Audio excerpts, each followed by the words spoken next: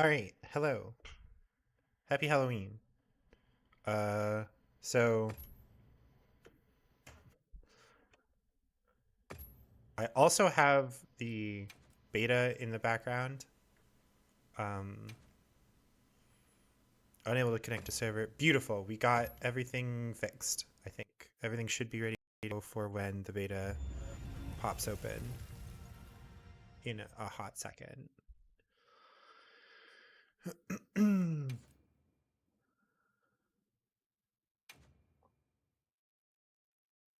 to connect to server. How do I get out of this cycle of hell? Oh God, we're in hell. Um, Hold on.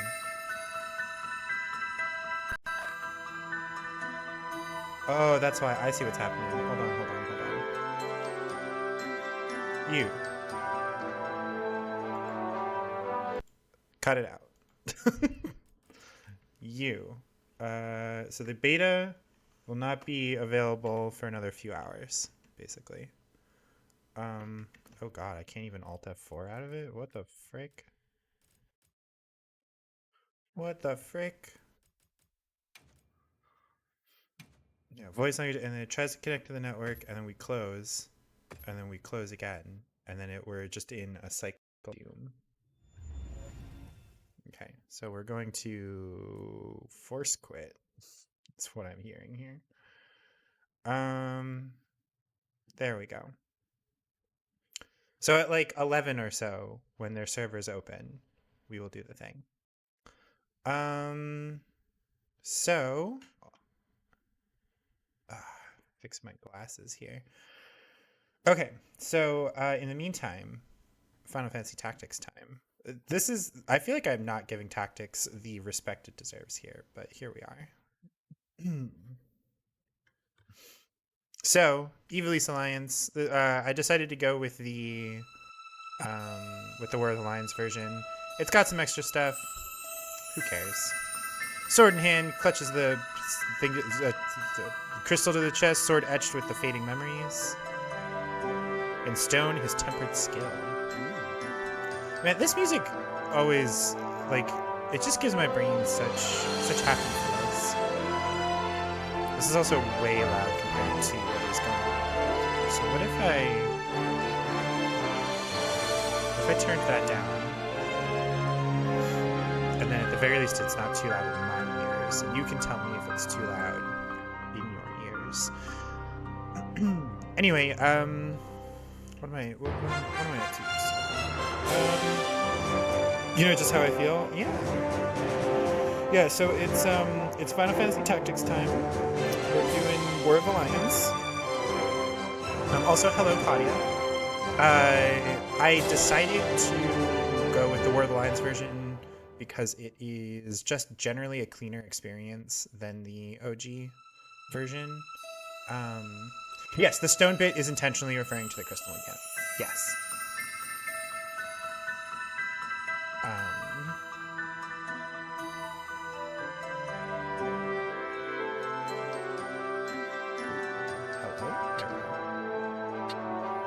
So we're gonna do a new game, and we're just sending it. Also, I think somebody's firing off fireworks outside my apartment, so that's great.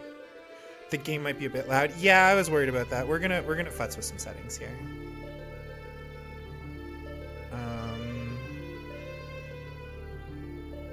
I love how I just have enable sound. There is no sound like filtering. So we are going to just turn down desktop audio in general. Yeah, so my costume today was clothing that I already wear. I'm wearing a sweatshirt because it's a little cold. But this is a dress that I just like wear normally. And then the witch hat. And that was my outfit for the whole day. I have the headphones on underneath it, so it looks extra doofy. Here, we're gonna take the headphones off for a sec.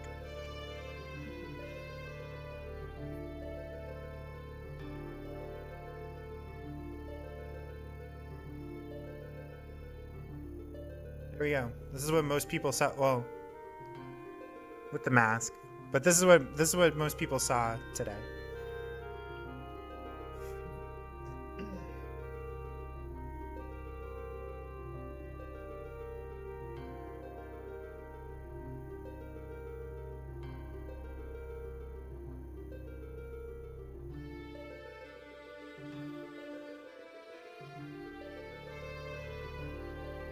There's no good way. We can have the hat or the headphones. There is no both.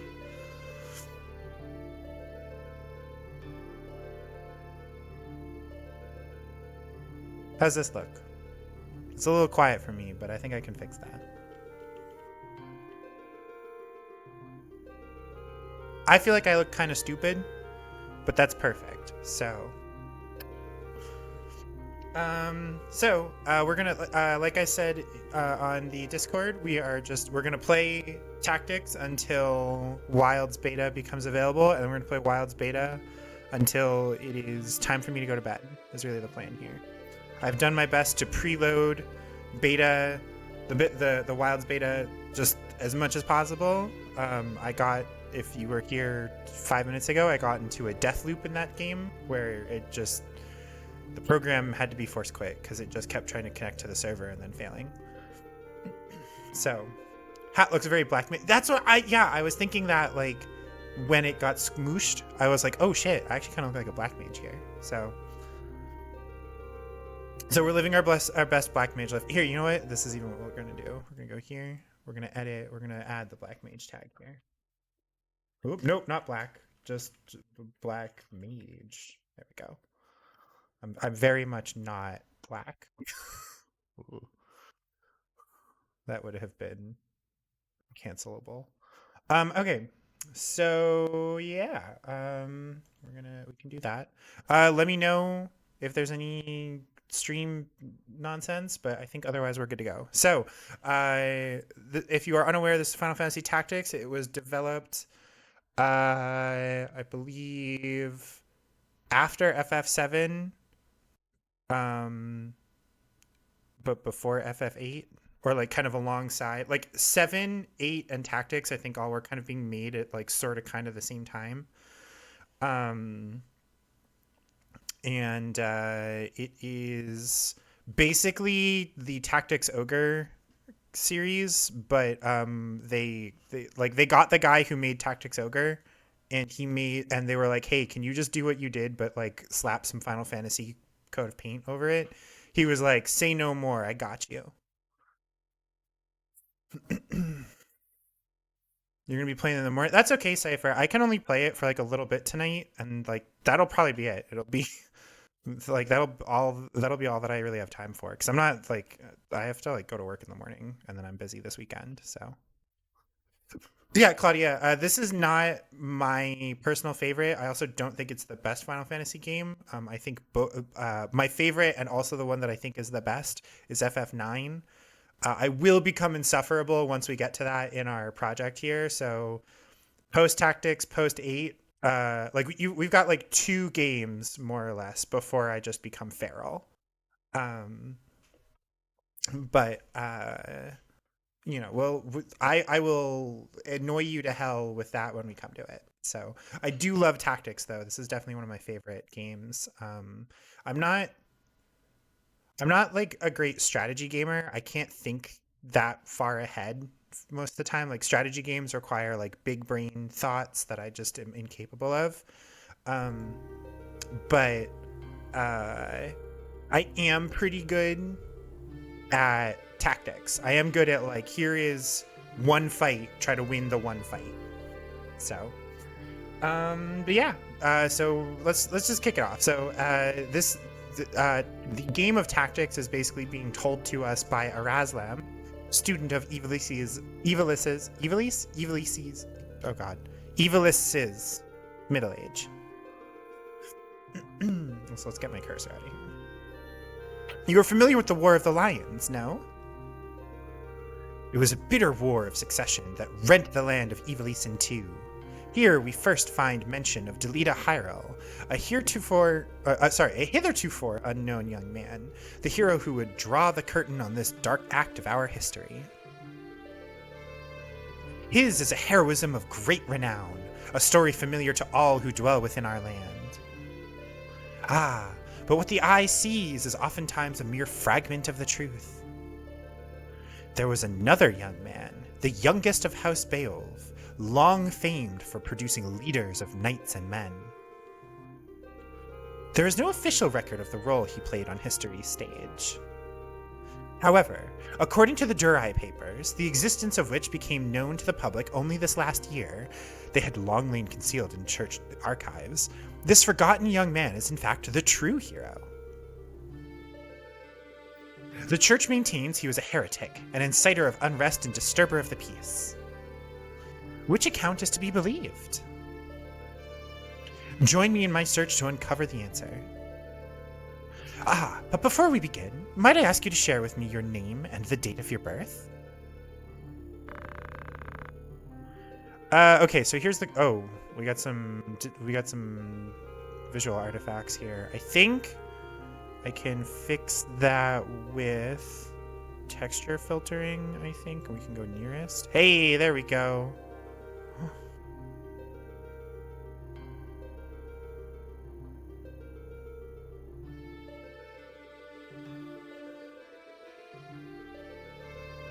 So yeah, basically we have two options. I can name this guy...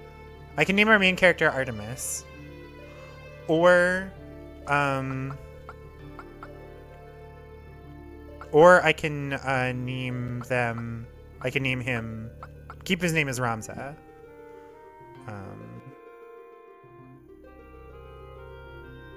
I think I'm gonna keep...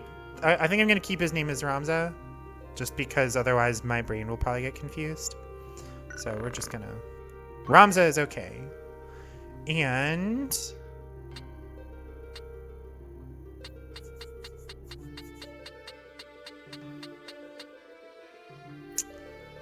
this is my, in fact, real birthday, so...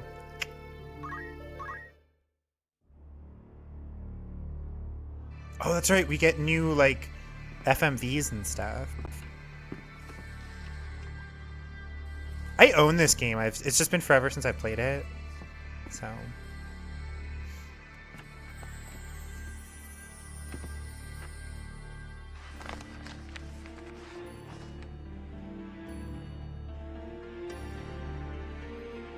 But I hope everybody's having a good Halloween so far. It is one of my favoritist holidays.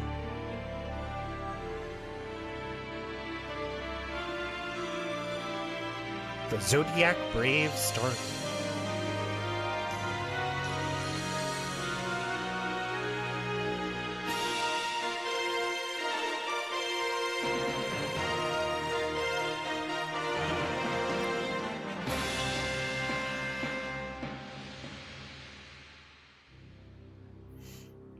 I remember the old opening was like randomly just a bunch of your characters on chocobos for no reason.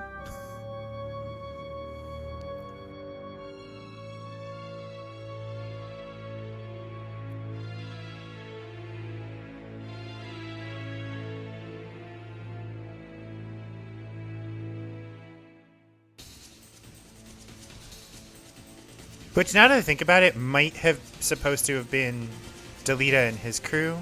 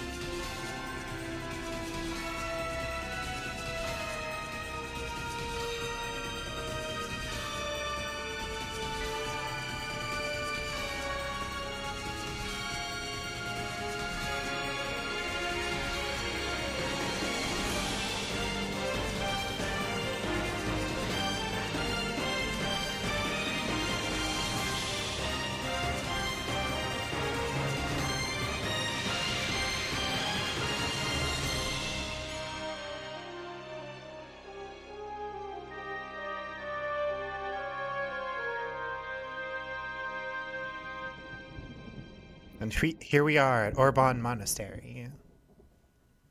I guess you'll find that out in a moment, but that is the name of the place that we're at.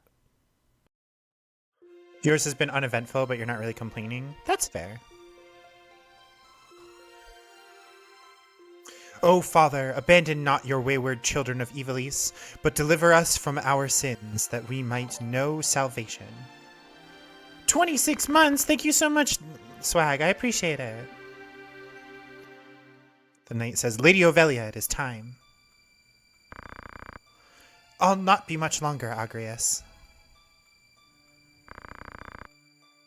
Your escort has already arrived, Majesty. Please, heed the good lady's words, Highness. You must hurry. Happy Halloween, Swag. I hope you're having a good night. Yours has been pretty calm too. You might do something later, but mostly it's just relaxing. Hell yeah. Still in here, are you? It's been the better part of an hour. Gafgarian, you forget yourself, sir. You are in the presence of the princess.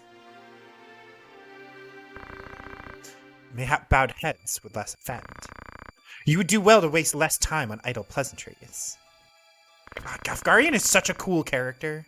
Like, oh, dude, what the heck? I love Gafgarian. Agrias is great too. Like, the opening of this game immediately gives us some really strong personalities. Like, oh, so good. I see even the noble Order of the Northern Sky cannot rid itself of vulgar knaves. Work was fairly decent today, about to play SM2 with people. What is SM2?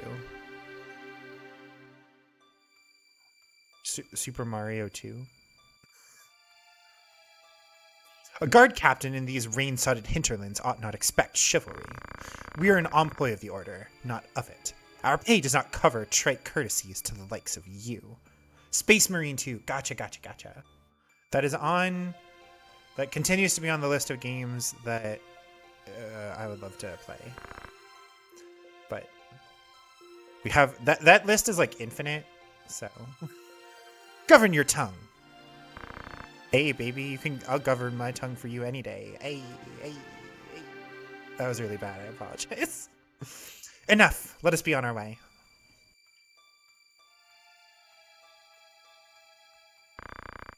The Father watch over you, child. Yeah, it's Halloween. You get my real face. Oh, Ling, thank you so much for the 6 months. How are you doing tonight? How's your Halloween? Okay, so he says, the Father watch over you, child, and you, elder.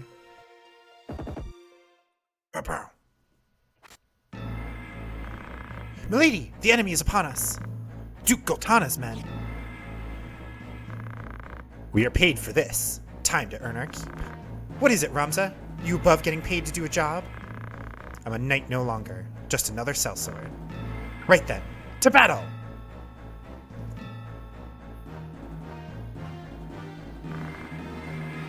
Deliver us. Oh my goodness, excuse me. Deliver us, O Lord. Went out trick-or-treating with a child. She got a good haul, working on bedtime, then Space Bro 2, Electric Boogaloo. Nice.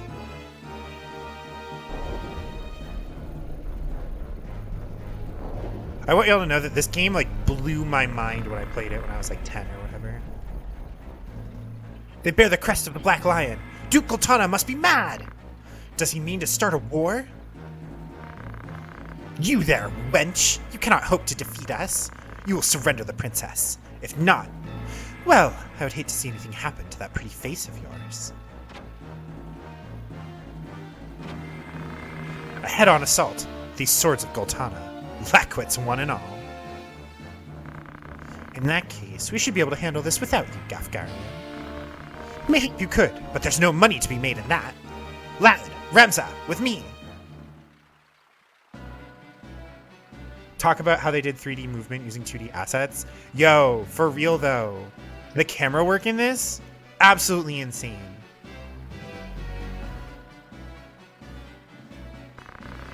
Kill them all! Leave no man standing! You'd have us slaughter them? Are you mad? Kill them here and you'll have played into Duke Goltana's hands. We need only put them to rout. I find dead men route more easily.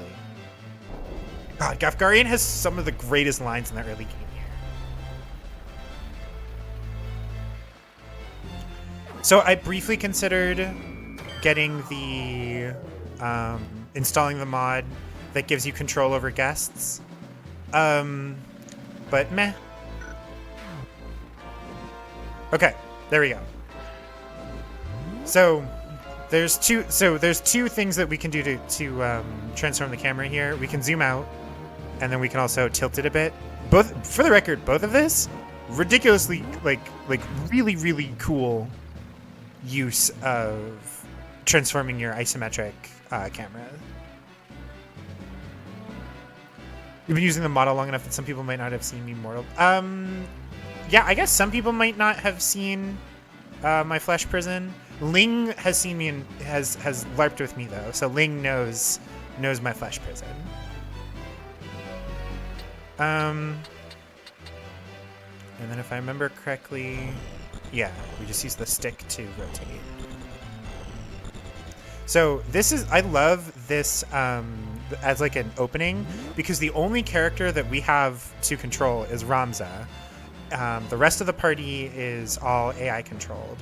And it is impossible for Ramza to die here. If Ramza is knocked out, he does not get his death counter. He just gets the like knocked out stars. This is literally a like press buttons and find out what happens stage. And I love that. You're expecting actual purple hair? Oh, maybe once I'm back on medication and I'm not worried about like when I'm not worried about the health of my hair, just like from aging. Seen some really good 2D minis on Etsy. You're kind of tempted to build some sort of Final Fantasy Tactics style war game. A Final Fantasy Tactics style war game is mostly just playing. Like that's just like D&D 3.5 or D&D 4e or any of the games that those two editions of D&D spawned. Like just a tactics heavy party based RPG.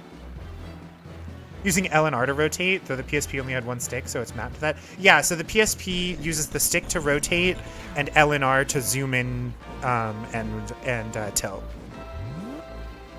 So we're gonna keep it to this for now, but on bigger maps, I will definitely be changing the camera around. So Ramza here starts with some really like run-of-the-mill, you know, like decent but not starter gear, you know. I hate that Guts has been renamed to Metal here, but we do apparently have all of the things. So what is Steel here? Oh, that's the bonus bravery. Okay, we don't have Yell. Tiny Epic Tactics is a great title. Tactics style board game. Oh, interesting.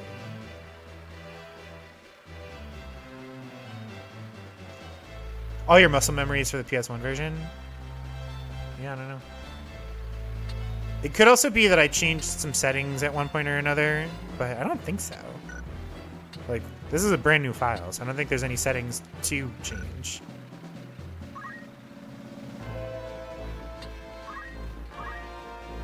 Oh, options. There we go.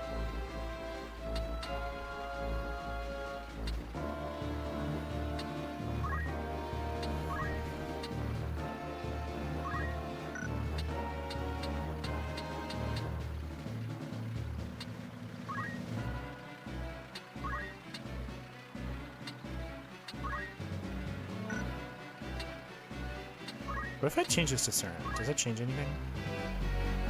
No, because my headphones are not good enough for that. Oh god, type A and type B. Yeah, we're gonna keep things as is. Okay, so let's start playing the game. So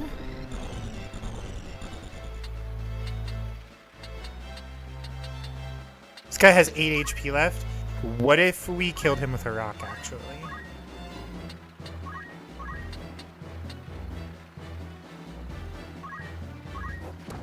Ah, damn. C'est la vie. It's okay. Agrias has got us. Judgment Blade! I love the death noises. Oh! One mod that I do have installed here fixes the slowdown problems. The PSP version of this game is notorious for the game all of a sudden chugging.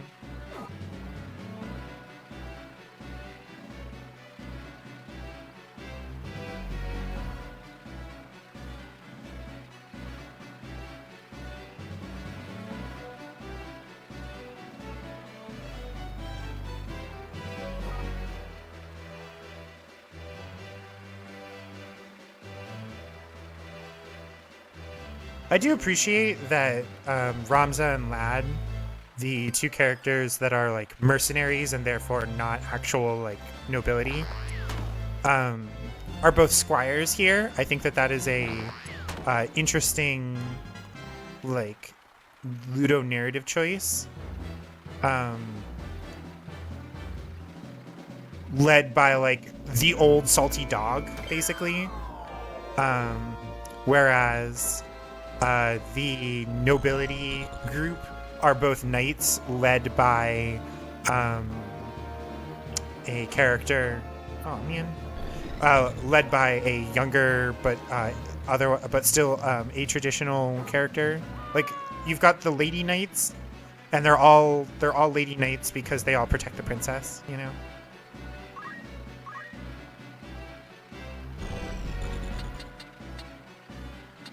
64, 60. Alright, yeah, let's go here.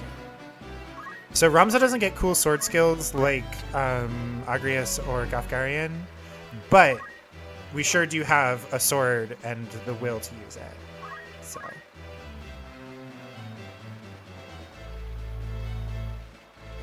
So Unicorn Overlord was directly inspired by War of the Lions. Or not War of the Lions, but Final Fantasy Tactics in general.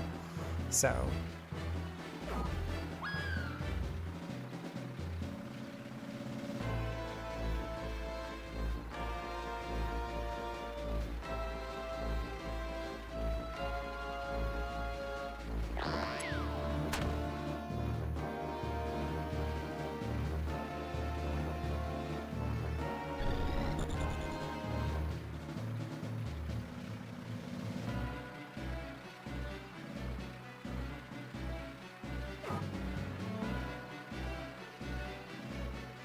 That's the sort of choice of guards you'd appreciate if you were a princess, certainly. Claudia, I believe that it's for less queer and more chauvinistic reasons. Like, you don't want the princess to be guarded by men because of the implications.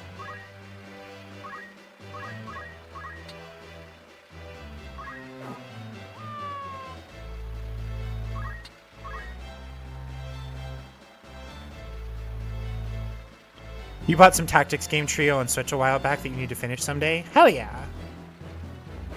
I do appreciate that this is like the one time in the game where Ramza just gets absolutely ignored.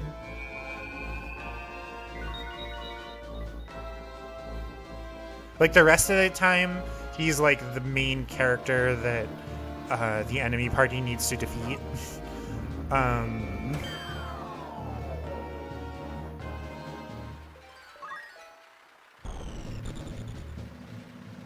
You like to think it works out for them, though? Yeah, I mean, there is an one of the ships for Agrias is with Ovelia. The other main ship for her, I believe, is with Ramza.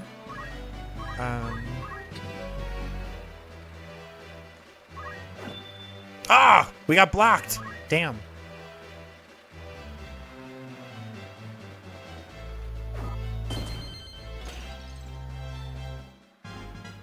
You pick Tiny Epic Tactics in the Discord? Actually, that sounds familiar. I might actually have seen and or owned that. I think these guys are better equipped than we are. I don't think Mithril swords are as good as the swords that these Jamokes have.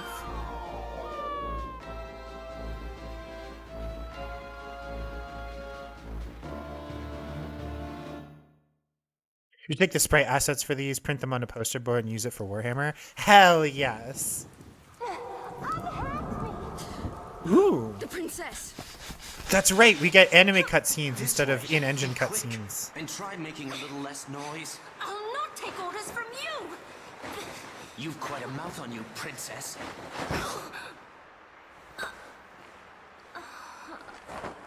Forgive me. 'Tis your birth and faith that wrong you, not I.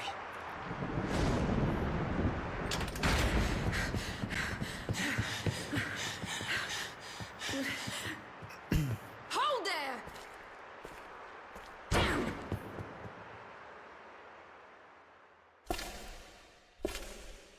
She got ganked? Truly him?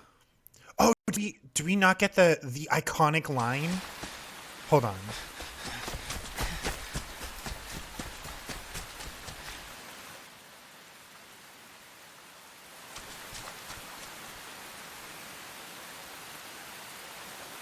Oh man, we don't get the iconic line. I cannot be. Delita, he lives? But why does he fight under the banner of Duke Goltana?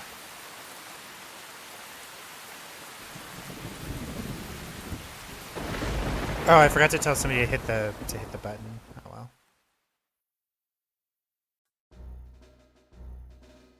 Yeah, that was the War of the Lions version.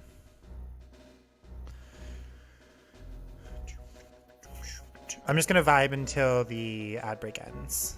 Oh no, oh gosh, the game is, hold on, we're gonna pause it. I didn't realize that the text was auto scrolling. So how we doing there, folks?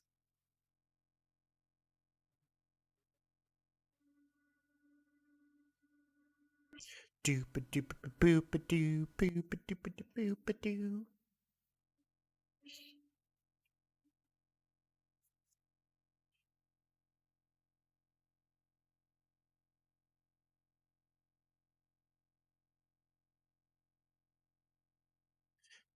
I'm gonna play some music for the next like 20 seconds.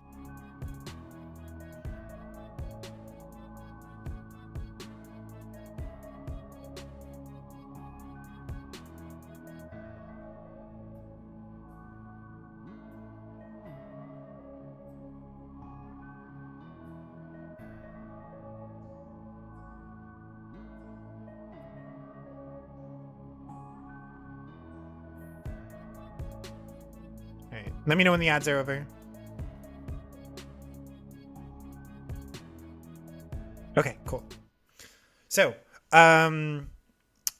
Ling, basically, long story short, if you're unfamiliar with this game, we get that first thing, and then Act 1 is a very prolonged flashback between Ramza and Delita from like a year or so prior, if I remember correctly.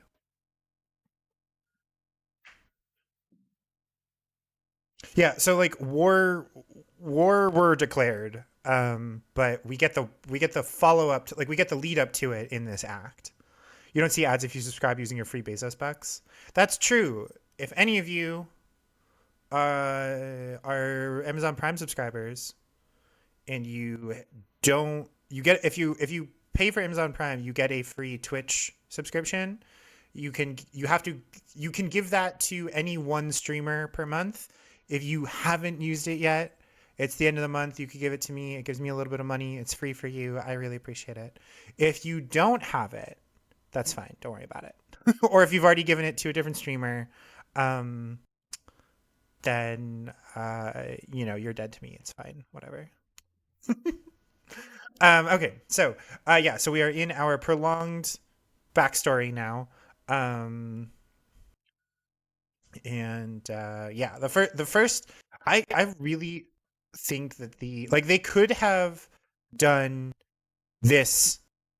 They could have started with Act 1, but instead we get the prologue episode that we just did, like the prologue level, and then we get Act 1, and I think that that's probably a better way to do it. So anyway, we are prior to the War of the Lions. We have a brief period of shaky peace, due to in the post-war era after the 50 Years' War. So, loss of the 50 Years' War saw knights returning from the front stripped of livelihood, their fealty to the crown and nobility abandoned. Many became rogues and traitors, men donning the thief's cloak and plotting treason against the crown. It was a time of great unrest for Ivalice. Murder and theft were commonplace. Many were the young adventurer and mage who stepped forward to counter this threat. Of such, the city of Garland, too, saw its share. Garland, and then here we go, Chapter 1, The Meager. So this is Garland, the Magic City, is named after... So we're at the Royal Military Academy at Garland. Garland is, of course, a reference to the antagonist from Final Fantasy I. It's like when you have a book that knows someone is reading the first 2 pages for someone to judge if they're going to keep reading. Yeah, exactly. The Apprentice said, another Wen was struck last night on its way to Egros. Wains are like wagons, basically. If you've ever heard the term Wainwright, that is somebody who makes wagons. The Corpse Brigade again. I wonder where all this leads. Delita, what do you make of this? I'm not sure. I have my guesses, but I'm listening. I think Duke Larg is coming to Garland. Duke Larg? Why? Not just the Duke. The Marquis Elmdor de Limberry, too. That's the first I've heard of it. This is not the sound of a state visit. All of Ivalice is in turmoil. The Order is supposed to be keeping things under control, but the fact is, they number too few. This is where we go to learn how to knock them all down? Yeah, pretty much. They mean to bolster their numbers with us? All right, everybody, form up.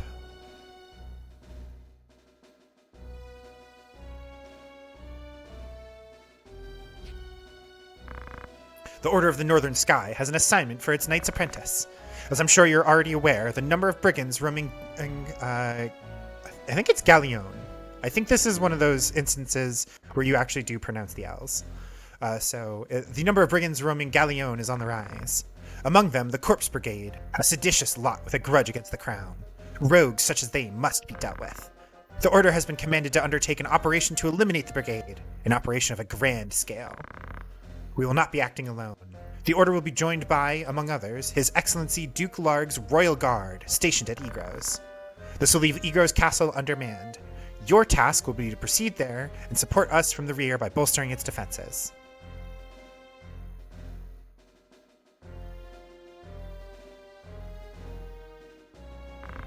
The time to take up arms is upon you, young apprentices.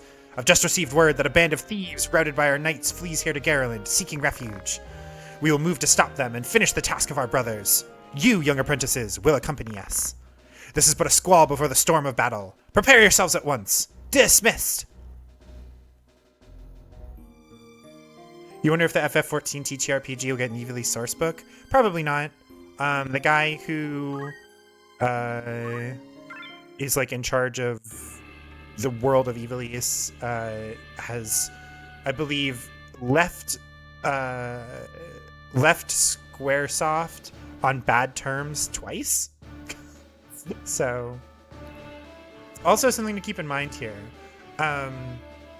This game does a very good job with its political writing for at least like the first act and a half, 2 acts of the 4-act game. Probably even more. Show of hands, who here thinks that we are currently the good guys?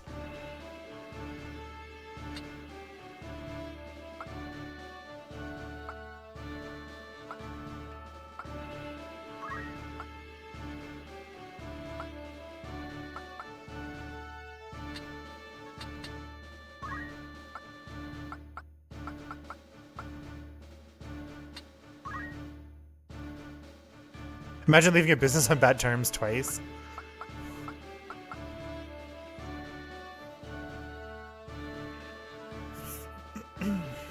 Yeah, so spoilers. Our characters may have noble intentions, but we are absolutely fantasy cops right now. In like the worst way. Basically, if we have not yet picked up on it, we've got a whole crop, whole brigades of war veterans that are on the losing side of this war. Right, Ivalice lost the 50 Years' War, so we now have a large group of military veterans that have been left out to dry by their significantly weakened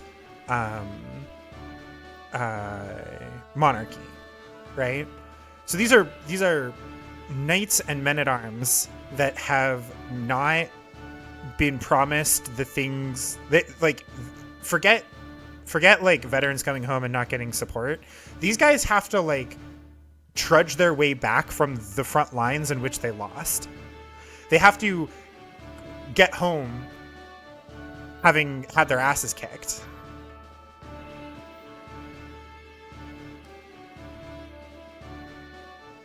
So our characters are not necessarily the baddies, but the Corpse Brigade,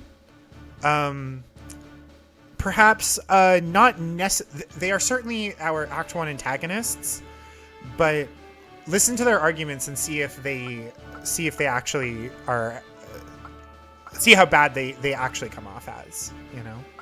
46 bravery. Ah, Gilda, you're killing me here.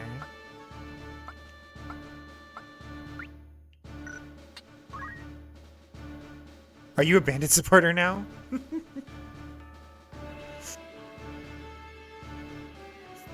Yeah, I think that the political writing is probably strongest in Acts 1 and probably 2. Act 4 is basically full-blown fantasy plot. Act 3 is where more of the fantasy plot takes over. So... yeah, basically the Corpse Brigade is a bunch of veterans that just want their fair share. Like, these are guys that bled and died for their country, and then their country went, cool, get fucked. To preserve, like, the shaky power of the nobility. What have we here? We Muppets, is it? Our luck's went and turned for the better.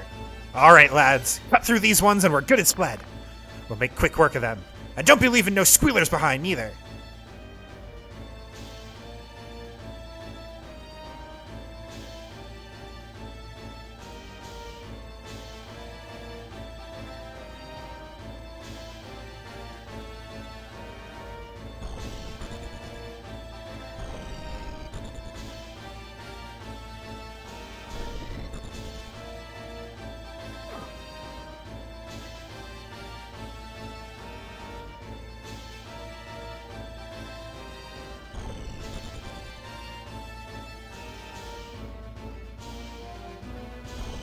Also, why am I getting the sinking suspicion that the moment I have a character hang out in the, like, sluice here, somebody's gonna use the wet emote. Careful, Ramza! Remember, the well-aimed thrust pierces the mail. Don't patronize me, Delita. We Beowulfs know our way around a battlefield. Beowulf, was it? Heir to the noble House Beowulf, I'd wager. Looks like we have ourselves some apprentices from the Academy. Well, highborn Moppets is still Moppets. Lay down your arms or die clutching them. None will mourn your passing. And you mean to make us do that, then? You're in fire over your little heads.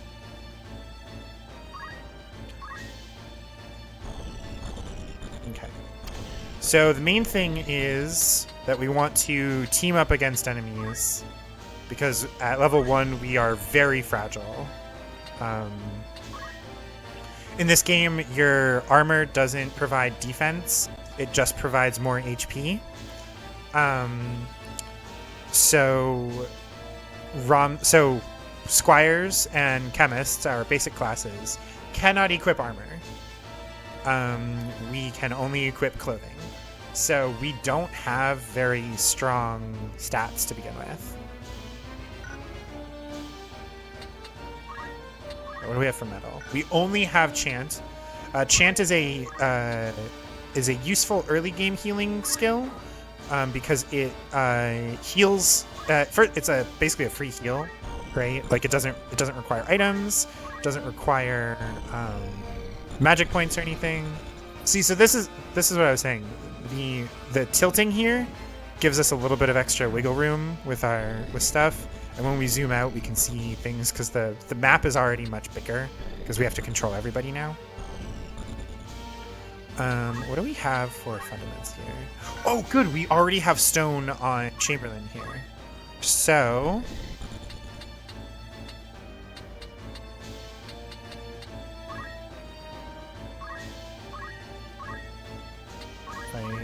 if I've done this correctly, we should be able to... No. Darn it. That's going to hit one of our boys here. That will also not hit anybody. Screw it. We're going to huck a rock at our own guy for XP.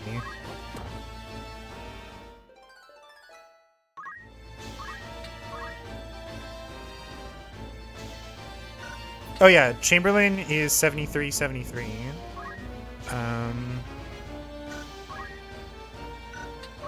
Let's see.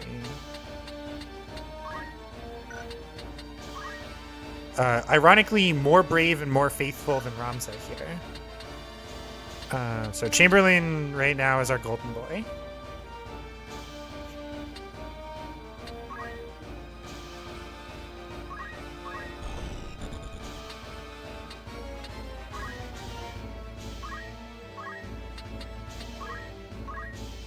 Oh, we only have 5 potions. That's right.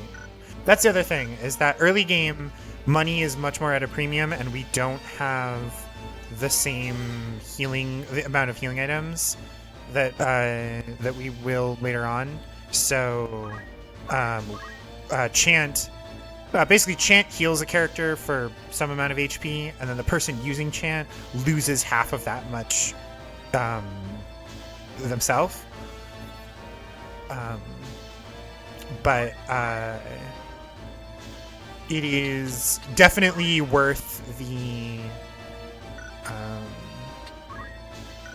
we don't have it is definitely worth the expenditure early on because it's an easy way to have not a dead turn.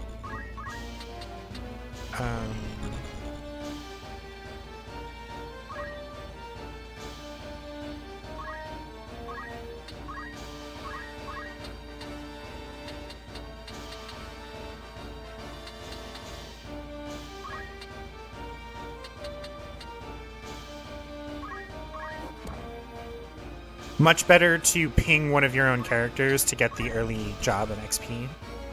But yeah, and then Delita moves, leaving our chemists open to attack, which is like really bad, but it's fine.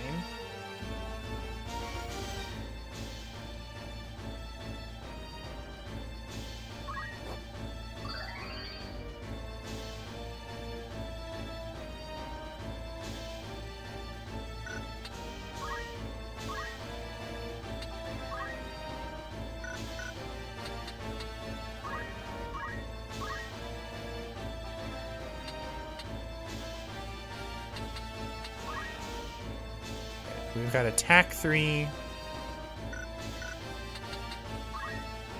Who has higher bravery? Chemist does by 1 whole point. Okay. So, doesn't really matter either way.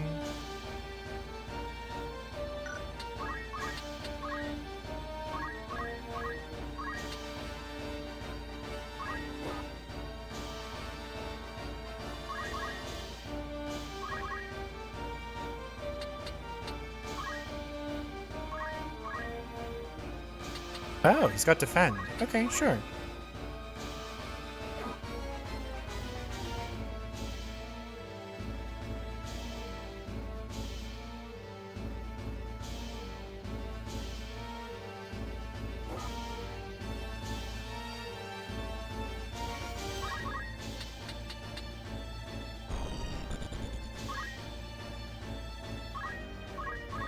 We're gonna play a little aggressively here to try to get this guy down real low.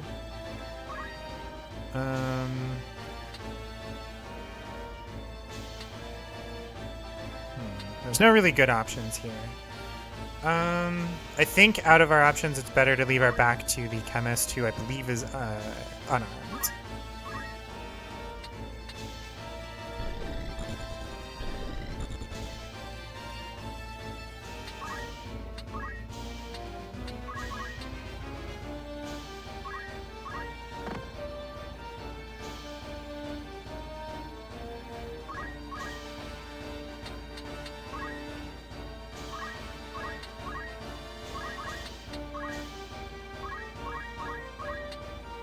Yeah, now we're cooking with gas.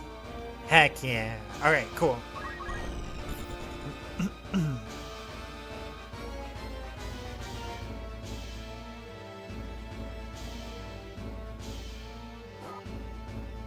Oh, come on, come on. Will Delita do the right thing? Yes! Okay, Delita will chant here, showing off the usefulness of chant. Our character here gets a free heal. This is a net positive for health because it costs 10 to heal for 20.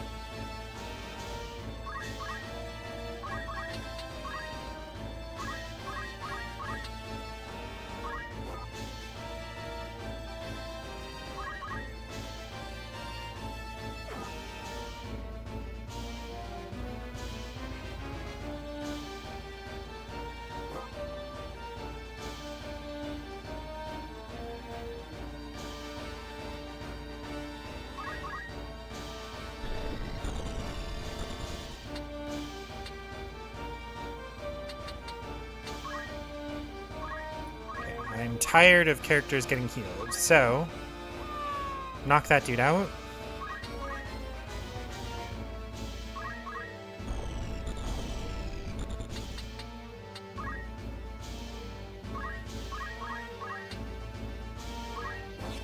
No, that would have been big if it hit. Damn it. Okay.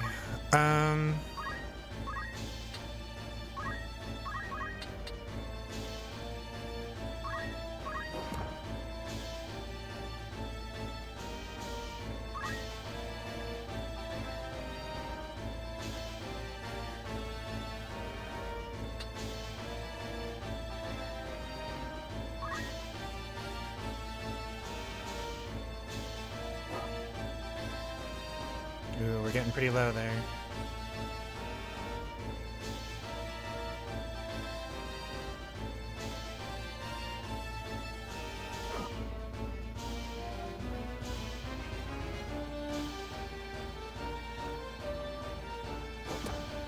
Oh, Delita hangs on with 5 HP. Let's go. I am personally invested in my guest characters thriving. That said, objectively speaking, guest characters in this game tend to be poo-poo caca, and you should not actually invest in them. Just as a heads up.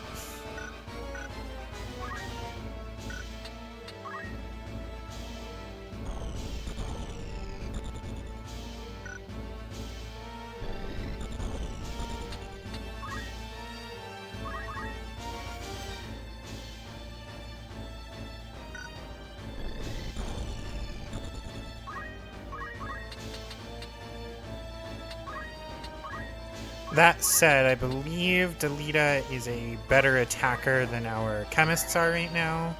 So better to get him back up and running. And then have her chill out there. Yeah, that's what I was worried about. Okay, we're gonna move here.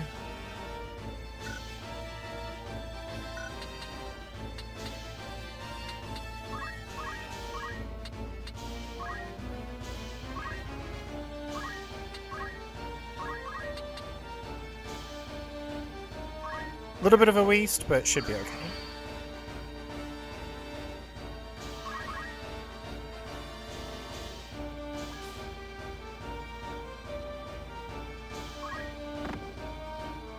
Oh man. I love it when characters don't go down when you expect them to.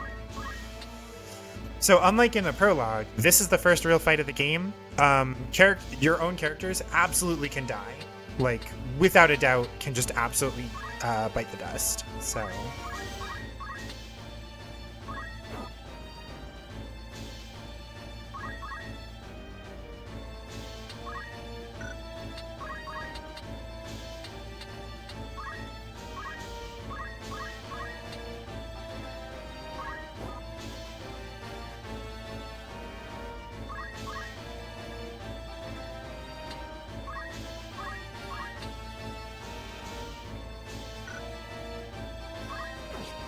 Oh my god, it missed again!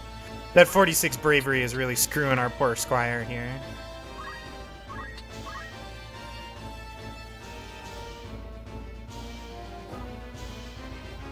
And what we are witnessing here is the danger of having characters go out to meet that guy. Because when you get separated by the buildings here, it's much harder for the chemists to properly attend to you.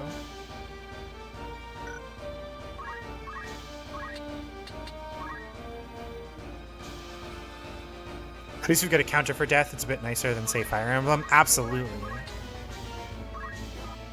Yeah, we have a counter for death. You have you have items that can fix it.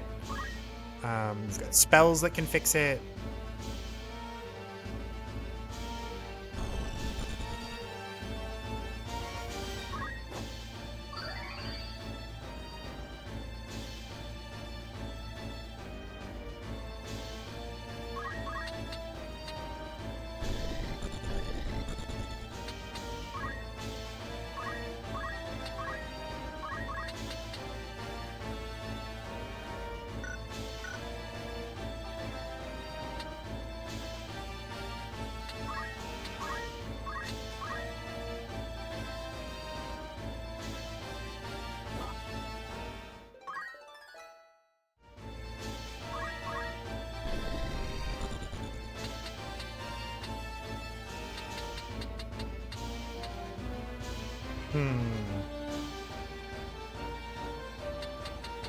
I think it is more important to defeat these guys.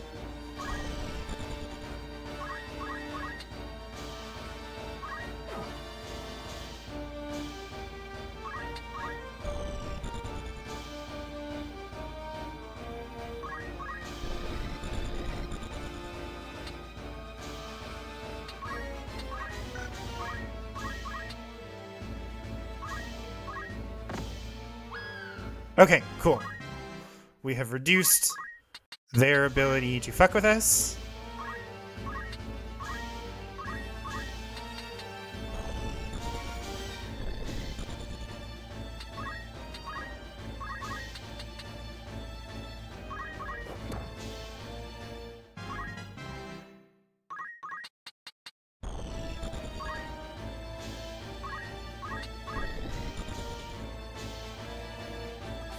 And basically we just have to hope for this to miss, I guess?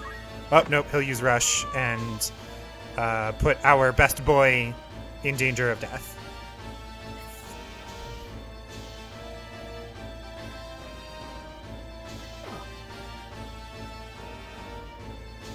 But yeah, so that's why you don't chase those guys down in the back alleyway, like I did. I got... I don't want to say overconfident. I was overly hasty. What I should have done is if I was going to send those two that way, I should have sent a chemist with them to keep them protected. So, that's okay.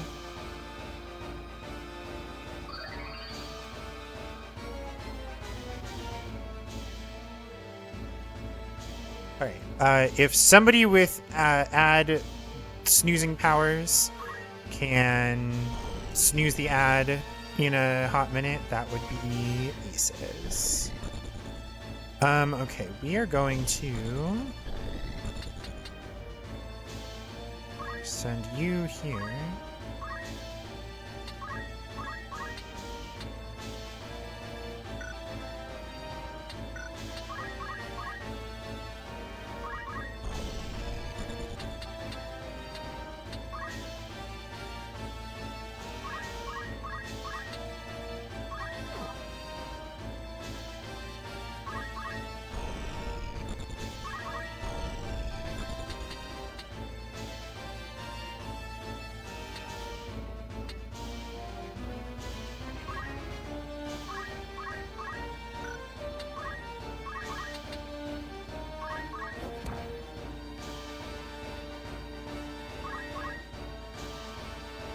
Please target the chemist. Please target the chemist.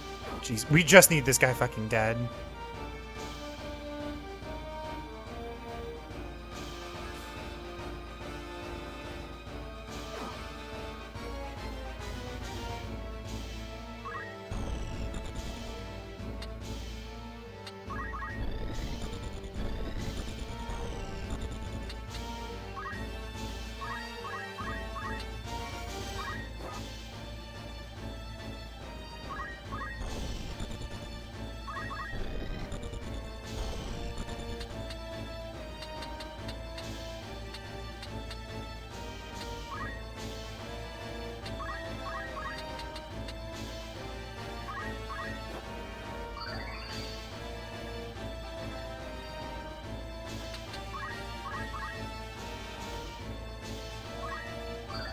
I hate this guy so much.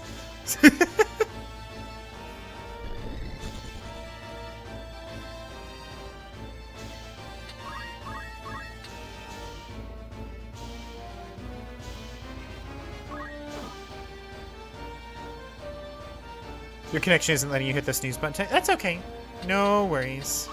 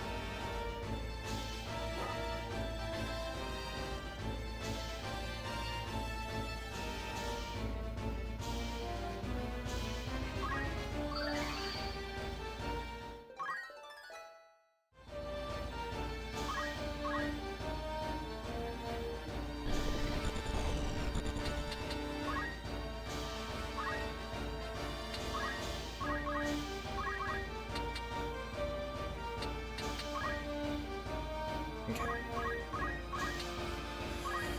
Please just die already.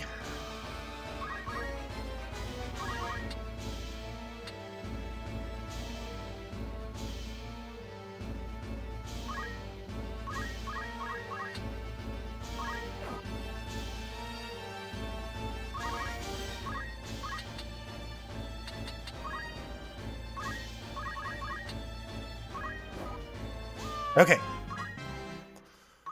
Side idiots are done.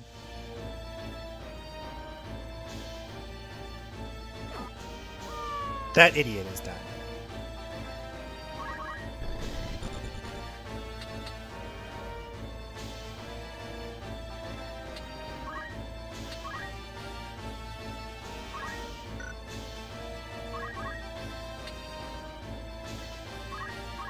Heal Ramza and hope against hope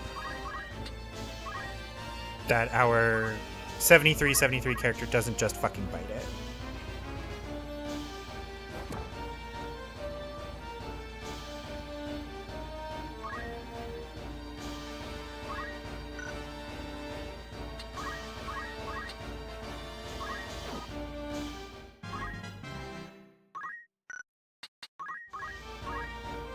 No, Chamberlain!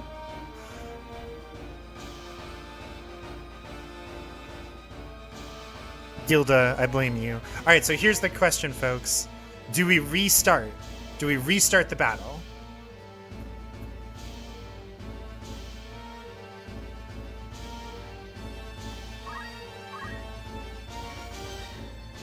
Because once a character has crystalled, there's no coming back.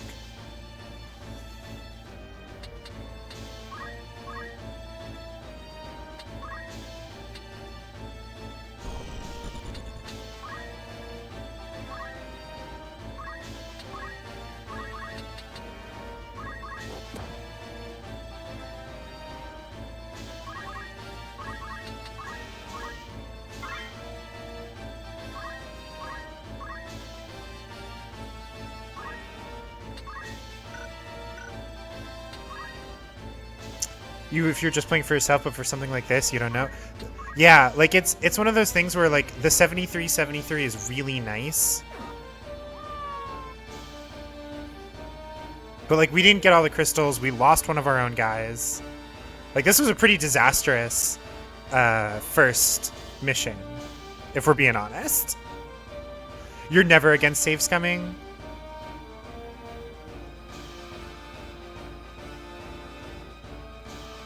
Yeah, it's the other thing too. So Tactics has this thing where like your characters can perma-die and you can recruit new characters, right? But you have to build those characters up like from nothing. Like you recruit them, they are level 1. They're like basic level 1 characters. So like if we were to press onward, it would be like early game would be the point where that sucks the least. But on the other hand, Chamberlain had a cool name and was a 73-73 stat line character. And like that's really, really hard to pass up.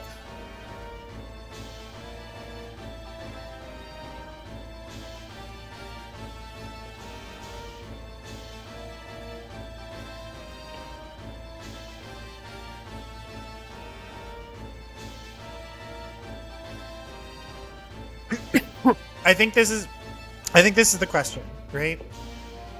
We have one of two choices here. We can either commit and just let it ride, essentially Iron Man it. If we make it through a level with dead characters, we just press onward. Doesn't matter who they are. And we do that for the entire run. Or we go, no, we're gonna protect our characters and just, if a character dies, commit to restarting the level no matter how painful that might be.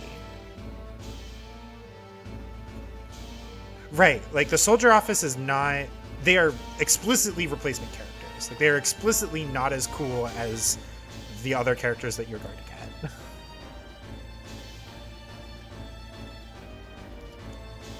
All right, you know what? Here's what I'm gonna do. Claudia, this is your choice. Does Chamberlain live or die?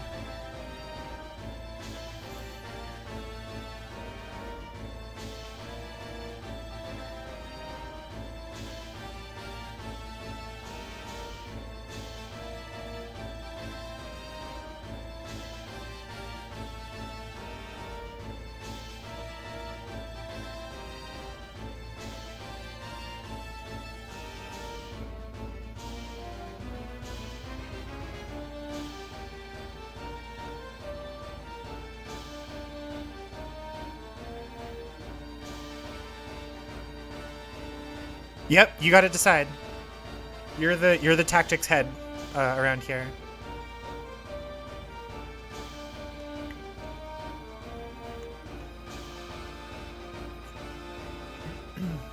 Video's cutting out a bit on your end. That might just be a connection thing. That is nothing I can do about that one. It's there's no particular drops on my side.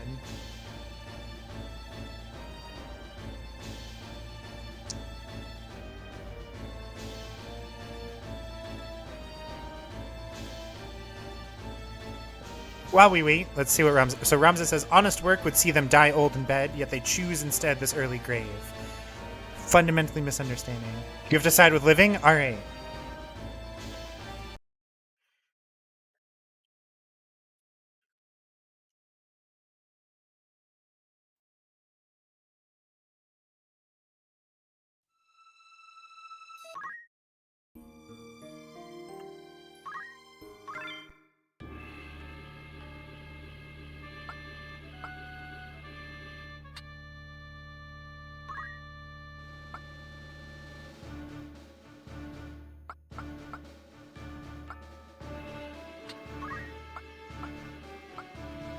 Honestly, our female squires are kind of butts.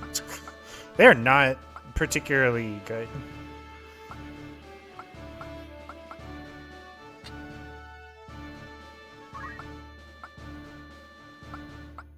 Which is a problem, because, like, you really should make sure that you have one physical and one magical character of both sexes. Yeah, I'm like legitimately considering firing Gilda and Judy and hiring new soldiers at the soldier office because like both of these are not good. You've been playing an RTS sandbox RPG hybrid, and save scumming is borderline mandatory if you want to keep people alive without hundreds of hours of experience. Yeah.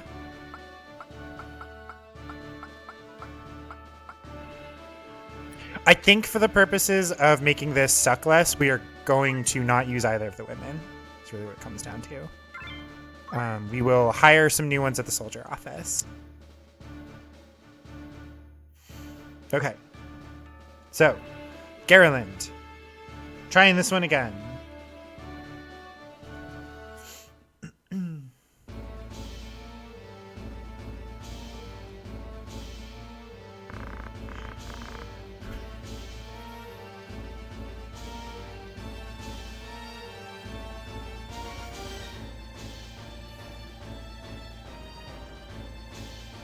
So what's extra funny to me is that for the last month or so, maybe a little bit more, I have been listening to the Retrograde Amnesia podcast, which is a podcast where they like comprehensively go through classic JRPGs, like story beat by story beat, and the season that got me like listening to them is their like most recently released season, and that is the Final Fantasy Tactics season. So I have been listening to these two guys from Louisville, Kentucky, talk about playing through this game, and now here I am playing through this game.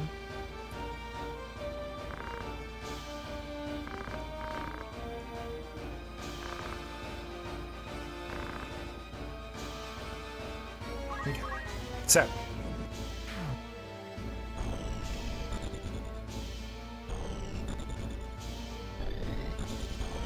I think what we're going to do is we are still going to leave.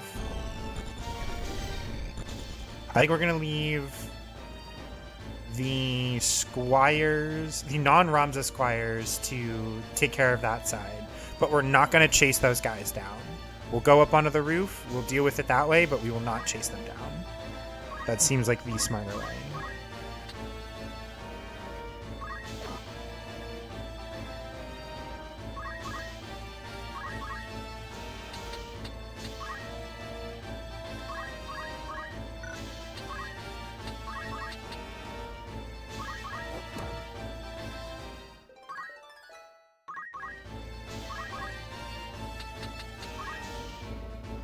Wait, hold on. What do you have for... You have Rush and Stone! Oh my god, both of these boys. So much better than the girls that we have on our squad. Ugh. It's a shame, really.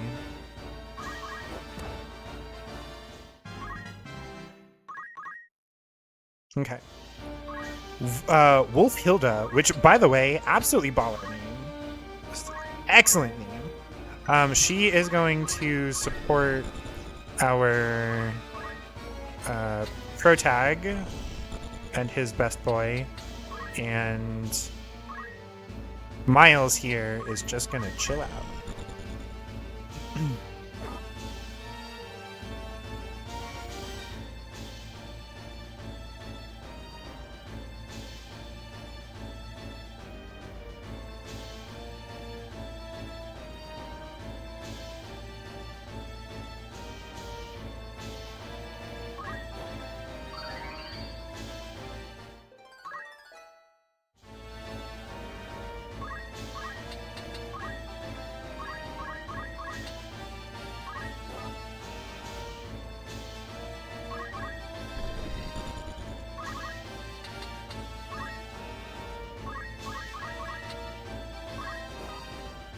There we go.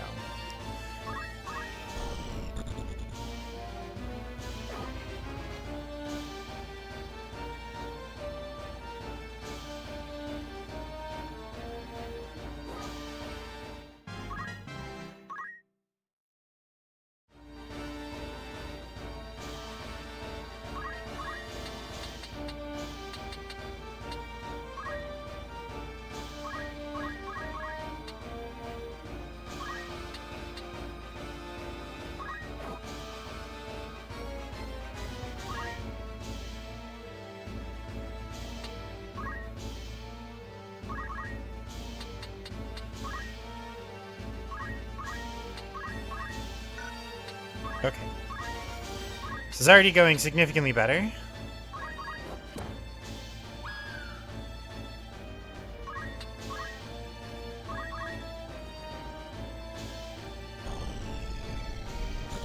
Okay.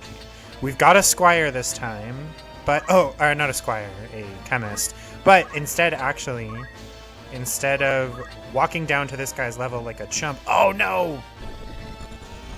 The angle's too steep. Damn it. Moderately well-known game in a vaguely similar vein to the Mountain Blade series. Certainly an acquired taste, but once it clicked for you, it was pulling you in. Well, good. I'm glad that it was working out for you then. All right. I think in the interest of gaining some job points here, we are gonna throw a rock at our friend.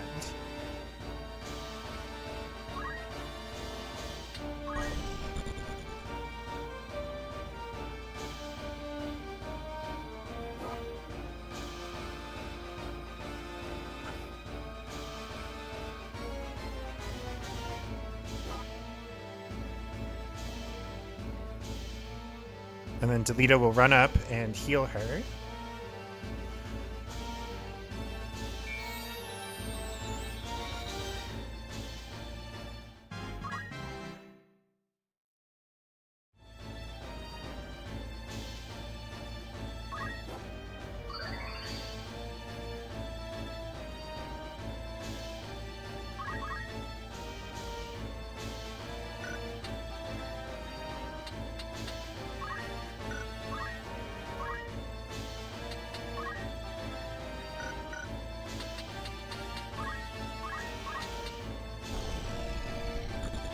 She can't get there. So instead, hopefully set up Delita for the kill here.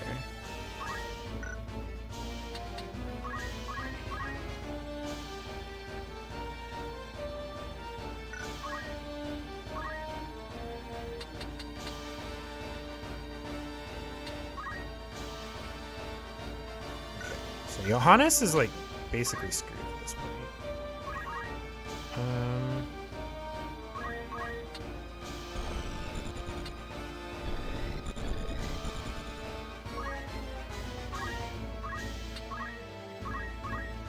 You potion yourself.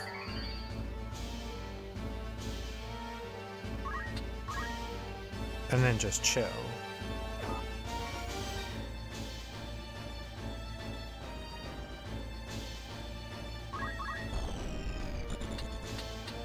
Oh, good. We don't even need Delita for the kill. Ramza will take care of it and get the XP and job points. Perfect.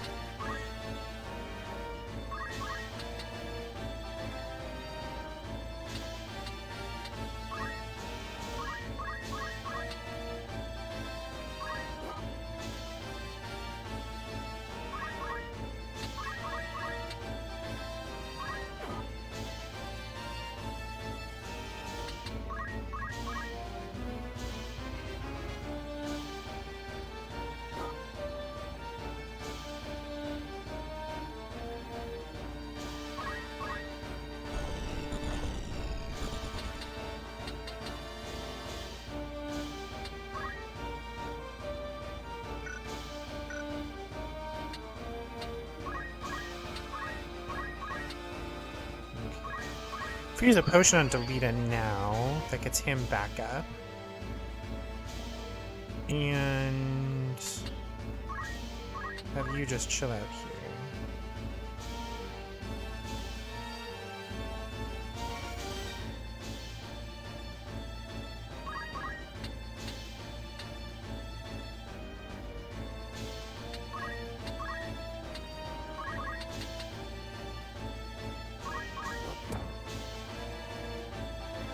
Beautiful. This is going much better. I remember, like, I knew the first time we played through this level that I should not have done what I was doing, but I was like, it'll be fine. And then it wasn't fine. It's like emphatically not fine, actually.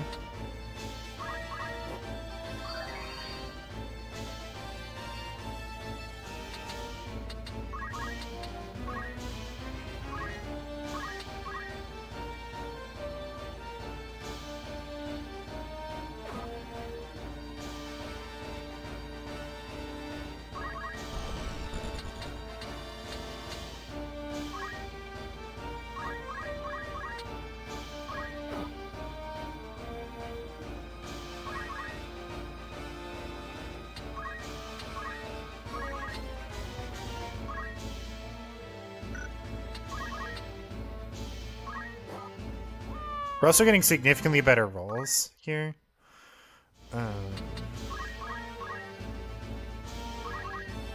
Like no longer getting booty blasted by missing on 95%. So I'm feeling much better about this particular attempt here. This feels like how it was perhaps supposed to be.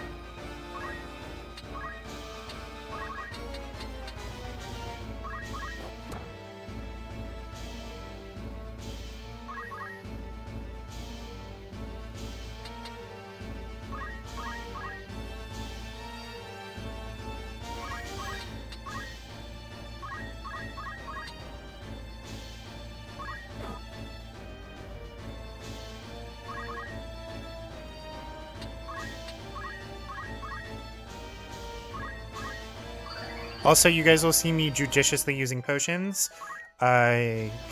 Using potions in fights, not only instant heal or basically instant healing, you know, once the character's turn comes around, but also basically allows me to turn Gil into experience and job points. So super worth it. Just without a doubt, super worth it.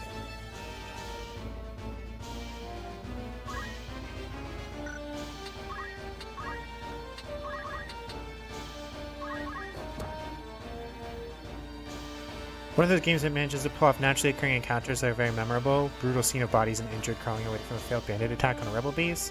One of your groups that got chased by 3 bandit groups, then watched the bandits get mulched when we accidentally entered the unwanted zone. Barely managed to sneak back out. Nice. I'm also taking my sweet time because I want all of the enemies to decompose. There are 4 of them that we are waiting on. We want their crystals or their stuff, whatever they happen to have.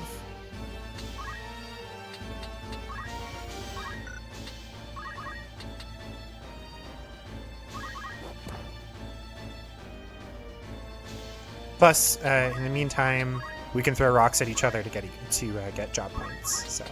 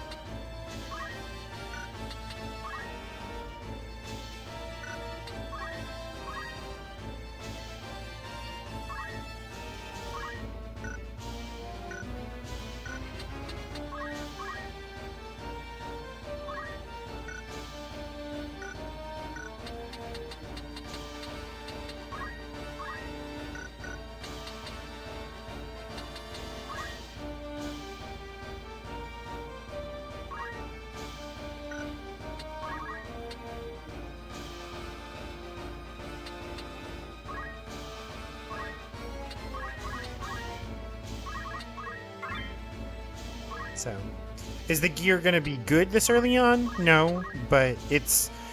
When you're this early in the game, every little bit of equipment counts, even if you're just turning it into money. So...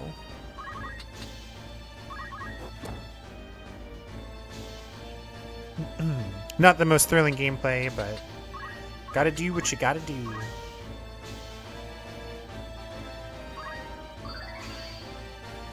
And if I remember correctly, this enemy chemist has essentially unlimited potions, so...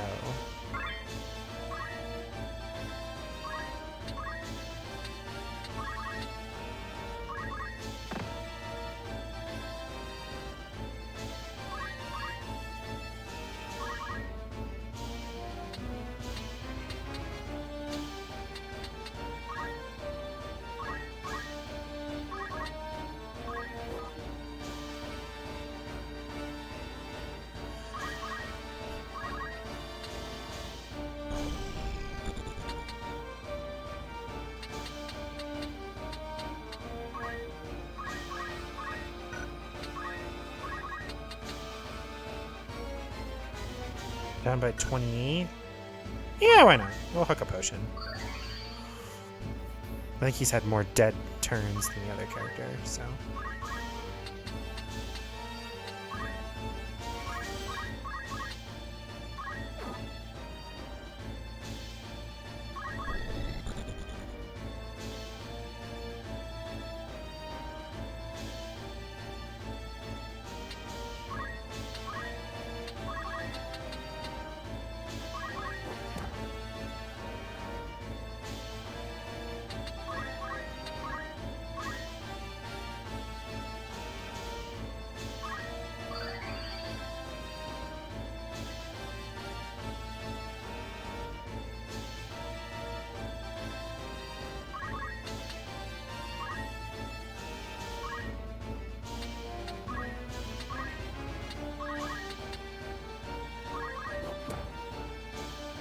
Heard a rumor that maybe you can be a lesbian in the expansion to Spellforce 3. Oh. Very important detail.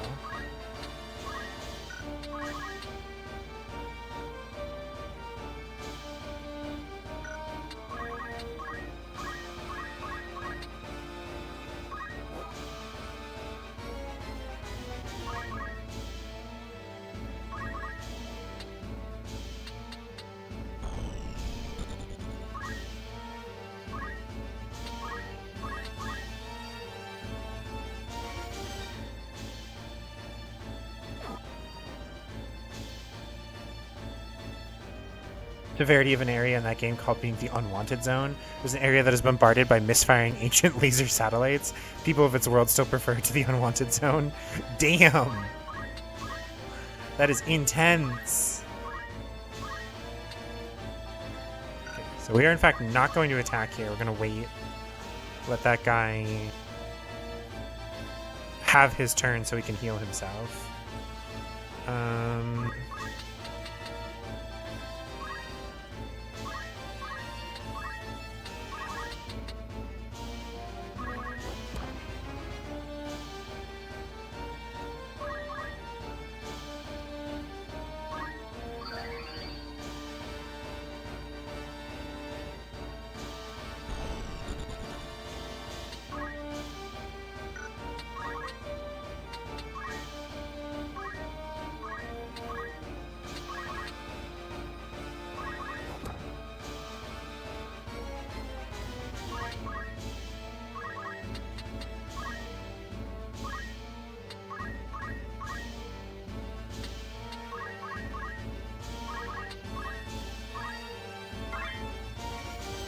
Oh, we didn't have any skills to recover. Damn it. Oh well.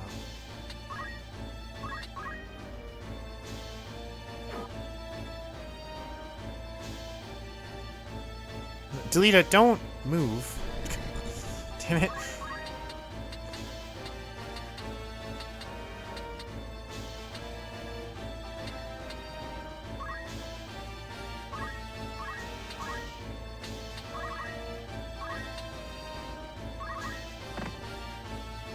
Oh shit, that dealt more than expected.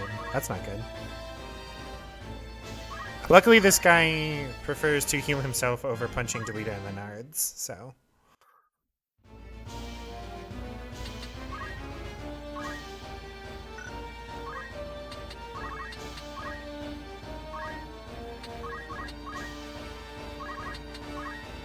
Come on, skills.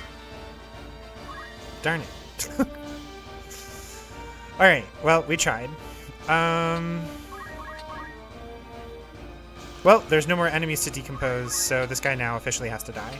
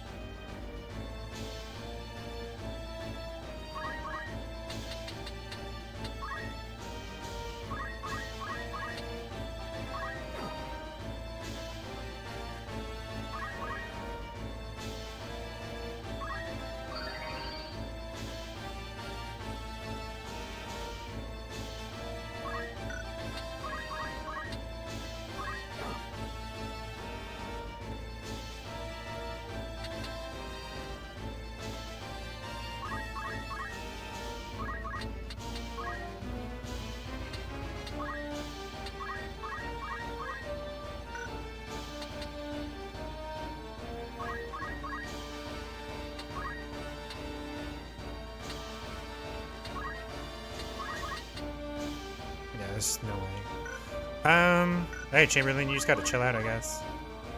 Please, Delita, bring us home. Thank you. Oh, finally. The longest first fight ever. Okay, so Ramza, still thoroughly propagandized, says, honest work would see them die old in bed, yet they choose instead this early grave. Why persist in such folly? I like totally believed this too, by the way, when I first started playing. I was like, hell yeah, those bandits should have just chosen better lives.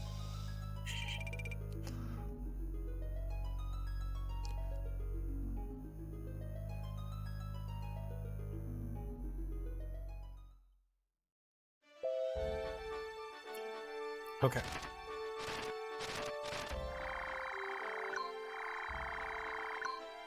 So we have the current city that we're in, the Mandalia Plain, which is our next story bit, and Egro's Castle, which is what we are on our way to do. So Mandalia Plain, after this, will become a... So when we walk into it, it will be a fight. Here, hold on, we're gonna snooze this. So we really don't get any chance to... first of all, we're gonna save.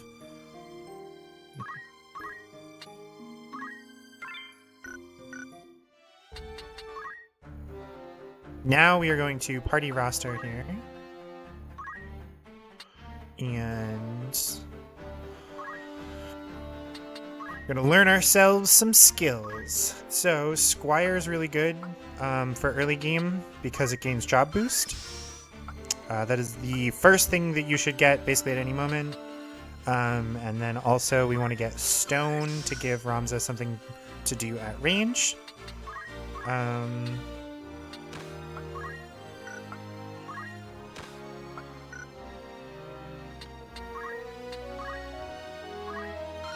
So we want to learn Potion, and we want to learn Phoenix Down. Those are the two most important skills at the very beginning here.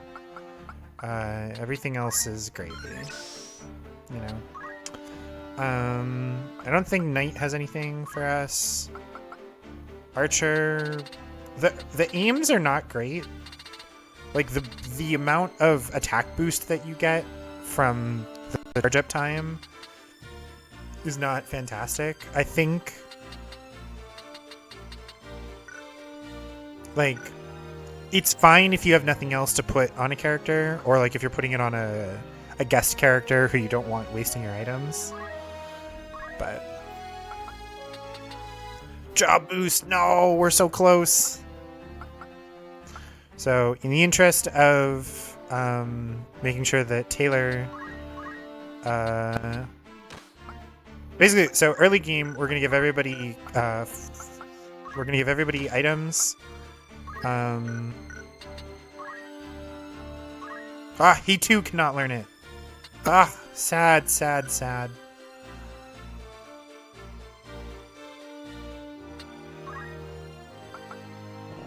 Oh, we already have Potion.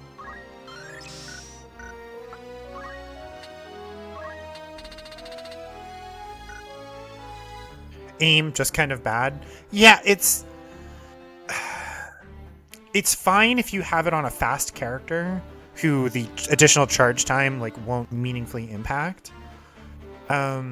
It's just that early game, especially when like you get access to archers, aim mostly exists for enemy archers to fuck you, and like there's not enough use for it as a player. Like your best options are going to be Squire and Chemist, and then like you stick with that for probably a little while until you feel comfortable like changing people into like mages with throw item, or like knights without anything really. Like you need a little bit of archer for like character class unlocks, but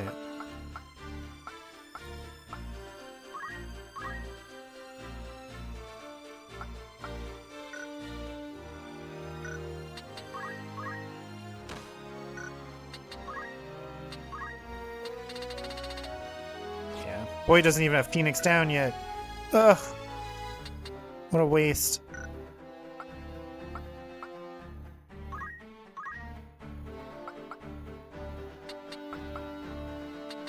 See, so like it's tempting to give them stone before JP boost, just that way they have something to do at a range. I think that's what we're gonna do, actually.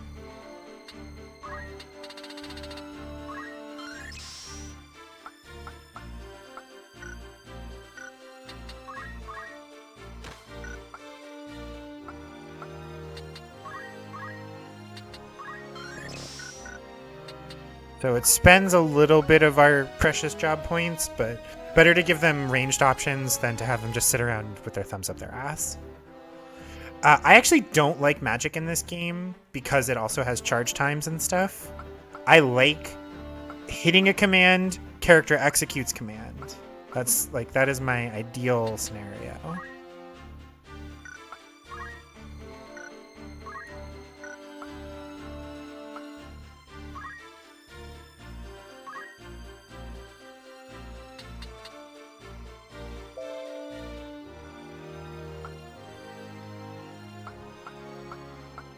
Delito we're going to give counter tackle, so that way when he inevitably runs in and gets himself like really beat up, it doesn't like fuck murder him. And then we'll also give him aim because it doesn't matter if his abilities suck. That's really what it comes down to.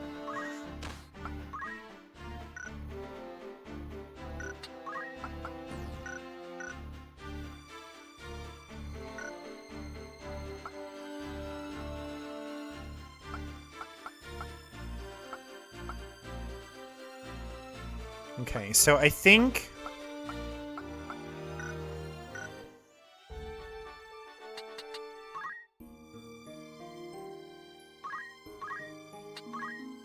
also the fact that magic is dependent on faith, both for the character casting it and the one it's being used on, kind of a bummer. All right, so outfitter, we're going to sell. Got a spare dagger, we're going to sell that. We're going to sell our spare clothing.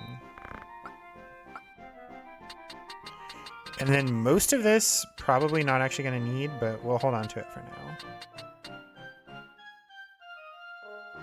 Ultimately, what we're going to end up having is various potions, right?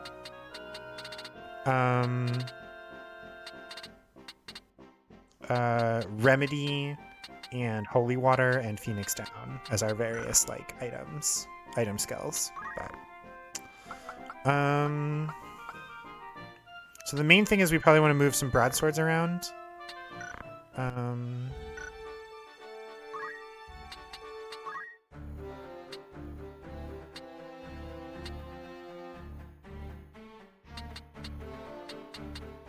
Miles here is going to... Well, actually, one of our squires might get the... Yeah, so what we're going to do... Gilda, you're probably getting fired, I gotta be honest here.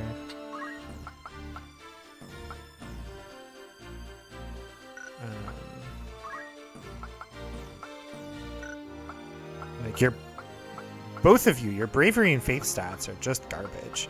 Bravery impacts a bunch of things, especially like attack accuracy. So the fact that they have both below average bravery and also middling to below average faith is bad. Like they're not good at magic and they're also not good at attack power. Like generally just bad combo.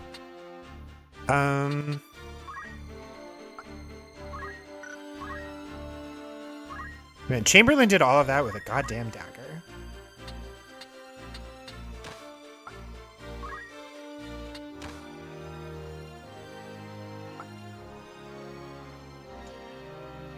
Hubert from Three Houses would be such a bad unit here. Which one is Hubert?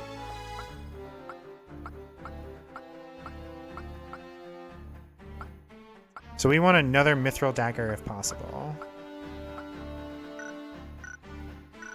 For Wolfhilda. I don't think that they have any though. I think, if I remember correctly, the outfitter here does not actually offer them.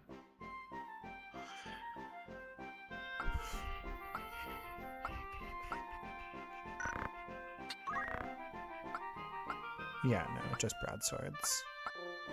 Okay, so we are going to buy 2 more Phoenix Downs for safety's sake. And then we are going to buy like a metric fuck ton of potions because they're cheap. Yeah, we could buy 80 and be set for a really long time, but I don't think I want to go that crazy. So we'll buy 30 of them. Yeah.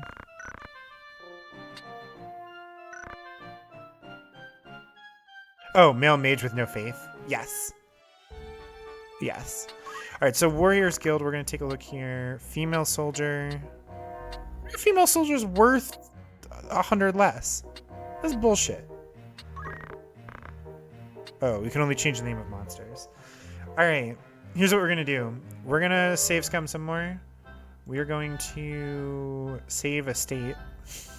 We're just going to cheat. Get a female soldier. How about this one?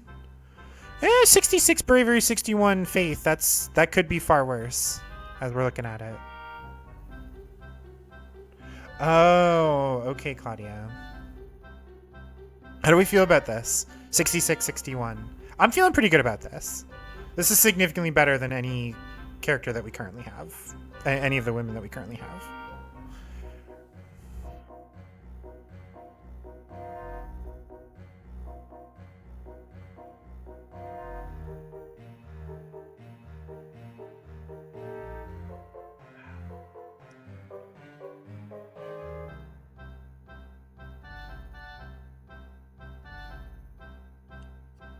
Yeah, like, the thing to keep in mind is that really all we're looking for is a bravery score in, like, the mid-60s if possible.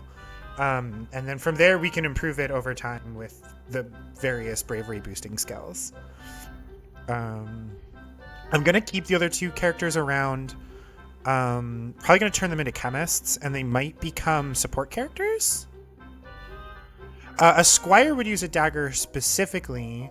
2 things. One, swords are... So, historically, it's because swords are expensive, and they are status symbols more than anything else. A lot of the body mechanics in learning how to use a sword, you can learn to use a dagger and have it be... like, you can practice using a dagger, and the weight of things will be different, but if you're already... expected to be a support role to a combat knight, makes far more sense for you to have a dagger. And specifically, when people, and this is real world armor stuff, when somebody is heavily armored, a big sword is actually typically less effective against them, because if you're covered in armor, really what you want to do is find the gaps in the armor, and a smaller weapon is better for that. So that's why a squire would use a dagger, because they're like going around being a throat slitter slash if they do get into a fight with somebody in armor, the dagger would be better once you're in the grapple. It's a whole thing. All right, I think we're gonna hire her. We're gonna spend our remaining. Oh, we get to name her. What are we gonna name her? Right, just not anything that translates to Final Fantasy Tactics. Absolutely.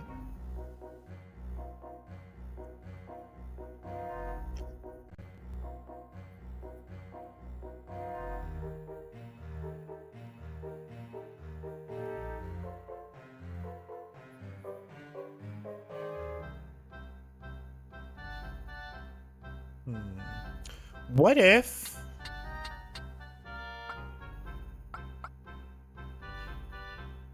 I'm hitting square, it's not deleting.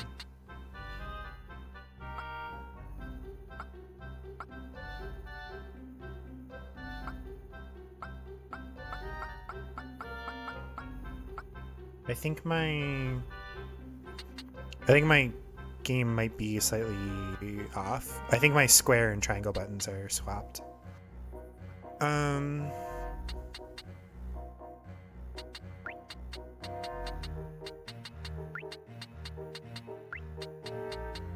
think we're gonna name this one Claudia. going to say dagger slips through armor a lot better on a pinned enemy. Yeah.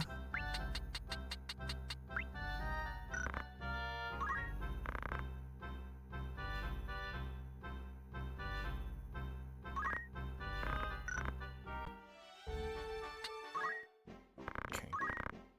Now we will buy ourselves another broadsword.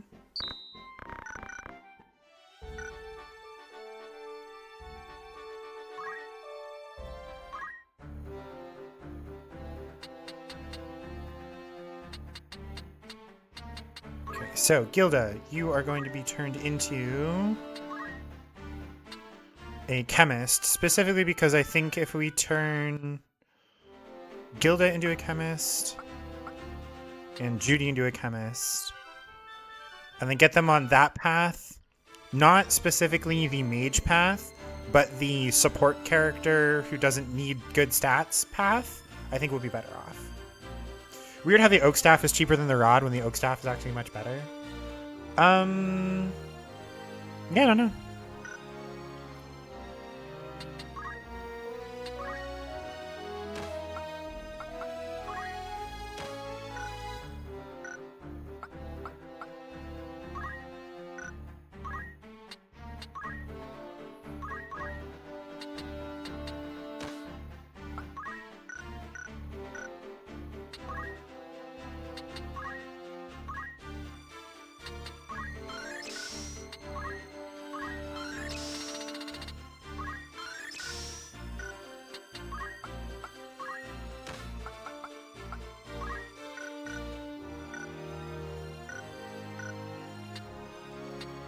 Okay.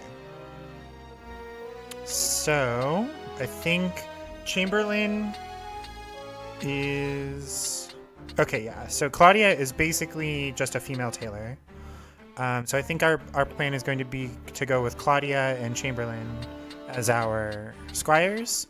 Gramza has to be in every story fight. And then we'll go with Miles and Wolfhilda as like our main squad. I wish there was a way to reorder these characters, but say that. They're both sticks with weapon power 3 for mages, but rods are physical attack by what? And well, staves are magic attack, so one's good and one's worthless. Gotcha. Interesting. Who knew? Okay. So we're gonna save here to lock it in. And then the other thing I'm going to do is go to game settings and control mapping and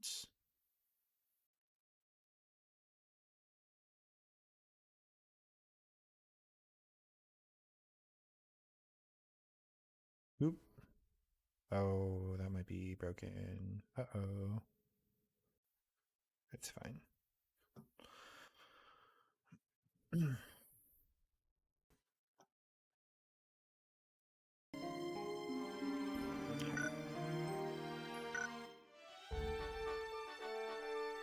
Okay. When it comes to real life, no amount of skill or training can fully make up for the opponent having a second unskilled guy hanging around with a pointy stick. Yep. Barbaneth Beowulf, a great hero in his own right who had attained the distinguished title of Knight Gallant, approaches the hour of his death. The Beowulf Mance in the waning days of the 50 Years' War. So this is another flashback. This is a flashback within a flashback. Knight Gallant Barbaneth Beowulf. News of the war. Knight Devout Zalbag Beowulf. Is it Zalbag or Zalbog? Probably Zalbag, right?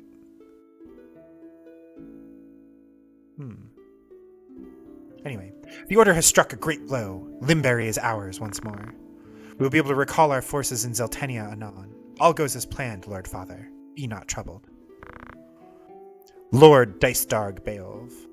The envoy dispatched to Advocate Lenario has returned. He has agreed to your proposal, Lord Father. Good. Very good. Then the war will die with me. Father! There now, Alma. Do you want my last memory to be of your tears? I love how this dude's just like straight up like, I'm dying in this bed in the next like 2 hours. Where is that Ramza? He should be here at your side. Daystag, Zalbag, you are dear to me, but Ramza is no less so. Though he be not the issue of the womb that bore you, my sons, still my blood courses his veins. Watch after him. In normal person English, he's saying, hey, Ramza doesn't have the same mom as you. However, he's still my son. Treat him well. He's still your brother. Tip, tap, tap, tap, tap, tap, tap. Lord Father! You forget yourself, Ramza. You have come. Good. Let me look once more on your face. Lord Father. How long has it been? You've grown into a fine young man. I would hear of your studies. You've been at the academy since spring, is it?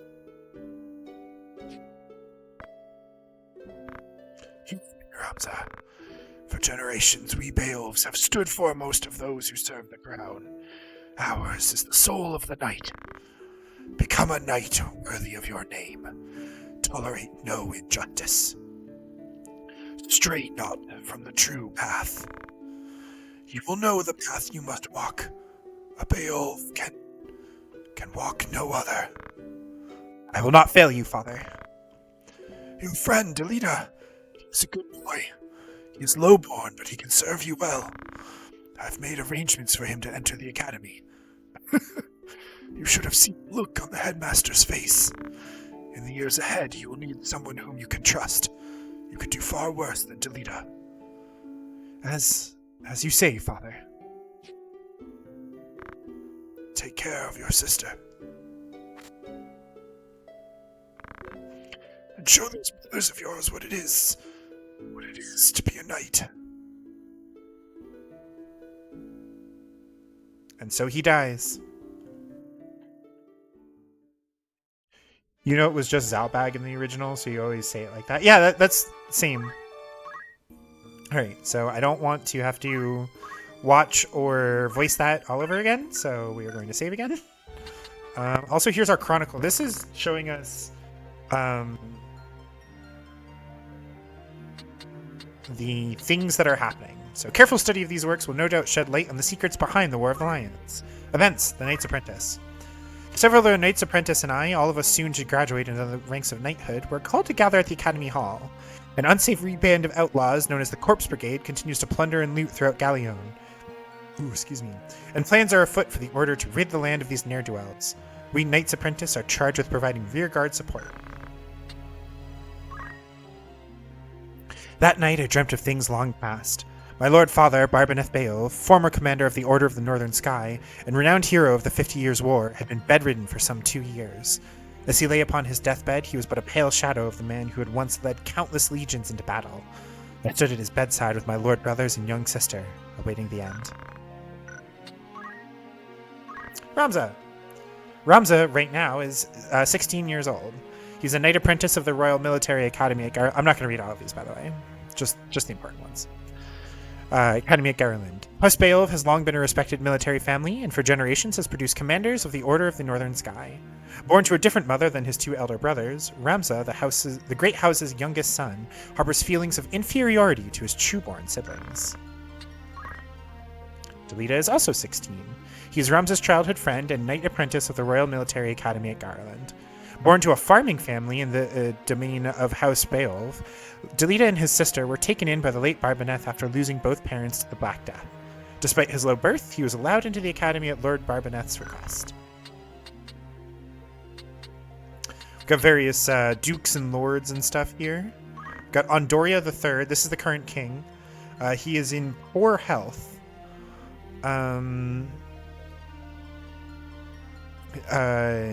In fact, many historians point to Ondoria III's poor leadership as one of the main factors in Ivalis's defeat.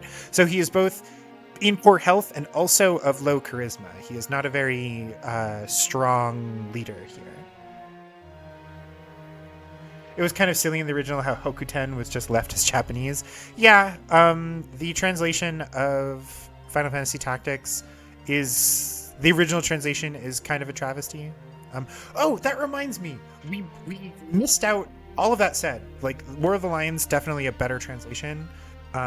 Feels more authentic's not the right word, but like the characters speak in a more flowery, almost Shakespearean English, and it feels better for the like setting that they're placed in. However, there are a handful of lines from the original translation that go way harder than they have any right to. Delita, after punching Princess Ophelia in the gut and like tossing her over his shoulder, in the original he turned like over his shoulder. He says, "Don't blame me, blame yourself or God." Like you just don't get better than that, right? Don't blame me, blame yourself or God. Mic drop. I'm really mad that they didn't keep that in this translation. So Andoria is our current king of Ivalice in our flashback here. Duke Larg is the uncle of the current king. He is the brother to the queen, and is a branch of the royal family. Goltana is descended. So he is in the line of succession, and I believe mostly is just also a prominent general from the war. Now we have the queen. She's the current queen of Ivalice. She became queen 7 years ago, gave birth to 3 sons. First 2 children died shortly after birth, leaving the infant as the only heir to the throne. The king's ill health has left him distant from affairs of government, making the queen the de facto ruler of Ivalice. And then we have the prince.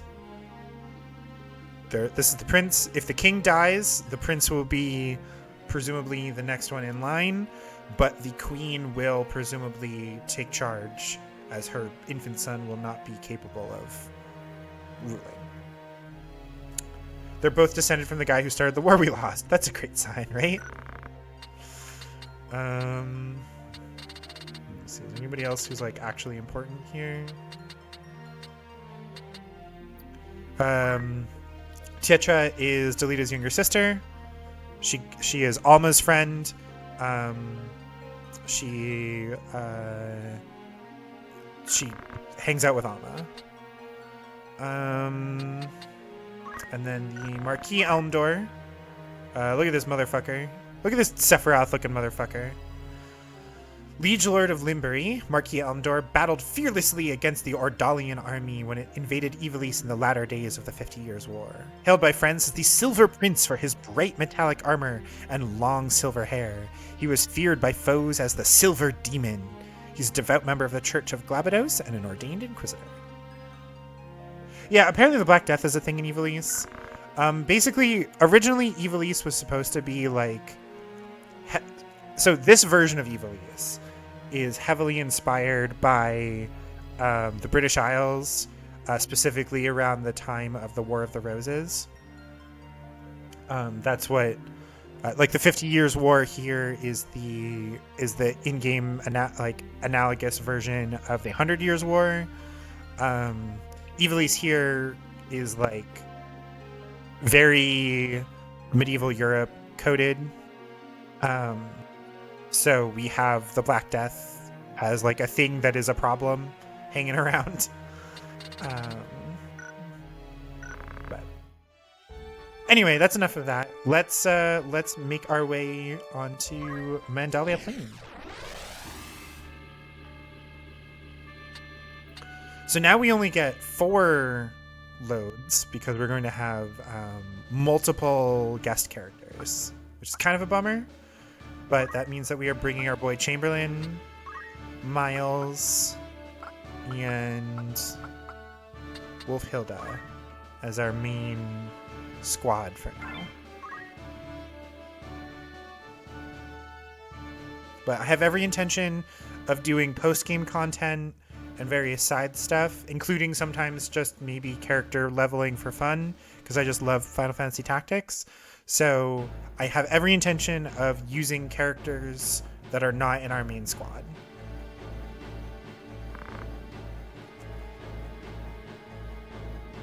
Especially because post Chapter 1, you start getting a bunch of named NPCs that, by and large, if you invest in them even a little bit, tend to be better than your like random NPCs. So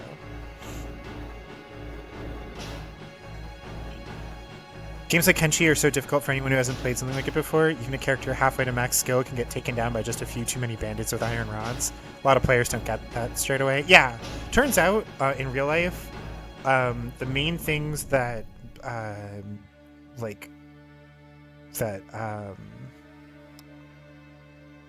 determine like how long you live on a battlefield tend to be in order: blind luck, and then the quality of the quality and coverage of your armor, and then how many guys you have behind you, more or less in that order. So if you're like a bunch of random farmers with like essentially glorified pitchforks, if there's a lot of you, one guy in armor probably still going to get his ass kicked, but it is blind luck among your formation, so long as the formation holds. Blind luck on like, will you specifically survive, right? Anyway, this highwayman says, looks like this one's still alive. What do we do with him? What do you think we do with him? Right then. Your luck's run out, knave, if you ever had any. Blast! One of the Order's patrols. The Corpse Brigade. They have a hostage in their midst. So, if I remember correctly, rescuing the captive makes the battle harder, but gives us a brave boost? Also, it just feels like kind of a dick move to leave... Even though I know the character that we're about to save turns out to kind of be a shitty dude, we don't know that. Ramza doesn't know that in the beginning, so... We must rescue the captive. To do less would be unbecoming of men of the Order. Protect Argath. Oh, that's right. His name is Argath and not Argus.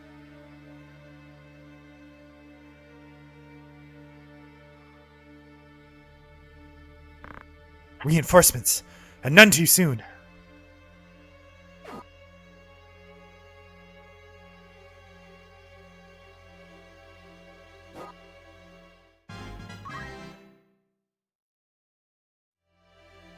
I love the way that the character names get spelled in this game. They're so wild.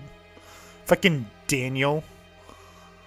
But like Danielle, like yelling the verb.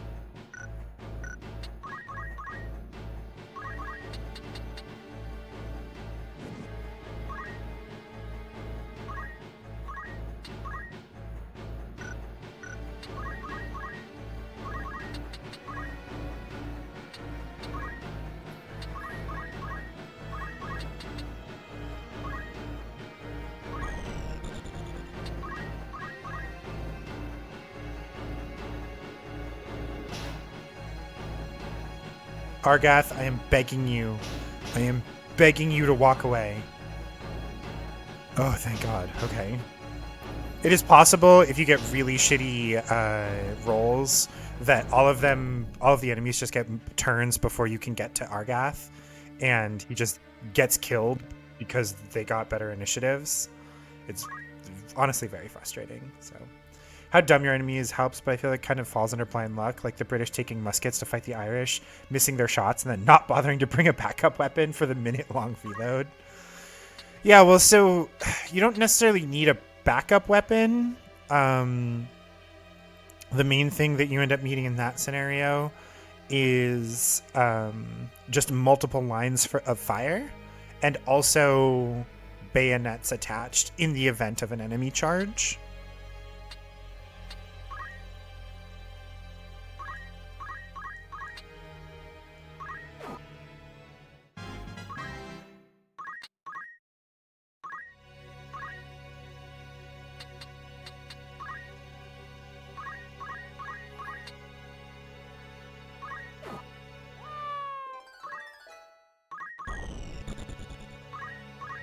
Ironically, the smaller map here, as long as Argath doesn't get killed, makes this generally an easier fight than the previous one.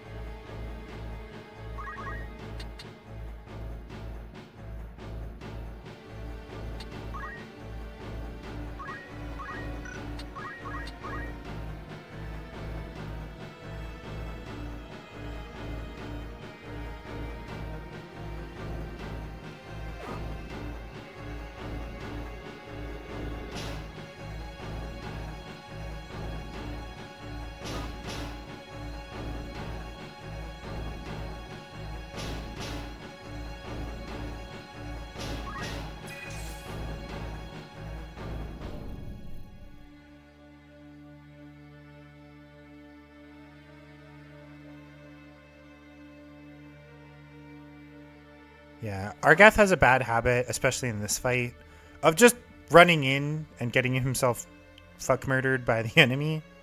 It's really kind of frustrating.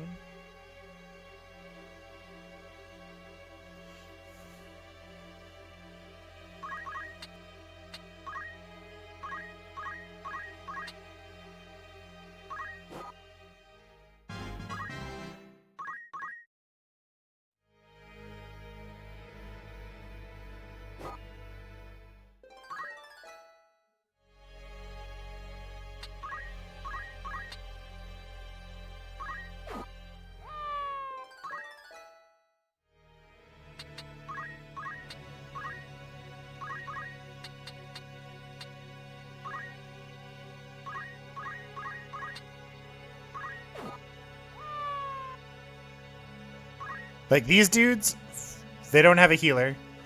And they are, like, I think they have lower health than the enemies in the first real fight that we just had.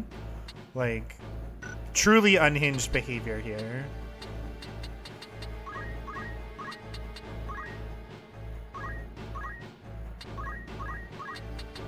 You need a potion.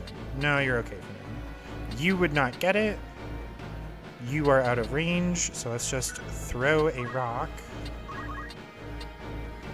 This guy. Yeah, look at this. Like, these guys already 3 enemies down.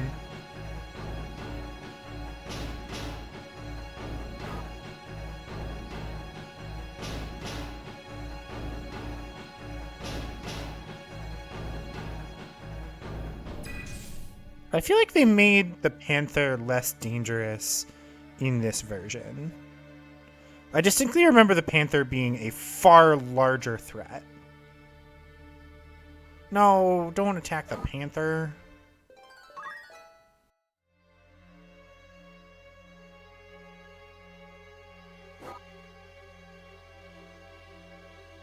So yeah, they hadn't figured out how to properly use guns in large-scale combat yet, so we just got some massive blocks of wood to tank the shots, then rush them because they didn't think to have a backup plan. Yeah. That's delightful.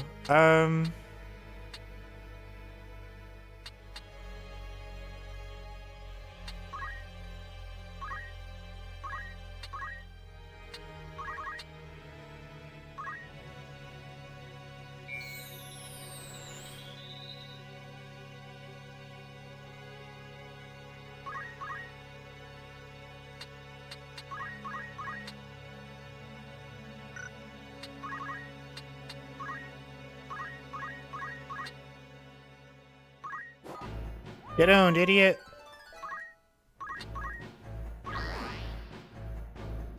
See, he had like a huge charge up for slightly more damage against that guy. It's just not worth it.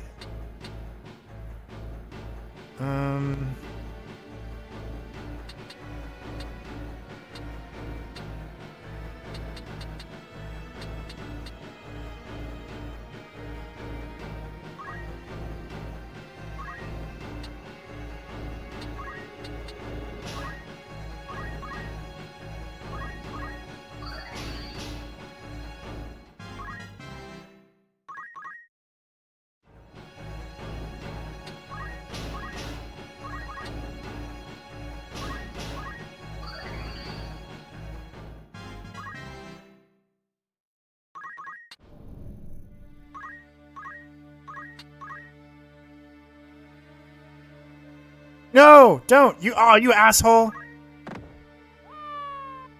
Oh, okay. Well, see, and this is why we had everybody pick up the Phoenix Down skill. It's because of bullshit like that.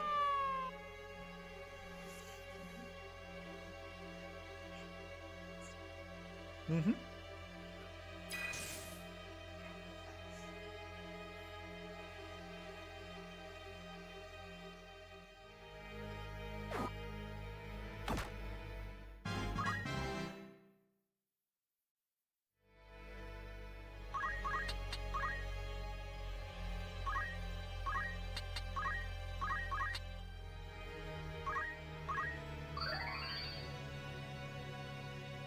I need to keep this thing alive so that way we can get all of the gear from these other enemies. And Argath, like a fool, is damaging this thing when it's the only enemy that we don't have to worry about its chest or crystal. That's what happens when you allow technological advantage to turn into arrogance. True. Very true.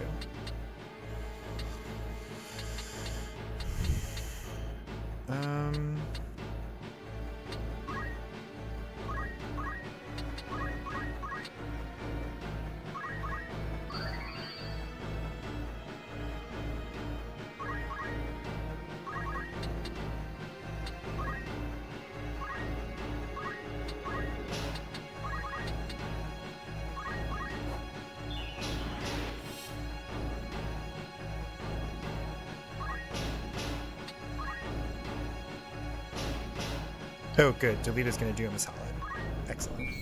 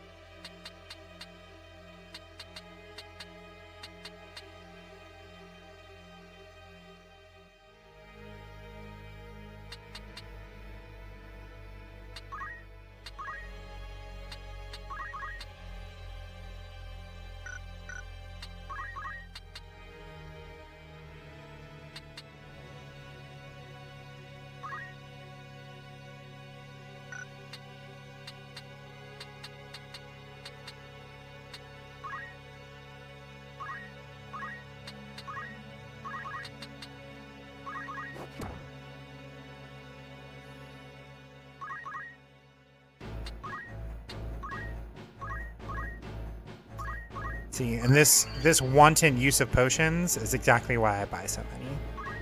It's that way I just do not have to worry about whether or not I am in fact,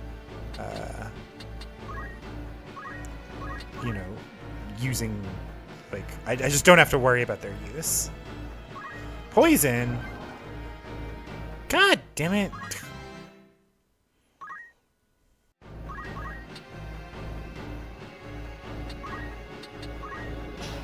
Oh, we have a single antidote. Perfect.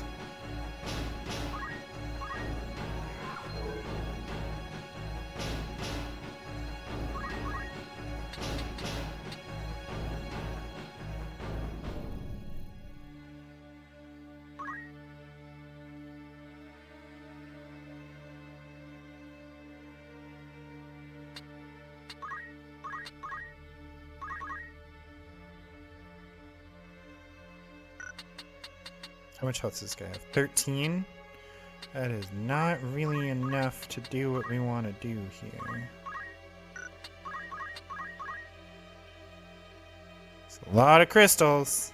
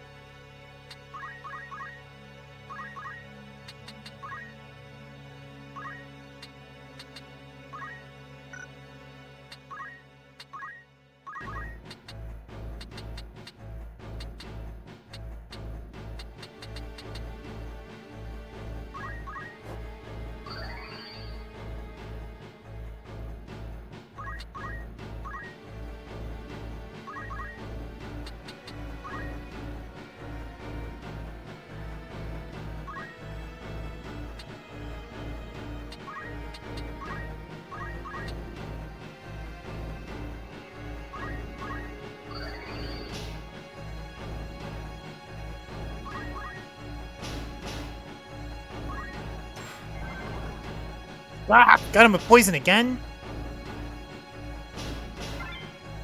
Damn it. That was the one that I like most wanted us to get, was the thief one. Damn.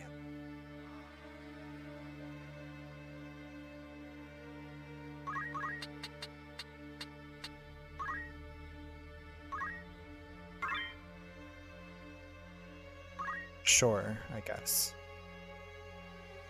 Ah, that's so disappointing. These crystals are worthless. Yeah, we gotta finish this out.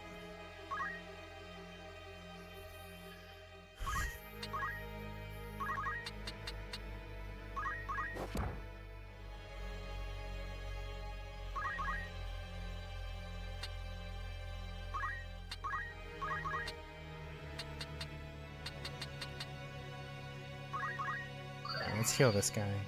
Whatever.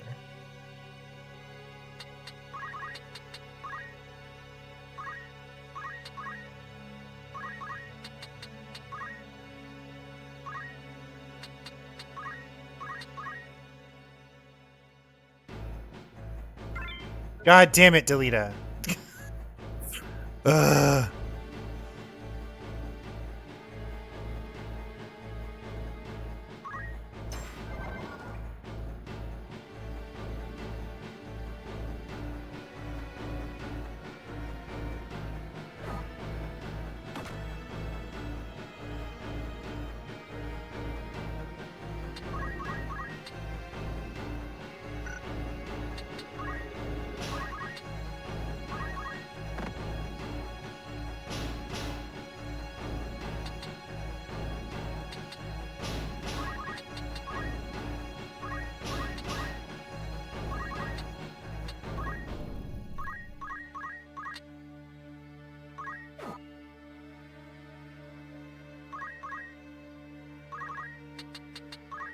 Let's see if this has anything worthwhile. Ooh, abilities. Dang it, fine. We'll take defend, I guess. Free real estate, blah, blah, blah.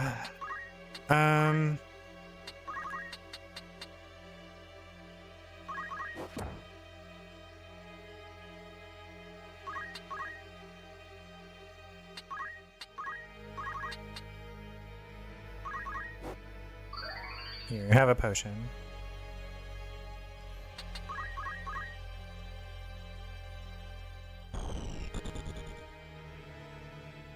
Oh, hey, he got better. And Argath will steal the kill because he's a jerk. It's fine. Are you harmed? I'll be fine. It is for the Marquis's safety, I fear. The Marquis? The Marquis Elmdor de Limberry was here? The very same. And to whom do I owe my gratitude? We are Knights Apprentice from the Academy at Garland. We may be able to help you, but first I would hear more.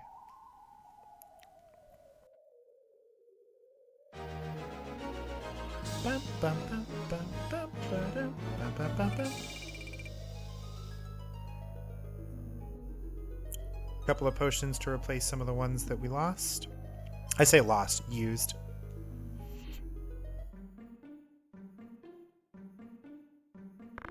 My name is Argath, a knight in his Excellency the Marquis Elmdor de Limberry's household. A knight, you say? Well, truth be told, I'm a knight apprentice. As are you, if I'm not far mistaken. A fellow knight in training, then. I am Ramza Beov, and this is Delita Hyrule, my trusted friend. Beov? You're none of the Beovs of the Order of the Northern Sky, are you? What fantastic luck! A blessing in the midst of disaster. What? The Order can help me rescue the Marquis. It must! The Marquis is held captive? They took him hostage, yes, but he still lives. We must act quickly if he is to remain so. Should he be killed, I will lose everything. Yeah, notice how Argath here is concerned not for the Marquis, he's concerned for the Marquis, but not for the Marquis' sake. It's for his sake. Because Argath is a bad person. You simply must help me. Please, I beg you. Calm yourself. Who's to say your Marquis is to be killed anyway? The Corpse Brigade would not take a man alive, save there were value in keeping him so. Of that you can be sure. There's little the three of us can do to help in any case. If the Marquis was taken hostage, Egros will be in uproar. You can be sure of that, too. Then, before all else, we will report into Egros. Are we agreed? Agreed. We'll start there. Okay. So now we have 2 guest characters.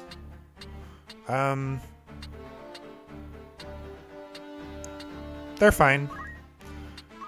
Main thing with these guys, as usual, we want...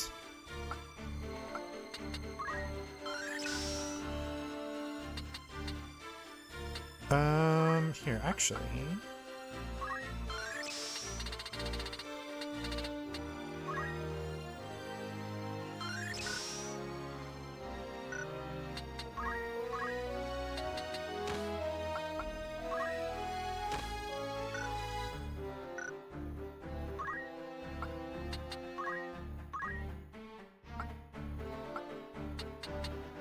So here we get more in. So Delita and here's something that's interesting. So Ramza, Delita, and Argath all are squires. However, they are better than your average squire. So squires have focus, rush, stone, and salve. Ramza, because he's the bestest boy, also gets Tailwind and Chant. Delita does not get Tailwind, but he does get Chant. Argath, despite being a squire, does also gain access to Rend Helm and Rend Armor, which are knight skills, but he gets them because that's his kind of special thing. As we get more named characters that will, in many cases, start as a guest and then join our party later, they will have their own class that takes up the squire slot.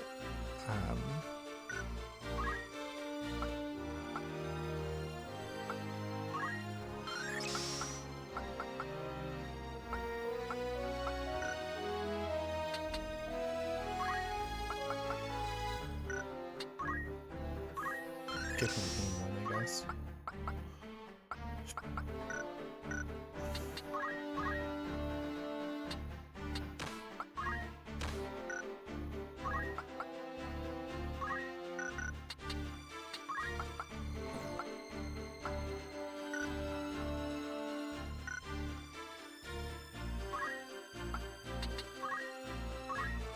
So Ramza,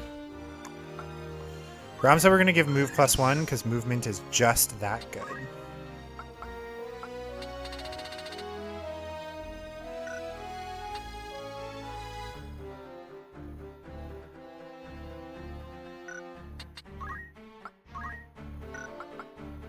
Like, JP boost and move +1 are really the only two things you need out of Squire. But I like making sure that he has at least all of the active abilities plus counter tackle before moving on. Equip Axes, Beastmaster, and Defend are worthless. They're not very good, especially in comparison to Job Point Boost. Like, Job Point Boost is just so much better. Counter Tackle, great ability to have early on until we get a better counter ability. And then the rest of these, it's just good. Like, the Squire abilities are so good for, like, placeholders when you are in between builds or something like that. Especially Ramza's. Yeah, I also like how Ramza's special skills are party buff abilities. His strength is in making his allies better, which I just love. Alright, Chamberlain. Now you can learn Job Point Boost.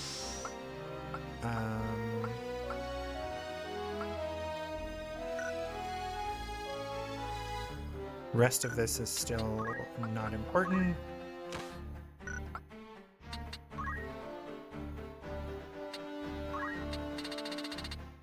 Now you can learn Phoenix Down, so now we have multiple chemists with it.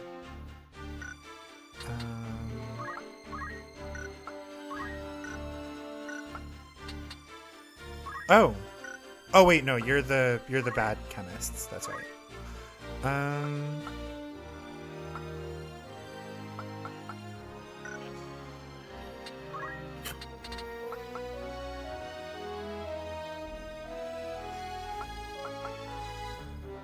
If I remember correctly, Treasure Hunter is the sort of thing that is only good if you are either going square by square across a whole map or know exactly what square you need to go to. Before the end of the game, we will need one person with Treasure Hunter, specifically to get Cloud's special weapon. Spoilers, Cloud is in the game. It's at like the top of a volcano, and you need Treasure Hunter to get it. Ramza's very good. You think he might be your favorite male RPG protagonist? He's up there for me for sure. Okay.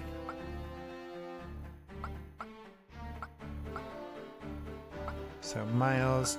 So Ramza and Chamberlain are both all set, and really I feel like those two are probably going to carry us. The chemists mostly exist to hang out in the background and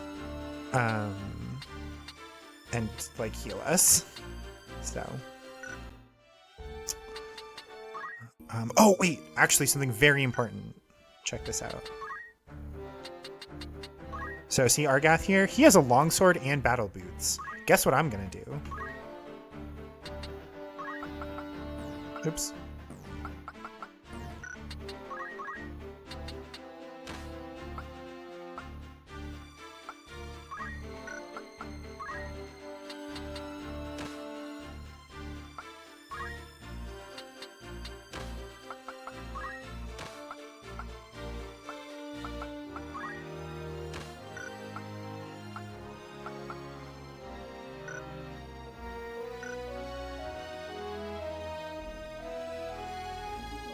You gave Jackie food.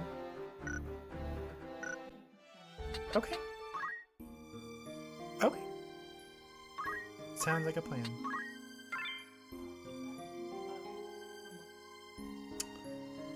Depends on how long it takes me to get going in the morning. If I don't have a backpack, then no. If I do have a backpack, then yes.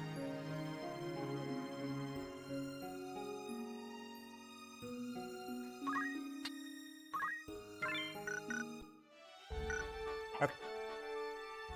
Now to our fight at Egros Castle. I'm just joking.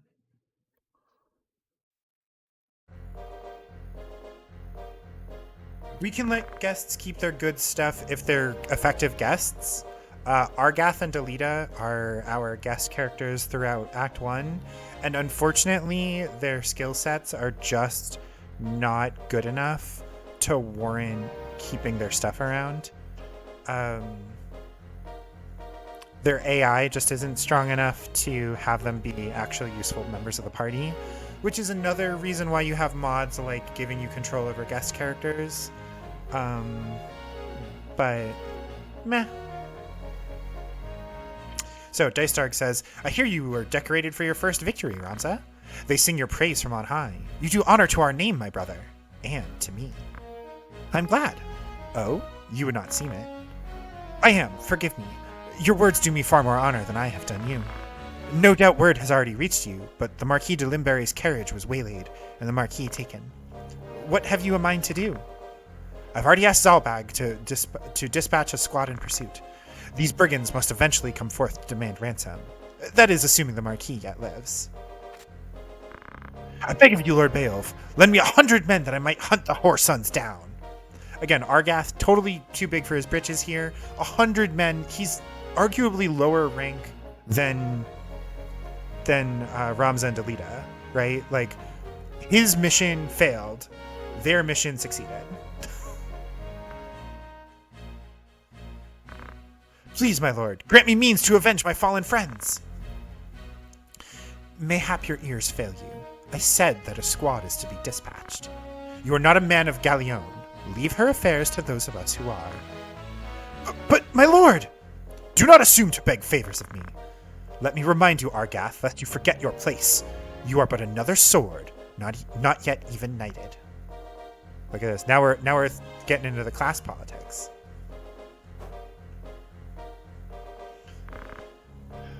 The two of you will remain here at Egros and serve among the castle guard. You needn't worry. Danger is not like to visit these walls.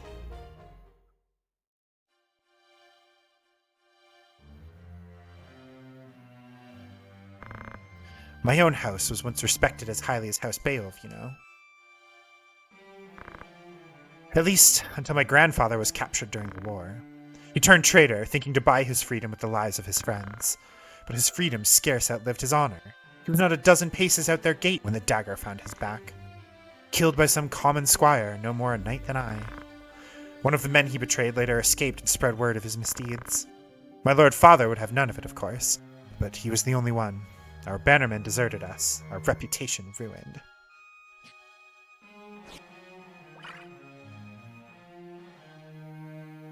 Sprite work, so good. I suppose I had best remember my place. Your lord brother has no reason to lend ear to pleas from the likes of me. Delita! Tietcha! Alma! Zalbag!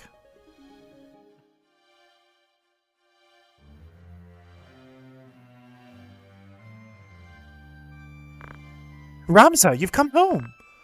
It's been some time, hasn't it, Zalbag? I heard about Garland. They say you made short work of those brigands. Now you've truly the right to call yourself a Beowulf. Father would be proud. Thank you, Lord Brother. Ha! You certainly haven't changed. Gods forbid you show a bit of cheer on being praised. And you, Delita, do not think word of your deeds escapes our ears. Your sister's been so full of pride I quite feared she might burst. Worry not, my seams have held. I'm glad to see you looking so well, Delita. And I you. Have you settled in at school? Yes, the others have all been quite kind to me. Would that we could speak at greater leisure, but there are duties that require my attendance. Rogues do not catch themselves. I understand. Good luck. The little wave. The little, like, psh, I'm fine. We received a note of ransom from the Corpse Brigade. What? Something about it sits unwell with me. They're anarchists, to be sure, bent on bringing down the aristocracy. But they fancy themselves righteous, and prey only on the nobility and those in our employ. Would such as they truly kidnap the Marquis for want of coin? Why wouldn't they? They're not but common footpads! One of the men I planted among them has not returned. I worry he may be caught up in something serious, but there are those who do not think some mere spy worth a search party's efforts. Where was he last known to be? A merchant city named Dorder in eastern Galleon. Guarding a castle grows dreadfully dull. Wouldn't you agree? Look at this, Zalbag showing himself to be the cooler of the two brothers. Forgive us, Tietcha. It seems we must be leaving sooner than we had planned. Don't worry about me. Just take care of yourself. I will. Mind your studies. I'll be back before you've even noticed I'm gone.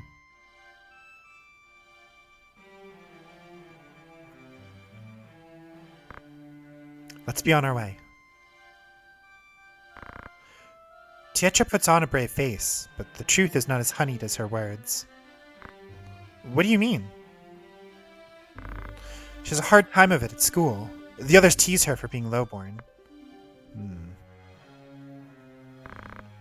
Forgive me. I shouldn't have said anything. I'm sure you have worries enough of your own. Tietra will be alright. I'm here to look after her. Then there's naught to worry about. But mind your own limits. You can't be responsible for everything. Says the brother who never fails to do any and all that is expected of him. Don't lose sight of yourself, Ramza. You needn't let your life be ruled by the fact you were born a Beowulf.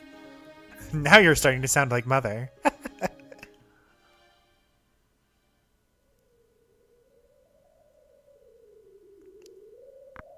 Ramza.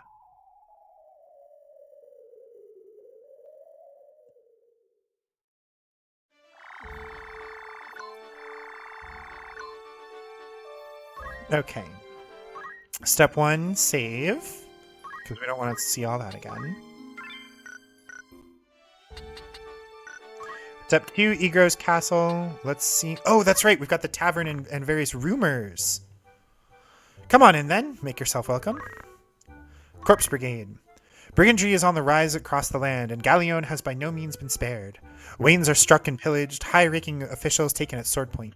Most of the incidents of the past 6 months are believed to be the work of a company of felons and former sellswords known as the Corpse Brigade. It is oft said that the only good brigand is a dead brigand, and the Order of the Northern Sky would like not more than to see the brigade made corpses for true. But as yet, it is all the knighthood can do to keep the outlaws in check. The health of King Ondoria III has been a subject of concern since his collapse at the birthday celebration of Prince Orinus. The Board of Chamberlains has since announced that the king has regained consciousness and his fever has broken, but will yet require several weeks of quietude and bed rest in order to recover. Many speculate that it may be some months before the king resumes his official duties. However, Queen Luveria and her retainers have long been in charge of most affairs of state, and thus few problems are anticipated during the king's absence. The half-century of conflict between Ivalice and Ordalia is today known as the 50 Years' War. The beginning of the 50 Years' War can be traced to the death of Ordalia's King Devan III and his failure to name a successor. His cousin, Veroi VI, was next in line for the throne. However, King Dinamdas II of Ivalice, the uncle of Devan III, proclaimed himself the rightful heir and declared war on Ordalia. However, this was merely a pretense to justify the invasion of the neighboring Ordalian province of Zelmonia. Once an independent state, it had been annexed by Ordalia nearly a century prior. Ivalice had since been aiding the province in an effort to weaken Ordalia, an effort that ultimately failed. Tired of Ordalian rule, the Zelmonian leadership and nobility secretly petitioned Ivalice to take a more direct hand in their liberation. After a victory in Zelmonia, the Ivalician armies marched on the Ordalian capital of Viura. As fate would have it, Dinamda II succumbed to fatal illness on the road. The momentary confusion amongst Ivalice's troops gave Ordalia the opportunity it needed to regroup, and Veroi VI succeeded in pushing the Ivalicians back as far as Zelmonia. The resulting impasse would not be broken until the Romandan army's invasion 2 years hence. Romanda, a powerful military state lying across the Rana Strait, marched on Ivalice at the behest of Veroi VI, a blood relation of the Romandan nobility. However, Dinamda II's successor, Dinamda IV, was a fearless warrior, personally leading his men into battle against the combined might of Romanda and Ordalia. This, along with an outbreak of the Black Death in Romanda, forced the Romandan army to withdraw after only 3 years. 2 military orders worthy of particular mention in this conflict are the Order of the Northern Sky, led by Knight Gallant Barbaneth Beowulf, and that of the Southern Sky, led by Sidolphus Orlando, known also as the Thunder God. Remember that name. After countless victories at home, these 2 orders had been poised to advance into Ordalia. However, the protracted conflict had begun to take its toll on domestic morale. Peasant uprisings and revolts throughout Ivalice and Ordalia forced both countries to send their troops home to pacify their own citizens, resulting in another stalemate. It was Dinamda IV's sudden death by malady that broke the stalemate, although some claim that he was murdered. His successor, Ondoria III, was ill-suited to the throne and left the governing of Ivalice to his queen and retainers. Without Dinamda IV's leadership, the armies of Ivalice had little prayer of preventing Veroy VI's successor, Prince Leonard, from defeating the troops stationed in Zelmonia and advancing into Ivalice proper. Despite the valiant efforts of the northern and southern orders, Ivalice failed to repel Prince Leonard's invasion of Zeltenia. Ivalice's leaders soon began looking for a peaceful alternative. In the end, both states agreed that prolonging the war would prove mutually detrimental, and a pact was signed allowing each nation to return to addressing domestic strife. An equal peace in name, it was in reality a defeat for Ivalice. The economy of Ivalice was brought to the very brink of ruin as it struggled to pay reparations to its former enemies and to repay the loans taken from neighboring states to fund its war effort. Soldiers returning from the front found themselves without pay, and entire orders of knights were summarily discharged from service. The swelling ranks of the unemployed did little to relieve the people's distrust of the crown and the nobility. And so that sets the stage for our current conflict, where the Corpse Brigade is a large collection of these dismissed knights that otherwise should have been, paid, for lack of a better explanation.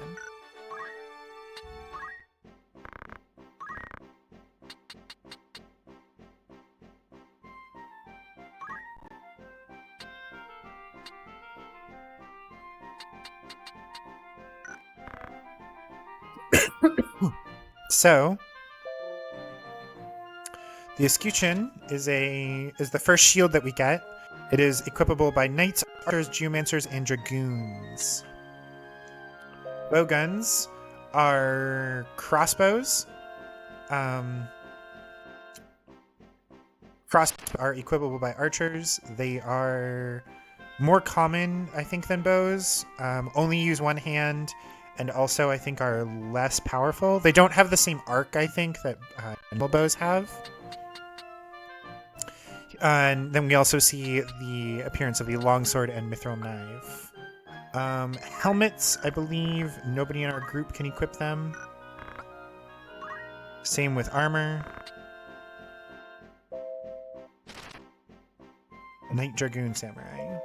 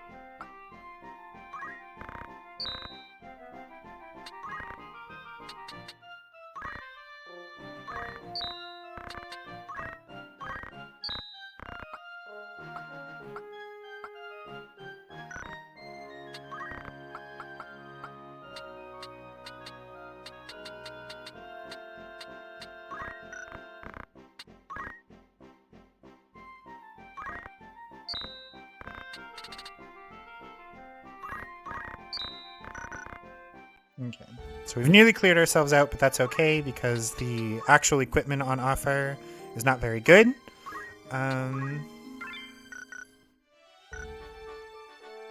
So these little green spots are potential areas for random encounters. When we cross the plane, we may get into another fight. Okay.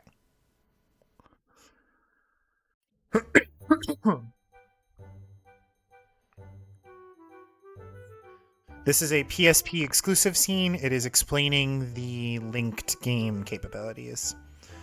Did you notice? Notice what? How am I supposed to notice if you don't tell me what it is I'm supposed to look at? The menu, you clod! Take a glimpse!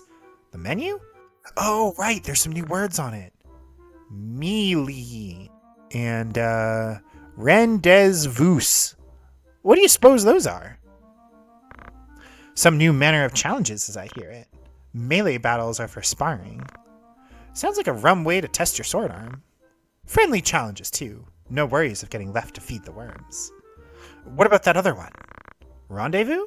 Well, sometimes people look to hire two groups of adventurers for a job. That's how you meet up with the other one.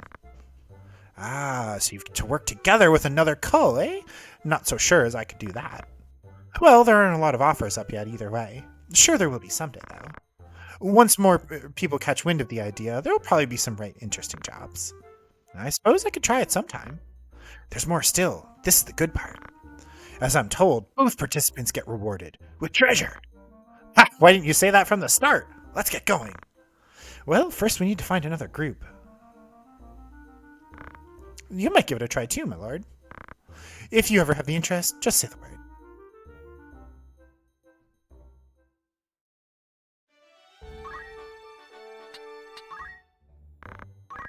No new rumors.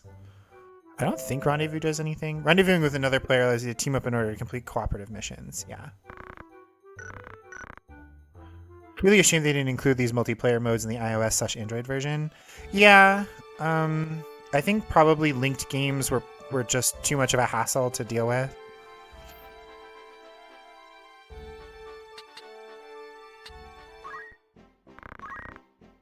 So now the outfitter here now sells mithril knives.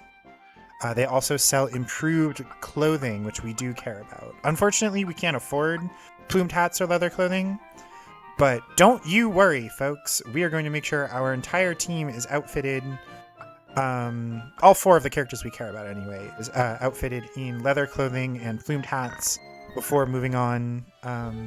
This game is notorious for a couple of difficulty spikes, as well as a couple fights that are like chained fights that you can save in between, that it is possible to soft lock yourself because you might be able to beat one fight but not the next fight, and you just like you're saving in between chained fights but not given a chance to actually like level up in between or like grind. So quick spoilers, since we're probably going to be doing the Monster Hunter thing soon. The Siege Wield, not a big deal. It is another like fight. It's another like trash mob fight.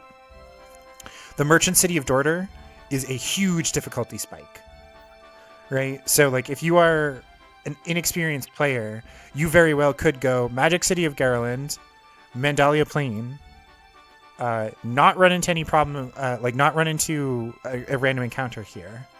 Go to the Siege Wield, go, okay, I'm fine, and then go to the Merchant City of Dorter and get your teeth absolutely kicked in.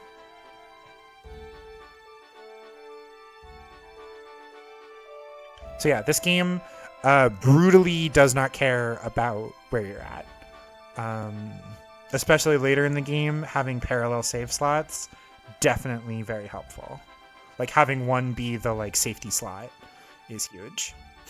So we are going to do the Siege Wield, and then we are going to attempt the Monster Hunter Wilds beta, I think is the current plan here. So Wilds beta unlocks in 10 minutes or so, assuming you have your times right. Yeah, I'm going to give it a couple minutes just because I assume that there's going to be a bunch of people logging on all at once. So right. There's Chamberlain. We're going to have Miles behind him and Wolfhilda behind Ramza. And then we will hit go. Ironically, saved you from being forced into marriage. What strategy RPG forced you into marriage?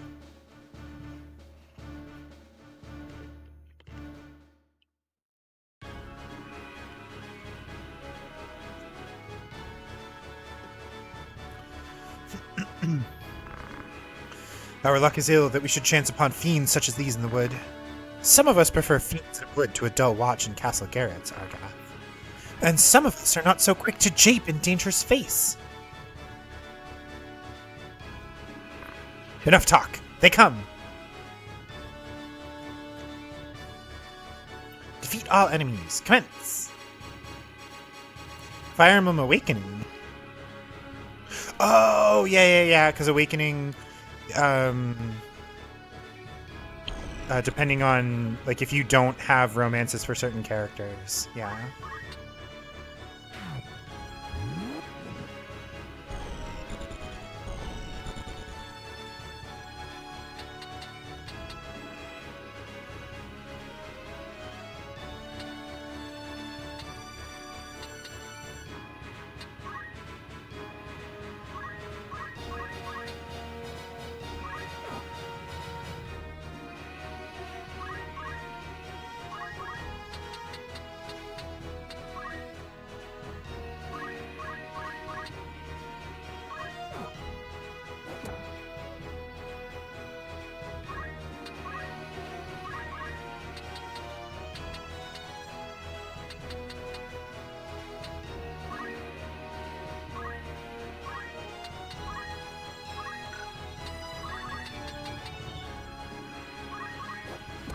Yes, let's go! We took him out immediately.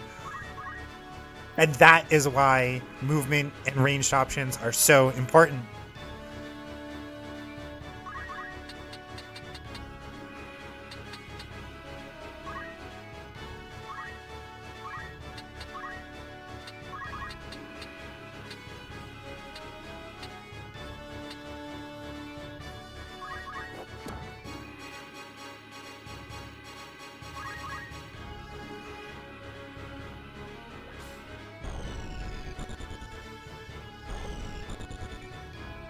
The rest of these goblins are going to be explicitly less dangerous than the hobgoblin that we took out. So, you think you might have hit 1,000 saves in New Vegas?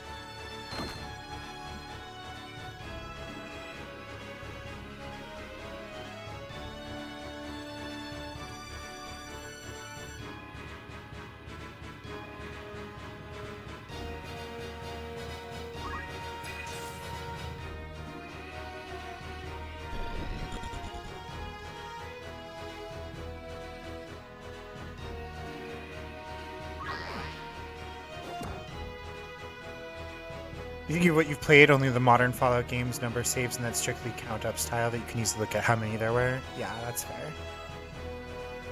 Alright, what is the current...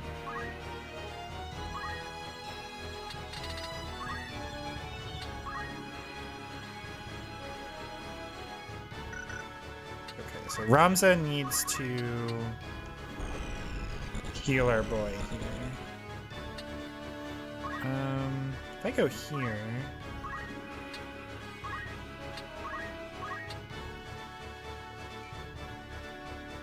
Okay. Hold on, y'all. I need to say goodnight to my wife. Very important.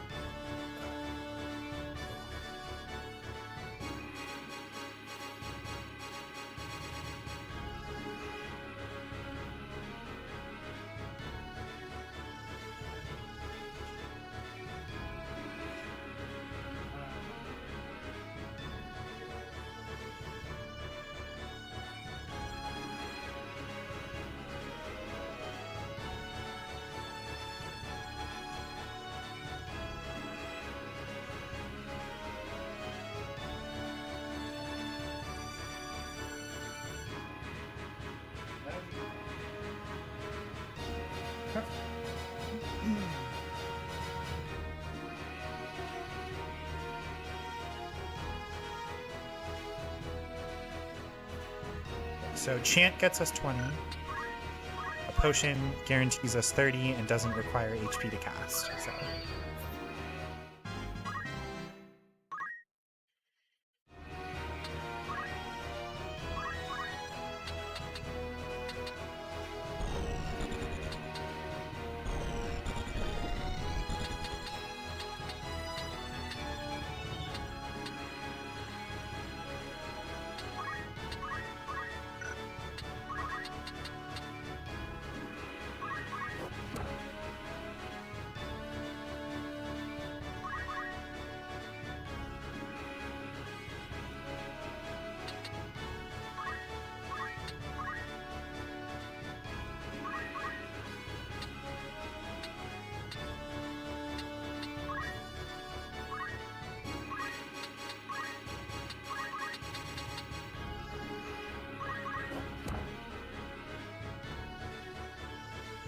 First character definitely got up into the 400s for save slots. Yeah, that tracks.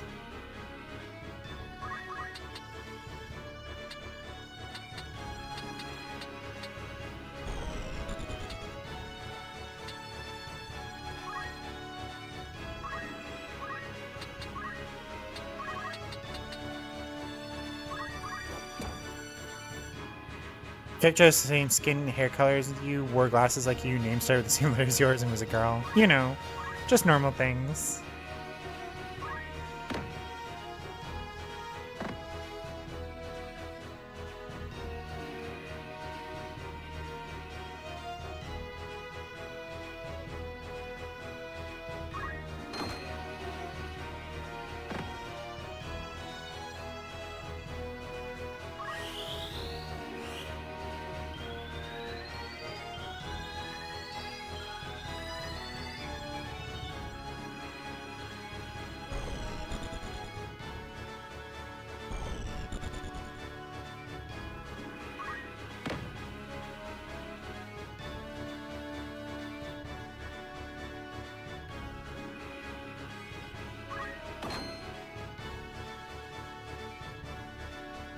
Oh, actually, Claudia, you might know. So I know that Faith and Brave can be permanently influenced by certain skills. Can Speed also be permanently influenced?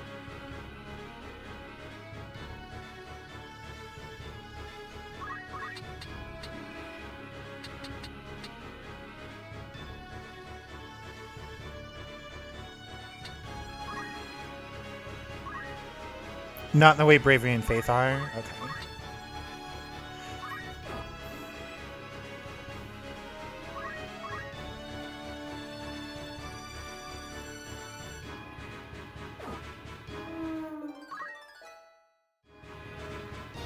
My other question is, can other stats, like, are other stats influenced by your job? So, like, can, like, physical attack go up over time if you're, like, in a super physical job or something?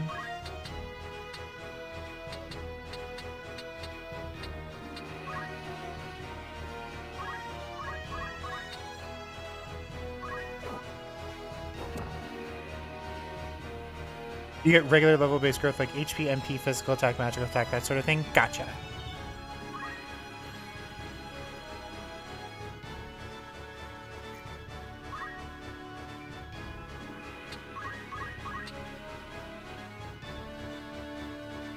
Growth does vary based on the job you're in.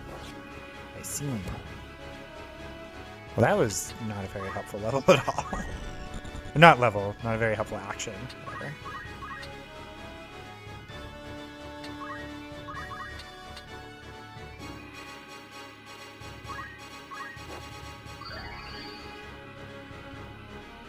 It can be hard to tell those effects apart from the effects of just being in the job, which also changes it. Yeah. I imagine that it's supposed to reflect, like, if you have somebody who is in a physical classes for a long time, their stat boosts will be more physical oriented than if they were in a magical class. And that's really only a thing that you have to worry about if you're trying to, like, hyper optimize characters. So I'm not too pressed about it.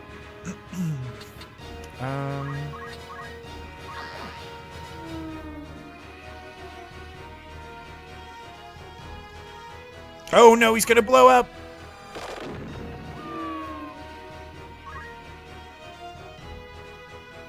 That was explicitly what I was trying to avoid.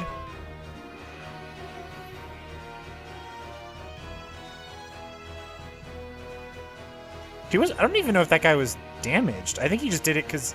I think the AI just did it because there were a variety of enemies that were kind of close.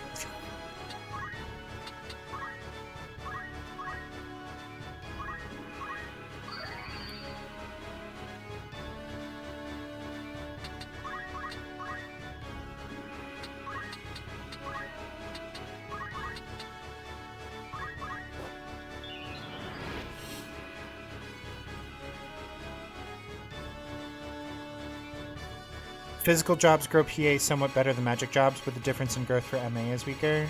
Sounds Fallout 4 character probably would have had well over 1,000 if you made a new save file every time. There are enough differences that you could use level down traps and leveling in different jobs to max all your stats, but it's way too much of a pain. Yeah, I by no means am I trying to do that.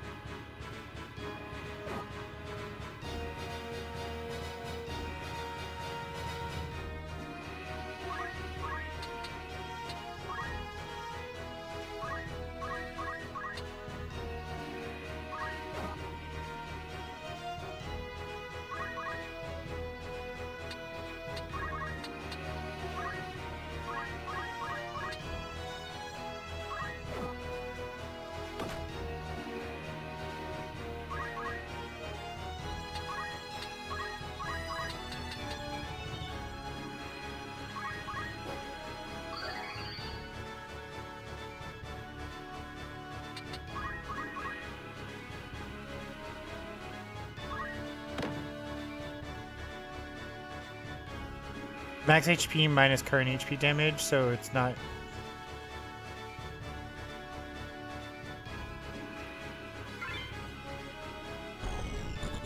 Ah, beans.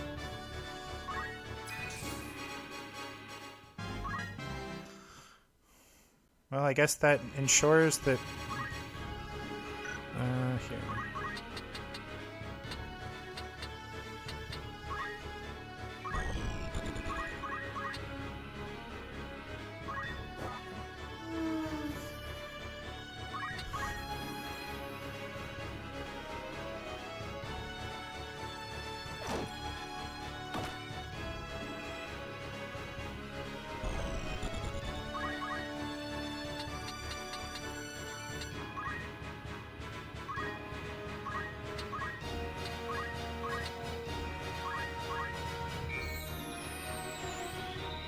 Not as much wish fulfillment as your DA2 character who got a very cute sapphic romance.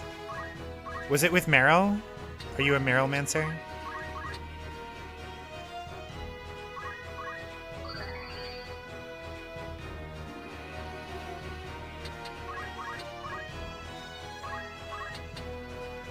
Meryl is adorable. I'm glad that I have found a fellow woman of taste.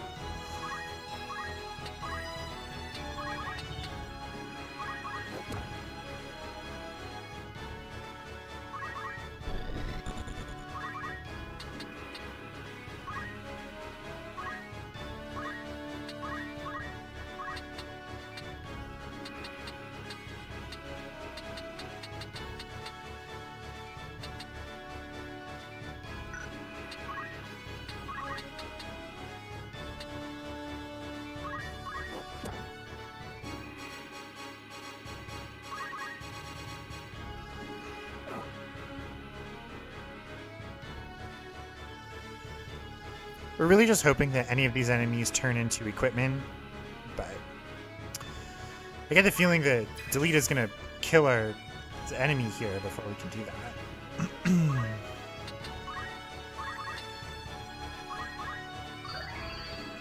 So many people are very wrong about her. Right? Oh. I feel like I'm the world's #1 Meryl defender.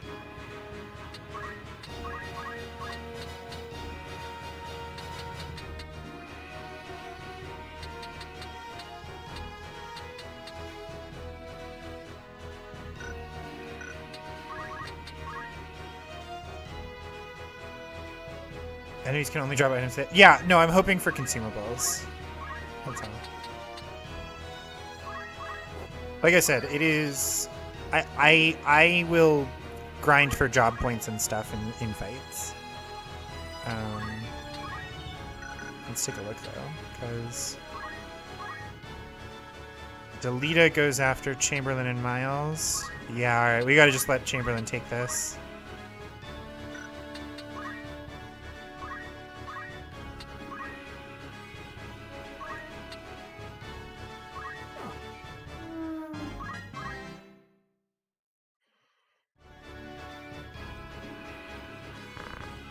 Once we're clear of the Weald, we should soon reach Dorter. Liara is very cute.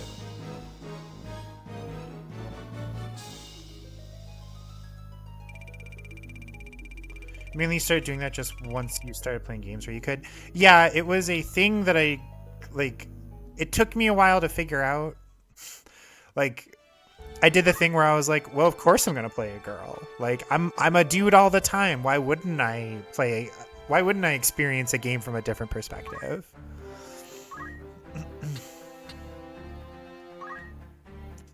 The closet may have been made of glass, but my eyes were firmly shut.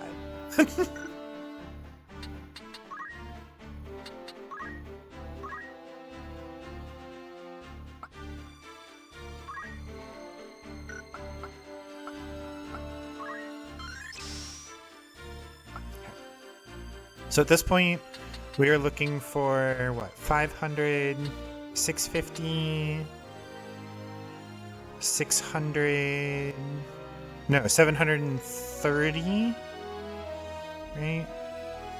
Yeah, so we're looking for 730 job points total to get the remainder of these skills. Rush is probably the least useful, but Focus, Salve, and Tailwind are going to be clutch.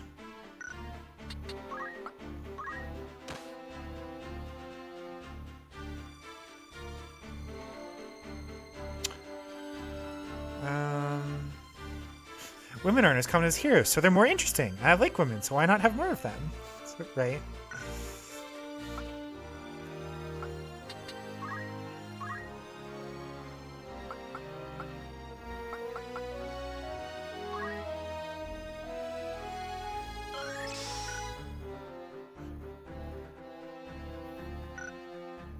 Wrong on the internet about Meryl is more infantilization. There's some people that are like, yeah, there's people who are like, actually, she's really wrong and bad and stupid and wrong and evil for doing blood magic ever. But her whole story, her whole character arc is about how she was like neglected and abused by her community. So, you know.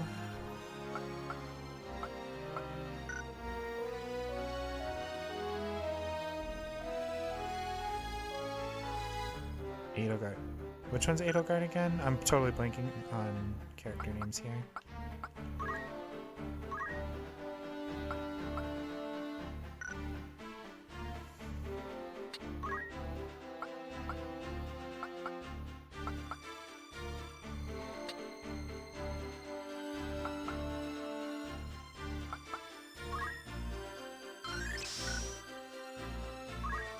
The important ones for Chemist are Potion, High Potion, X Potion, Elixir way down the line, Phoenix Down, Remedy, Holy Water. Because Remedies fix everything except for what Holy Waters fix. So these two cover all of your needs.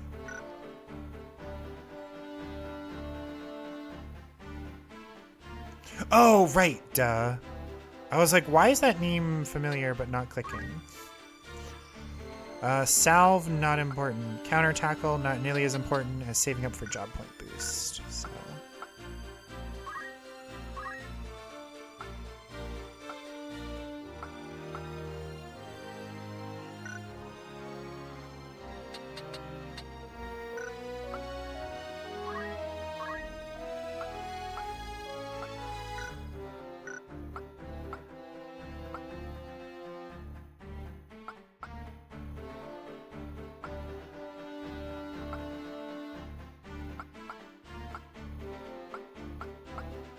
The other thing that is worth noting is that Ramza has a notably higher physical and magical attack than the rest of the party. Because he's just the specialist boy. So. Okay. I think that's all of the leveling that we can do.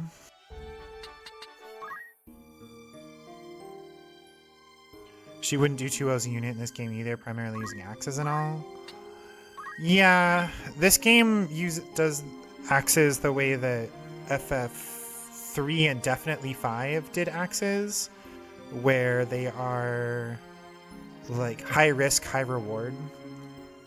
They're far more random than other weapons, but like their average damage I think is approximately the same, but they have a much wider band of damage. Their formula allows for a lot more variance.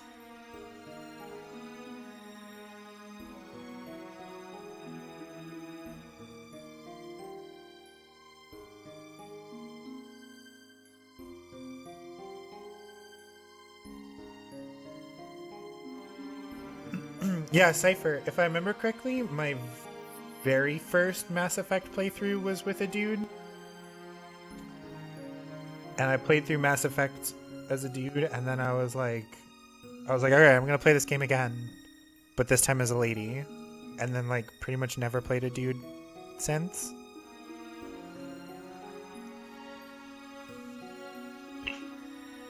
I'd have to boot up my 360 to see. Okay. They're actually even worse here. The average is notably lower. Oh no!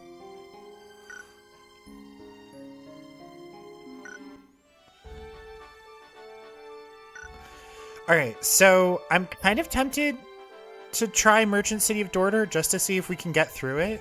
Because, like, if we can get through it without grinding, I will feel really badass. So we're gonna try. So there's Chamberlain. Miles, you're gonna chill out. Wolfhilda, you're gonna chill out. And we're gonna hope that it doesn't go wrong. We saved beforehand, so we'll be fine. Dorter Slums is like a really huge difficulty spike, so. So, in case it is not clear, this swordsman here, I believe, is the mole that Zalbag was referring to. So, I said I know not of it. Do not speak false to me. I know what you've done. Where is Gustav? I will have it from you one way or another. I don't know. What of the Marquis? Where have you hidden him? Tell me!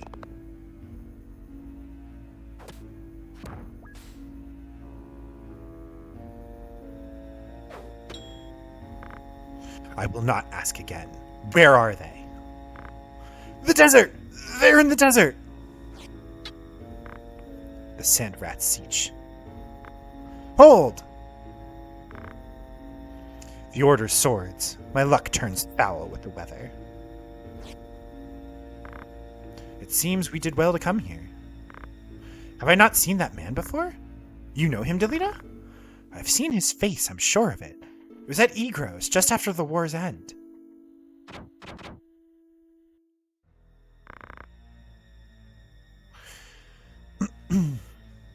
You'll pardon me my misgivings, but this is not the look of any joyous reunion. To arms!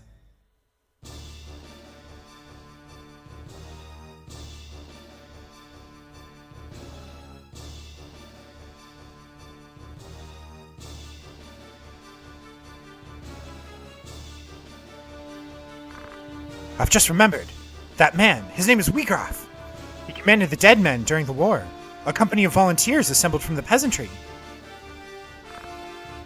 What? But that would make him... Aye, the commander of the Corpse Brigade.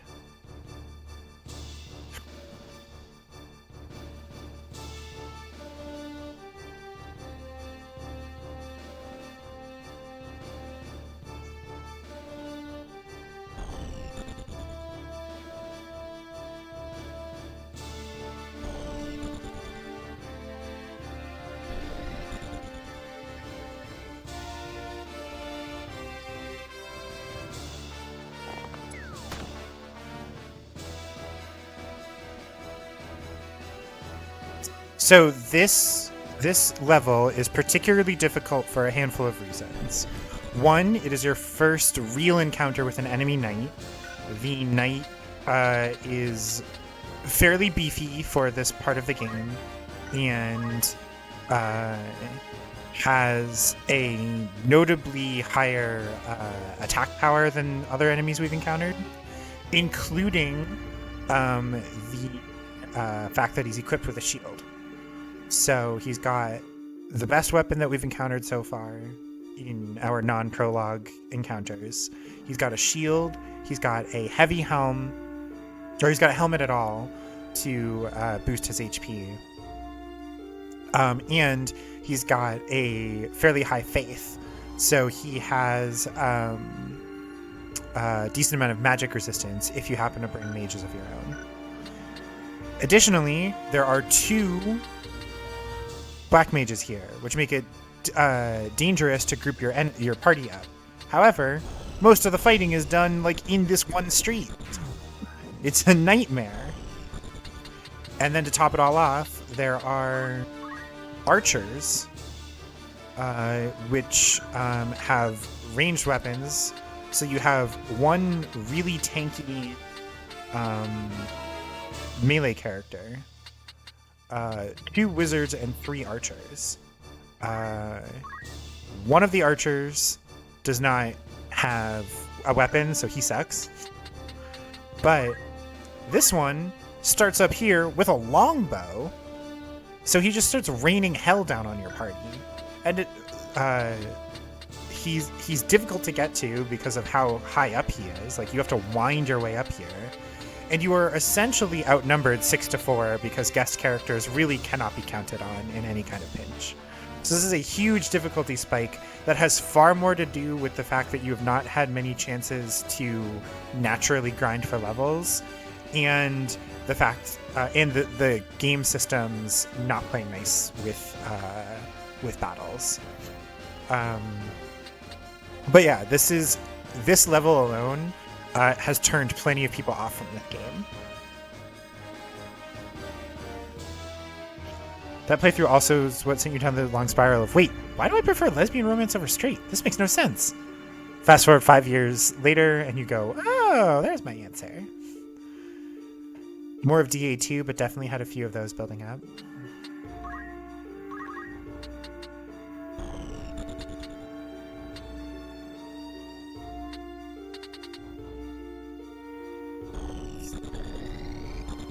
I think my plan here... I think the plan is going to be to hop up here and then start hucking rocks at this chunk.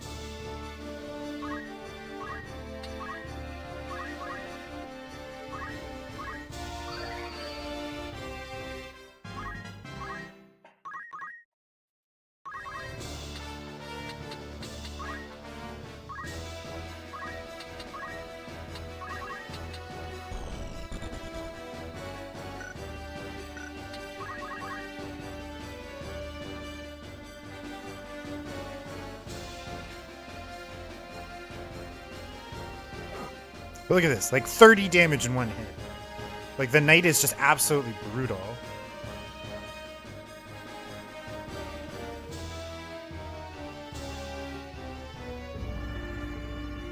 And it's not like these guys have big levels either, right? It's just a matter of like the game being kind of hard.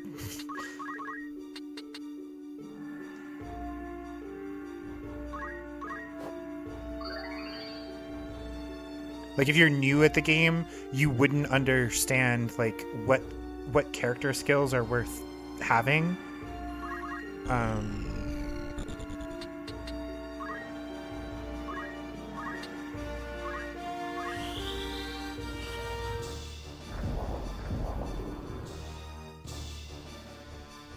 You also wouldn't understand how to like properly manipulate the turn lists and stuff.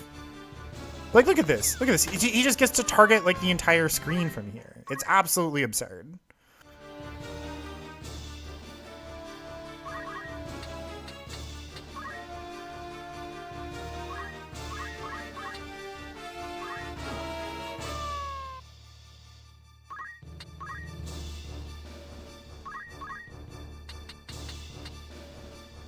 So she goes here. 1, 2, 3.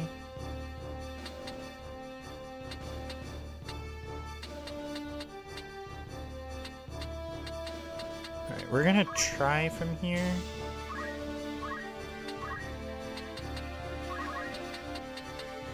Yeah, just out of reach. Okay.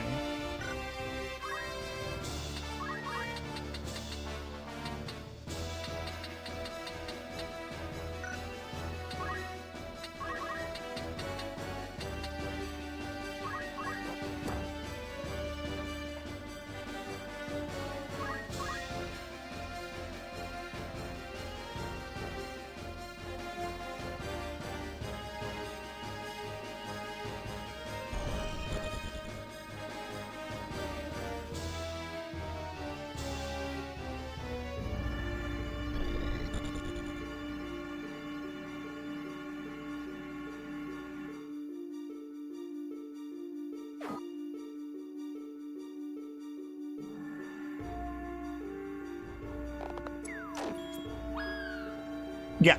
See, stuff like that can happen.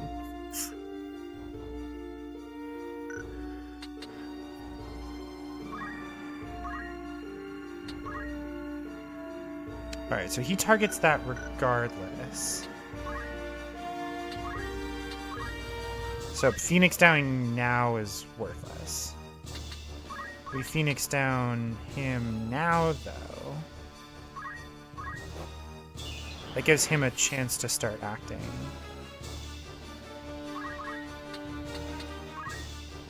And then we run away here.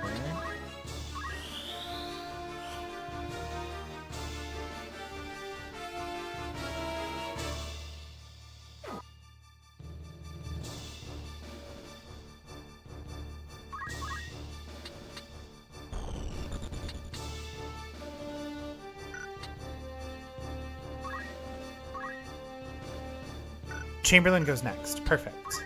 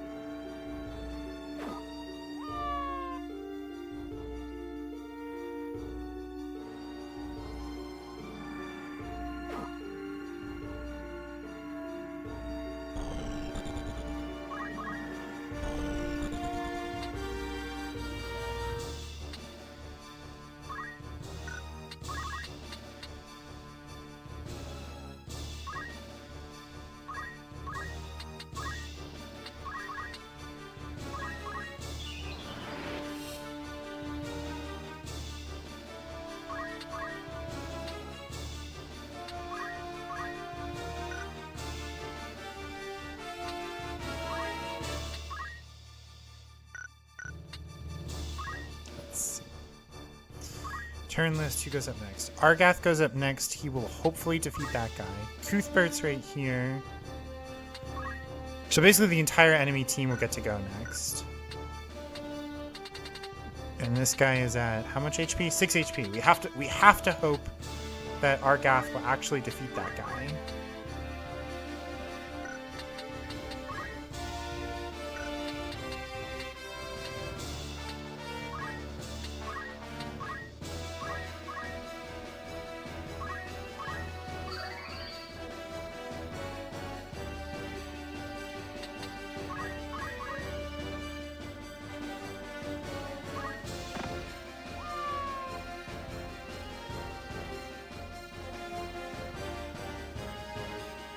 Oh good, that archer is wasting his time over there.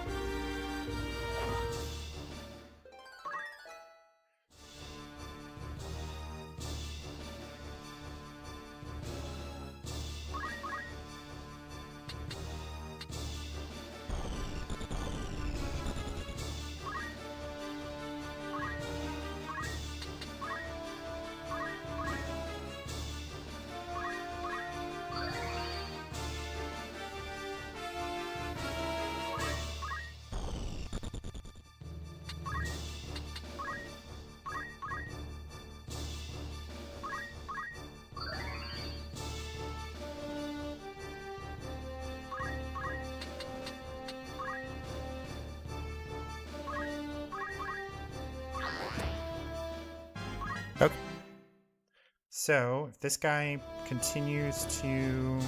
Okay, good. Yes.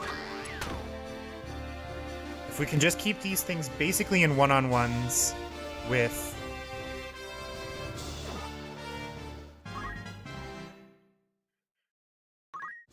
Alright, Bayard disappeared.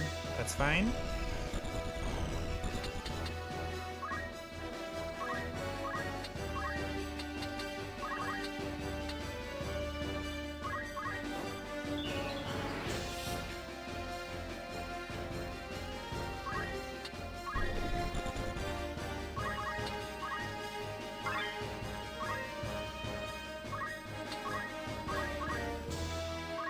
Okay.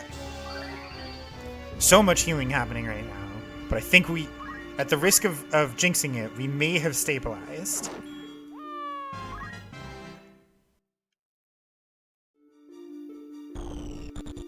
Delita and Argath being able to take care of those archers was huge, especially that one unarmed archer deciding to just nonsensically, let's see, 5, 7. What is this guy? Oh no, he can move to either of the healers. Oh god.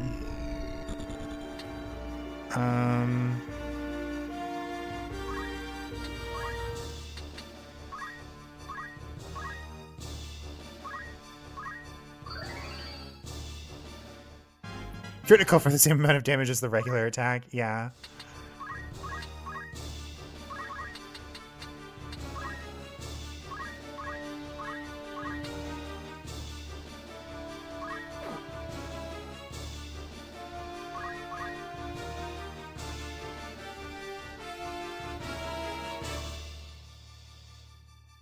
No, no, no, no, no, no, no, no.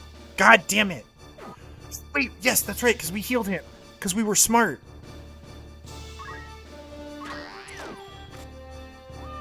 No! God damn it. These fucking criticals, dude.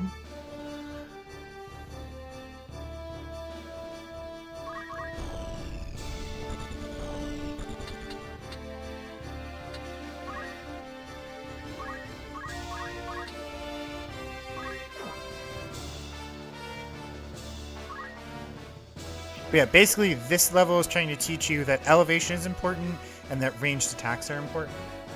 Unfortunately, ranged attacks are only good if you are at elevation. These characters, these enemies are basically slightly overtuned for our level.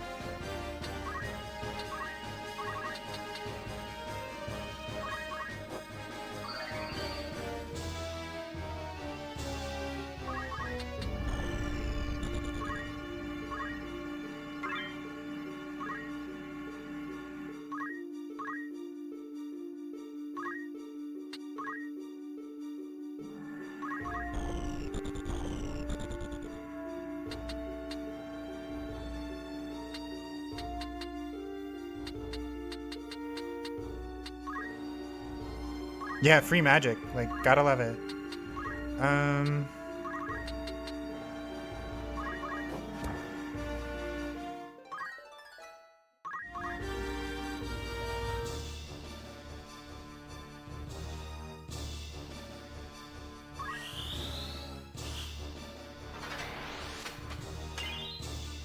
Yeah, that's the other thing about magic in this, is that it can miss. Like, status magic can just miss.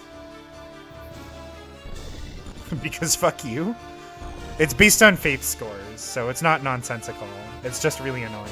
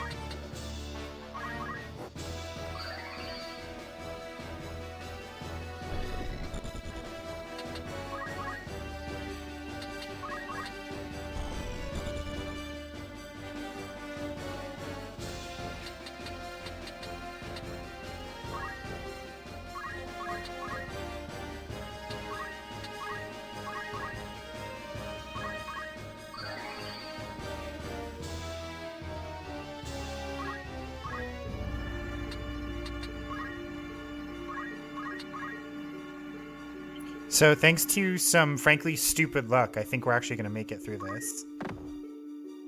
Between the enemy AI blowing up their own dudes and like sending them into nonsense areas. Yeah. So we don't get any of the enemy's gear, but that's okay because the early gear sucks. Like, it's what you get for not believing it in enough. I mean, yeah, sure, but when the accuracy is based on my faith, your faith, our zodiac signs, magic power, like there's too many things. Also, this guy, not the mole. I forgot. I said earlier that he's probably the mole. He's not the mole. We know you're of the brigade. There's no use hiding it. Deal with it. What have you done with the Marquis? Where are you holding him? You were with your commander, Weegraf, when we came upon you. Where is he gone? Mayhap a beating would loosen your tongue. Look at that. Look at that. That's brutal. And then he pulls him up by his hair. Enough, Argath! Listen well. A great host with the order at its van prepares a sweeping campaign that will bring to book your Turncloak Brigade. You will die. You will be hunted down to the last and slaughtered like the swine you are, for such is brigandry's reward. But you, pig, are a lucky one. Tell us what we wish to know, and you may yet keep your bacon. So, where is Weegraf? How the bloody hell should I know? Look at that brutal kick. I'll not hear your ribald tongue, rogue. Learn to guard it, if you'd not have it cut from your throat. I am no rogue. Tell that to the men you've robbed. You nobles are all the same. You think every man born outside a castle's walls less than human. We fought for this kingdom at peril of our very lives. Yet the moment the war was ended, you turned us out into the streets. What do you think makes you so special? Birth? Blood? What difference does it make? You kidnapped men for ransom, then dare ask the difference between us? No.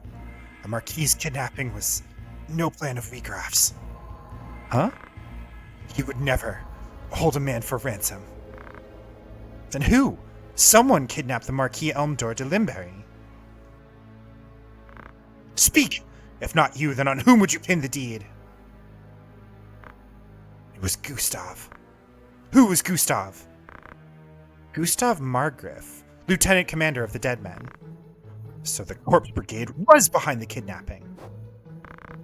No, we're not like Gustav. We fight to end the aristocracy, not to become it. To be treated as equals, as the men of honor we are. Kicks him in the face again. Like, if you didn't dislike Argath before, if you don't dislike him after this, like, I don't know what to tell you. What do maggots know of honor? And look at this, we get the heroic hand slash. That's enough, Argath. So where is this Gustav? In the Sandrat Siege. Sandrat? You're not of Galleon. Small wonder you've not heard of them. The Sandrats are unique to the Zeklaus Desert, north of Dorder. Huh?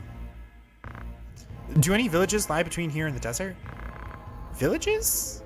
No, at least not anymore. But the desert men once had a settlement on the outskirts, and its ruins remain. Then that's where we'll find Gustav and the Marquis. Aye, like as not. How can you be so certain? A Siege is a Sandrat's burrow, his home. Huh?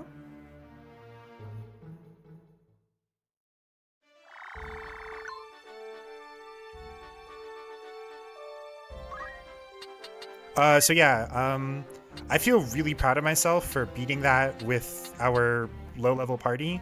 Normally I grind like a ton to fight that thing. So I'm feeling pretty cool right now, I'm not gonna lie. So let's do some more job learning and then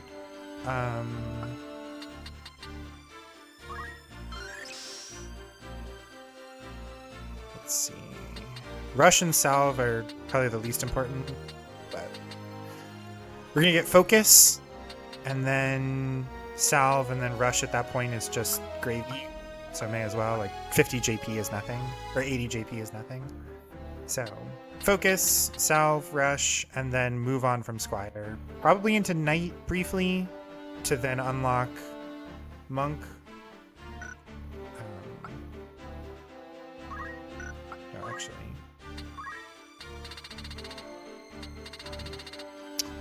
Not yet enough for High Potion. Okay.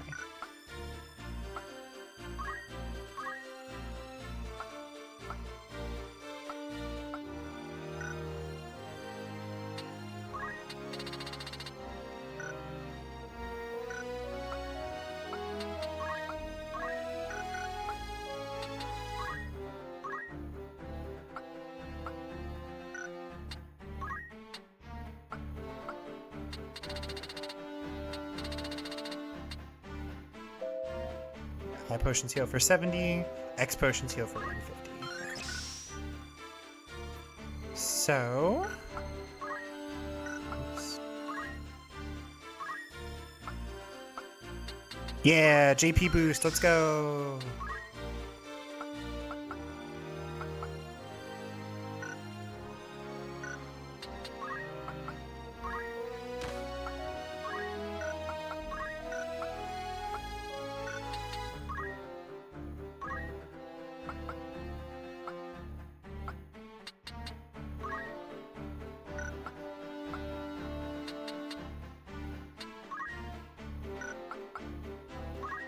I like deleted too much. We gotta give him JP boost.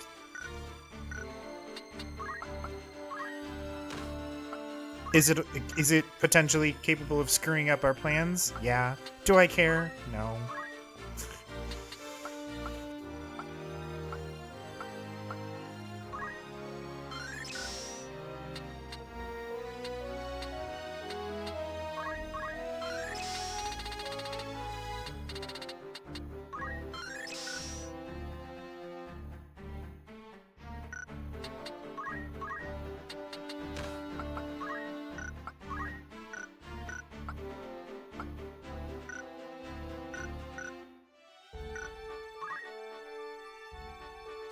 Let's see. We're gonna do Outfitter. Oh, that's right. These guys don't have good weapons, but we do have the better armor. That's right. Okay. So step 1, restock on our Phoenix Downs and our potions.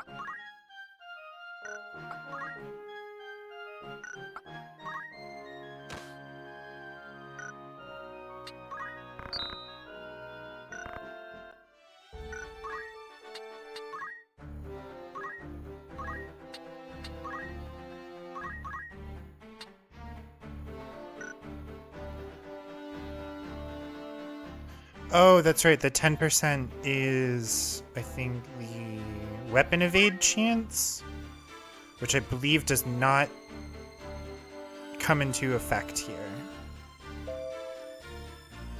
Yeah, that's its block rating, and we don't have weapon blocks, so...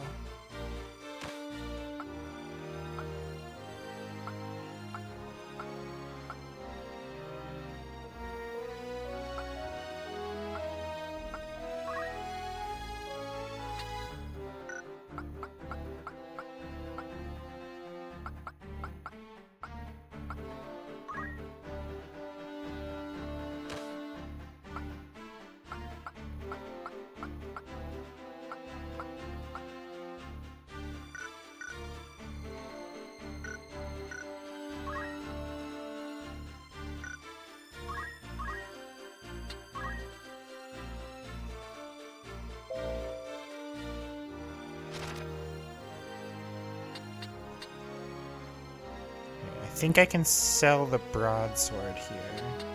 We'll hold on to the rod just in case. Clothing we can sell.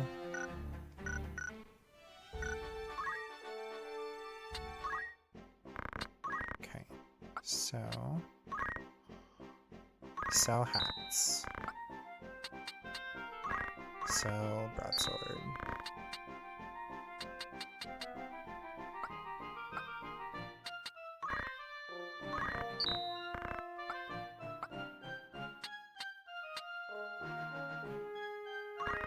Yeah, we're just gonna sell these.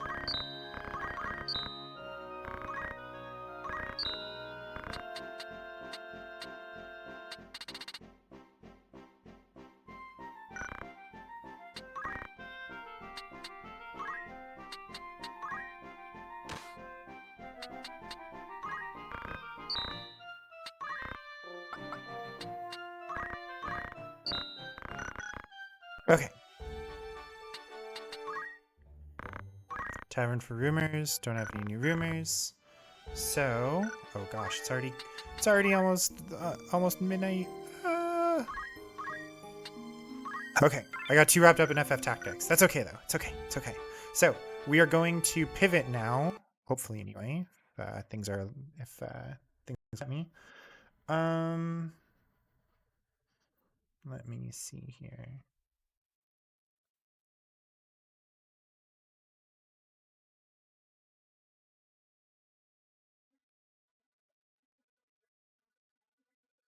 What does this do? Oh, that puts me upside down. Don't do that.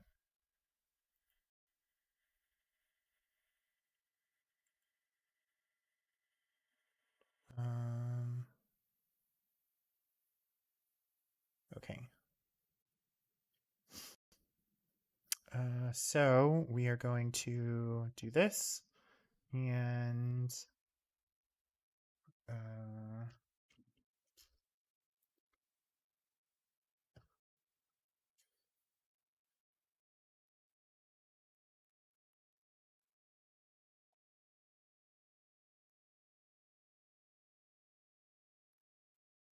there's Monster Hunter Wilds.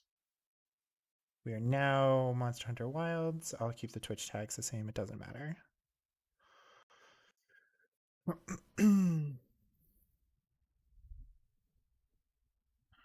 And hopefully this works. We will find out together.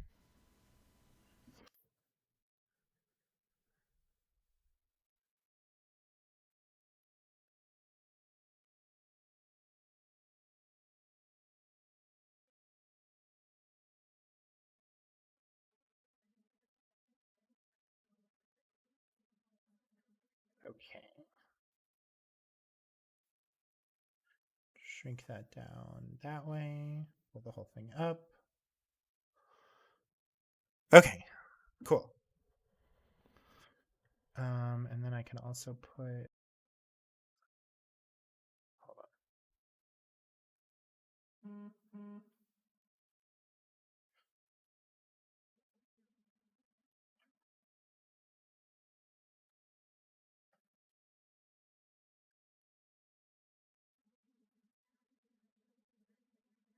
Do this in performance mode, so we're only loading the thing once. Gonna give the character creator a look over to see how wild it is now, but you wouldn't spend any real time on it tonight. Yeah, unfortunately, I spent too much time with tactics. So we are basically going to create a basic character, do some sightseeing, do some basic hunting, see how the game looks and plays.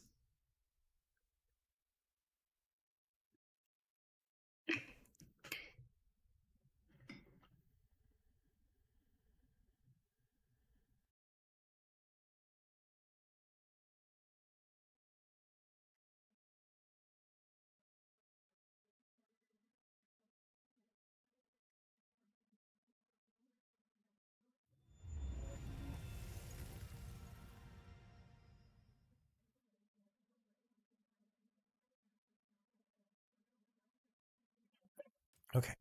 English. Initializing network. Come on. United States. Oh God. Okay, hold on. Here, I will. We will be right back. We're not gonna. I'm not gonna give you guys my full date of birth.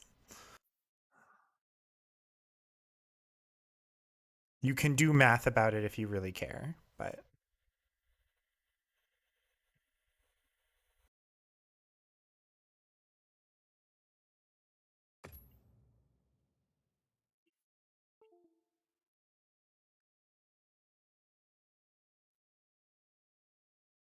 okay.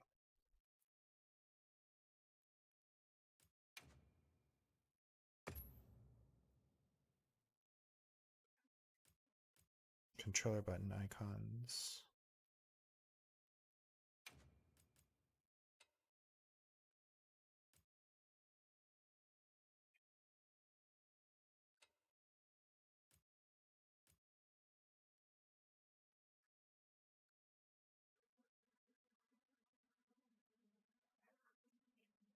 Yes, type 4. Confirm keyboard. Nope. Your device uses SDR output. Adjust the screen brightness settings accordingly. Sure, whatever. Just the lowest luminosity that your display can output to match the black in-game. Adjust while facing the screen head-on until there's no difference in between the light and dark areas in the grid pattern.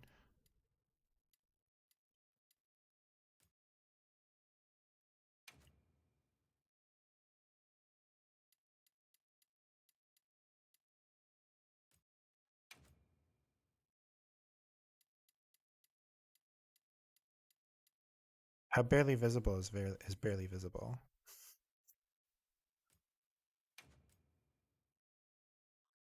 Headphones, voice chat. We're just gonna disable it. Game scene seems to be broken after coming back. The position of it, you mean? Oh, hold on. Let me fix it then. Oh, geez. Yeah, that's all kinds of broken. Hold on.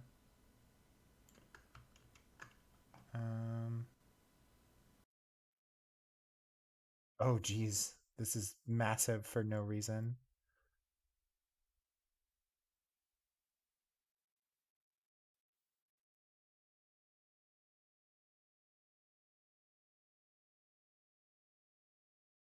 There we go. I think that's good enough. Hold on.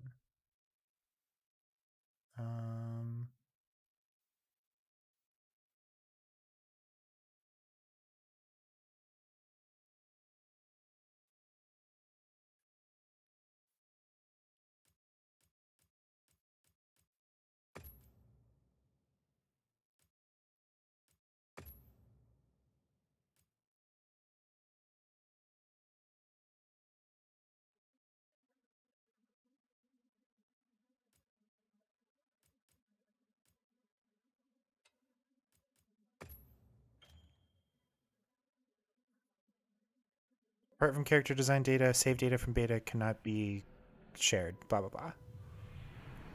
Monster Hunter Wilds. Let's go. All right, hold on. So.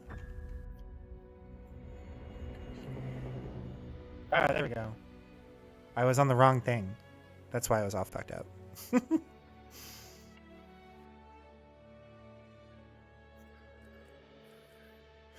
Okay, which means that I can do this and go here and put that in performance mode. Okay.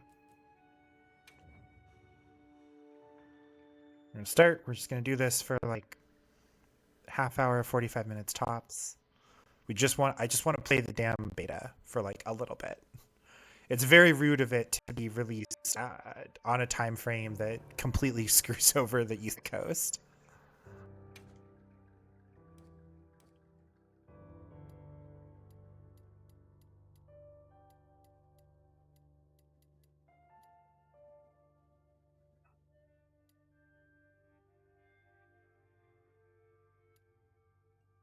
Okay.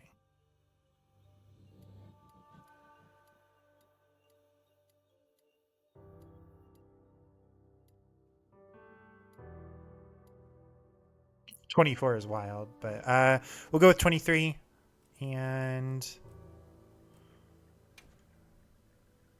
Hope.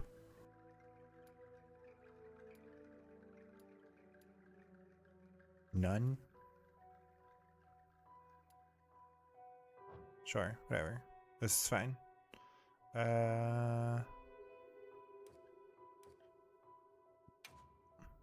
Oh God.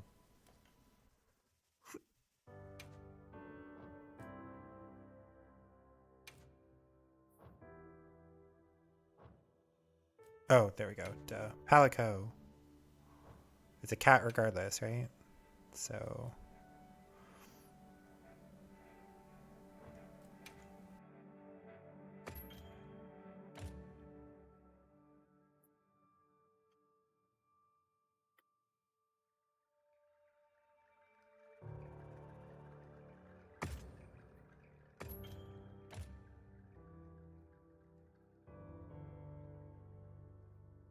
Given that the main game times are given where GMT, you're surprised didn't release 3 hours ago on midnight?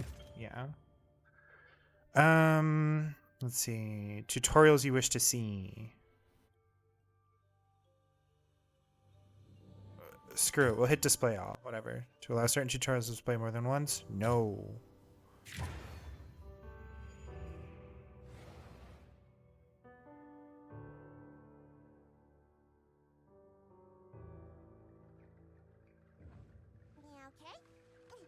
Let's do this.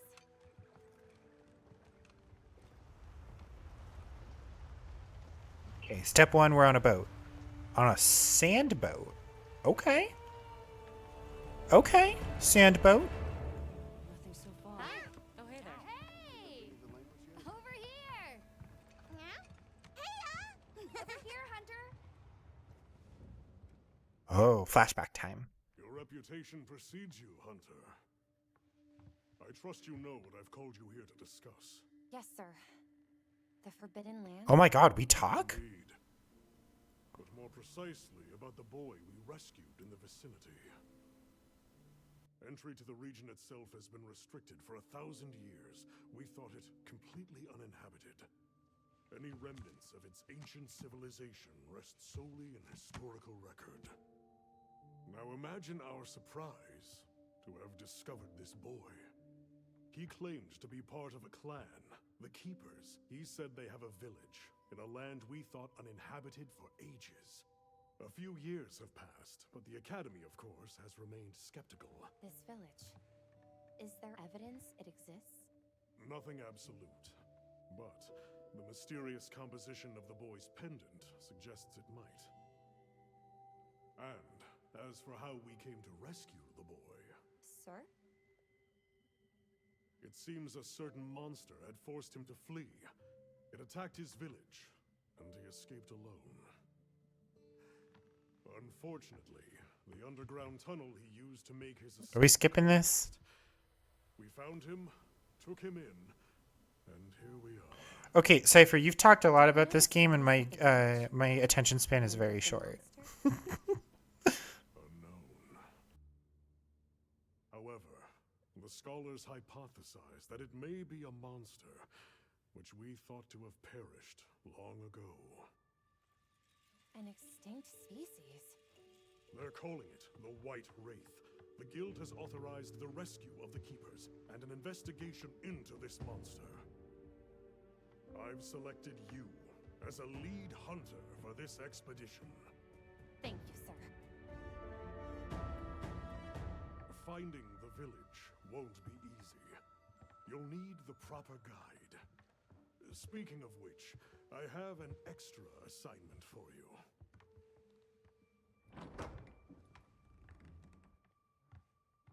Oh, she's cute. Hello, my name is Alma. Come on. It's okay. Oh, there's a little kid. Yeah, all right. I'm done. I don't care. We're skipping. I want to play the game. Here we go. Hold on. You gotta save that girl.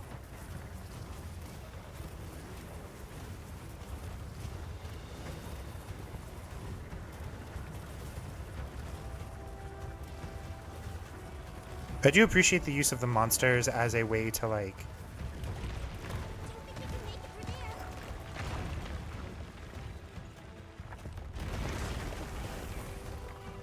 like they were using the monsters as like not walls TM. Looks like it knows a way.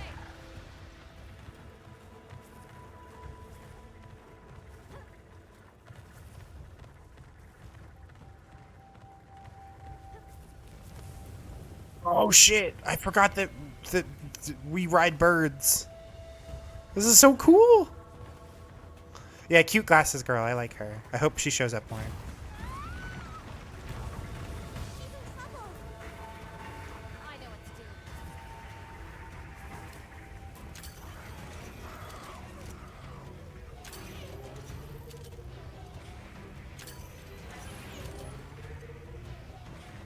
The Leviathan monster? Isn't that what I'm doing?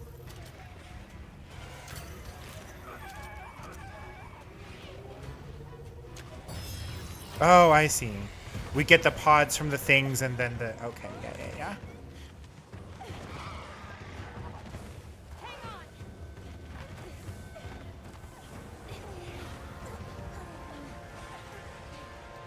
Spotted a villager running and went to get help. Got it.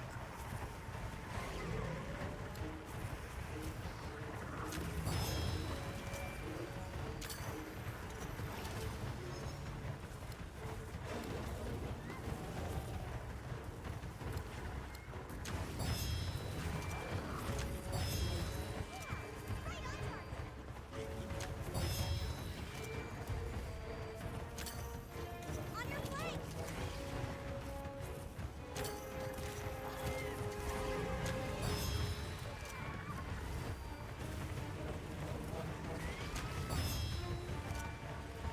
I feel like my timing of this is really, really bad, but it's fine.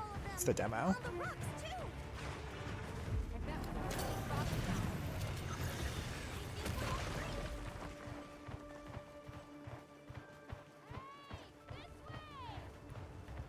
Look, the others. We've got company.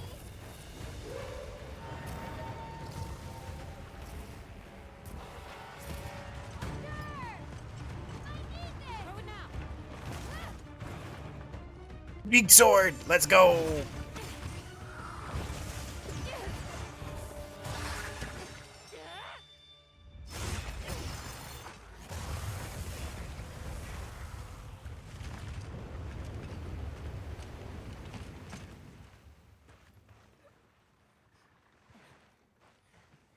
Here. Does this kid have horns or is she wearing horns? You're okay now. Smoot?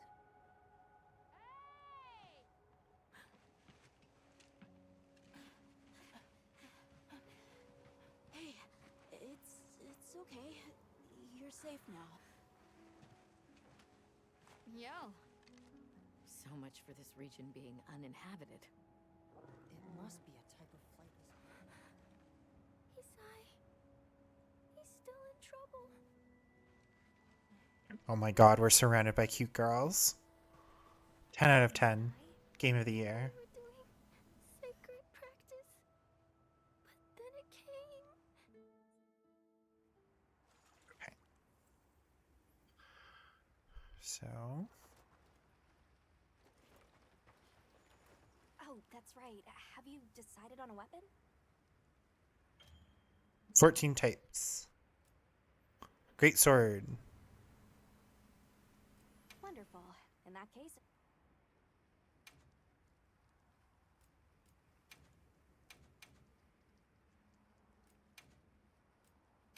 Yeah, we're going great sword. you can try out your weapon over here.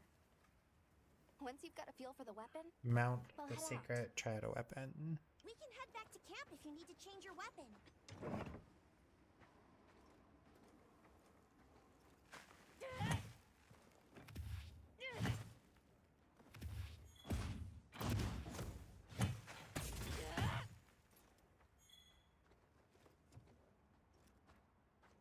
Offset rising slash.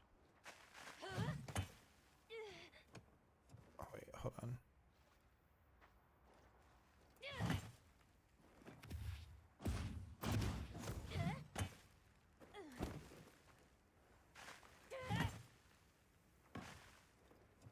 Oh, do we have... We do have not quite cancel, but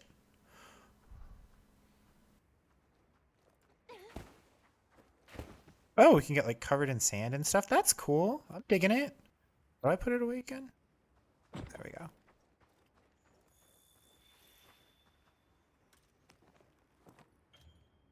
Use up to mount your sacred. You will move automatically toward objective. And we can steer with the stick. You can return to auto move after some time with no input or reactivate with. All right. Gotcha. Let's have the sacred follow the scent. I appreciate this. Wow, these sacred are quite intelligent. Give them a scent and they'll follow it on their own. They're fast, too.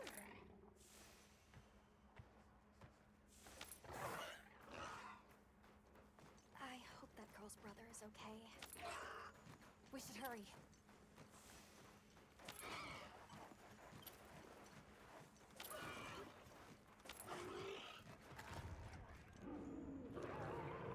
Did you hear that? It's coming from there.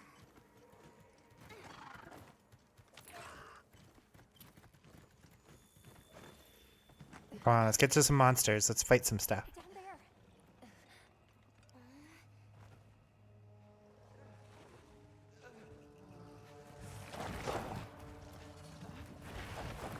Oh, look at this big goober. We don't explicitly know that that's aggressive, right? He's just licking him.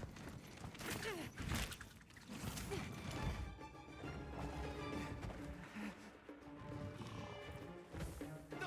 Stay away! Come on, bud. We have to run.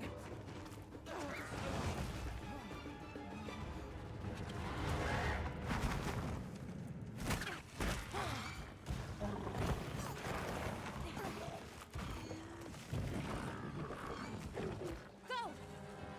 I can't just leave him. I'll help. Hurry.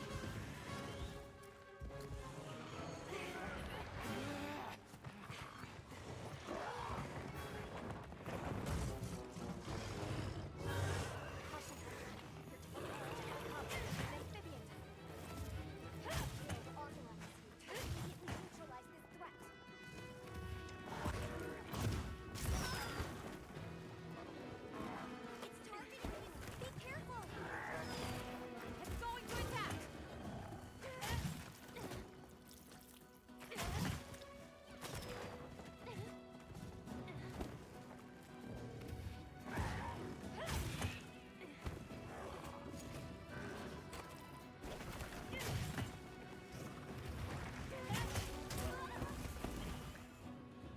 I'm in focus mode. Come on, game. Come on, let's kick some amphibian butt here.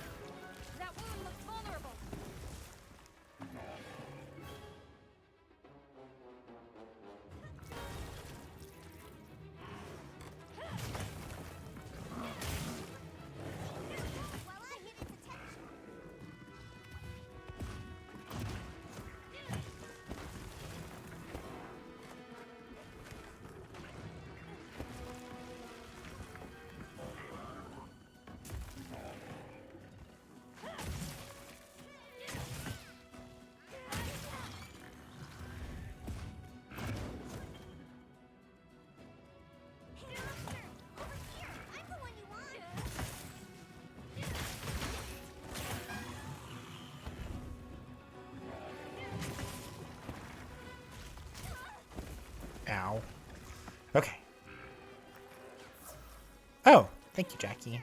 Over here. I'm the one you want.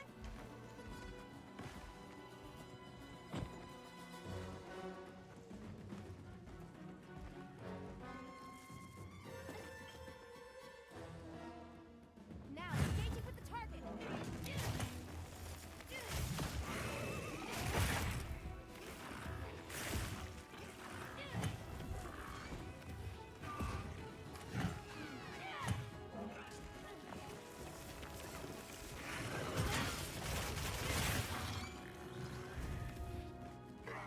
Looks like it's moving to a new area.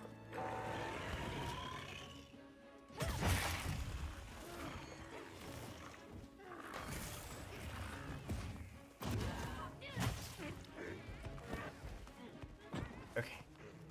Chasing the monster. You can use an SOS flare to call for support. Yeah, I'm not calling for support. Fuck that.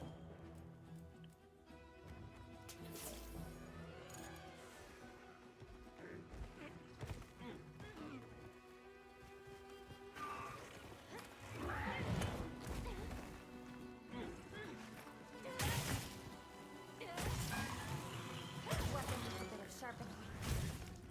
We should be safe when we're on the safety team.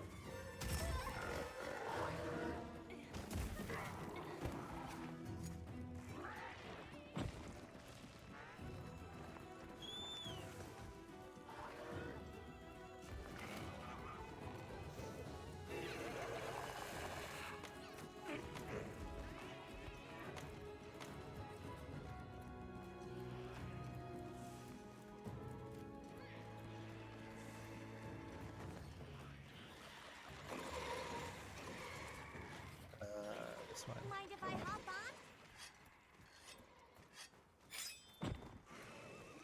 Okay. Let's go. I'll just hop off for now.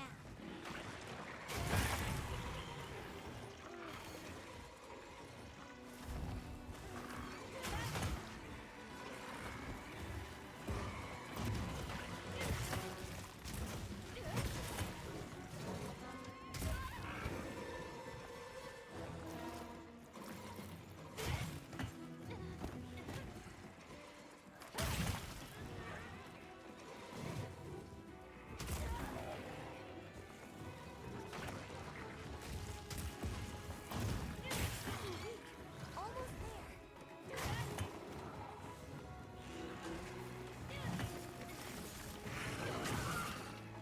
Got it on the ground.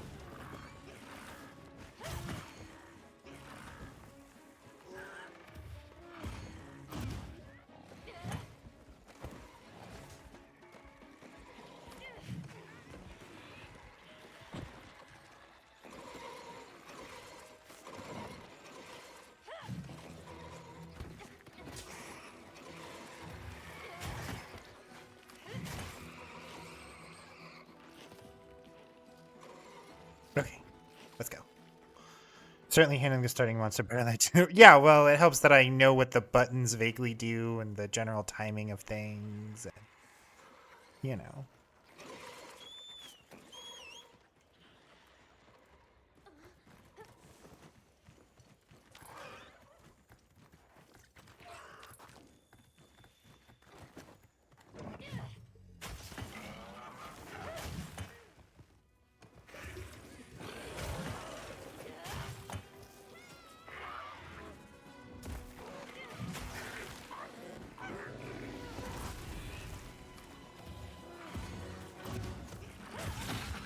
Yeah, let's go! Oh, that was satisfying. Carcass. Great work. I knew you were the best.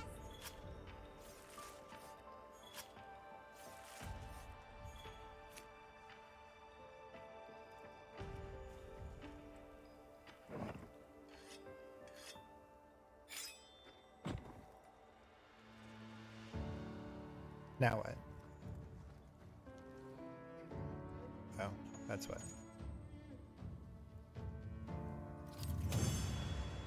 Yeah, I'm digging it.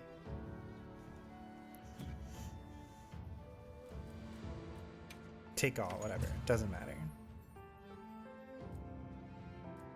We're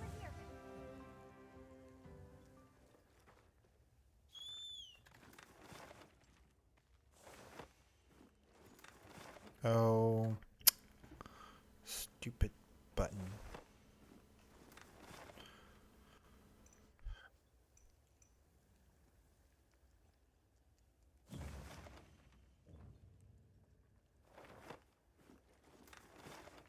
Yes. I gotta get a new controller because this is ridiculous. Game, why? Please, controller. All I want is to not have this happen.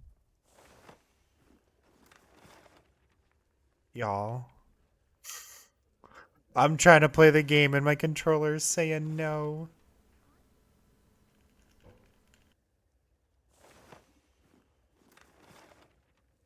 This I may have to take this as the sign to go to bed. Ah, that's so disappointing.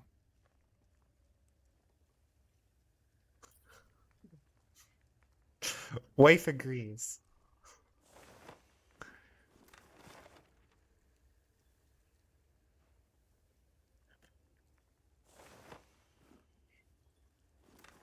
Yeah, it's just doing that forever. There we go.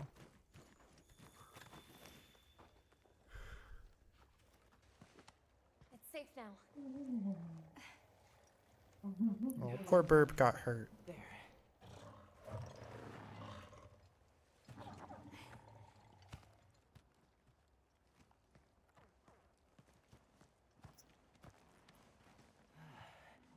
Thank the winds.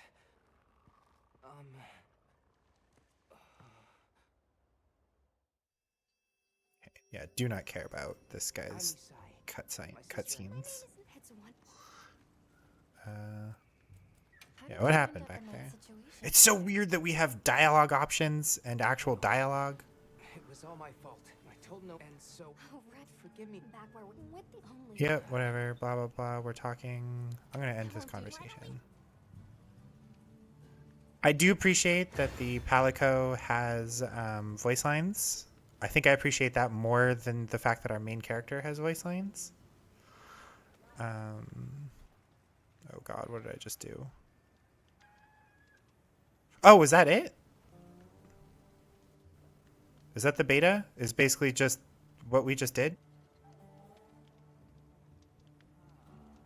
Opening chapter, there'll be plenty more. From this point on, you are free to explore the plains. Okay, gotcha. First impressions are that the graphics seem a little bit muddier. I don't know if that's just due to my various settings. But I'm excited.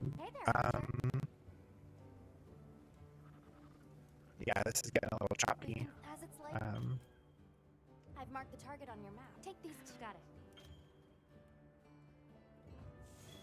But yeah, so I'm liking it so far. I am not a fan of the fact that the graphics seem to be all weird. I don't know if that's just my own computer settings or what. Depending on the situation. But it is a little bit difficult to visually catch here. But oop, connection got lost. That's okay. So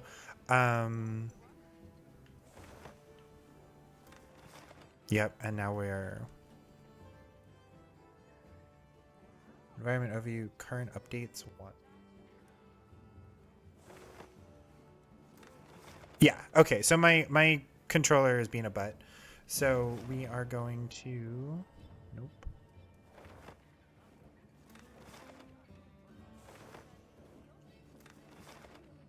Oh my God. How do I bring up the, yeah. This is something, this is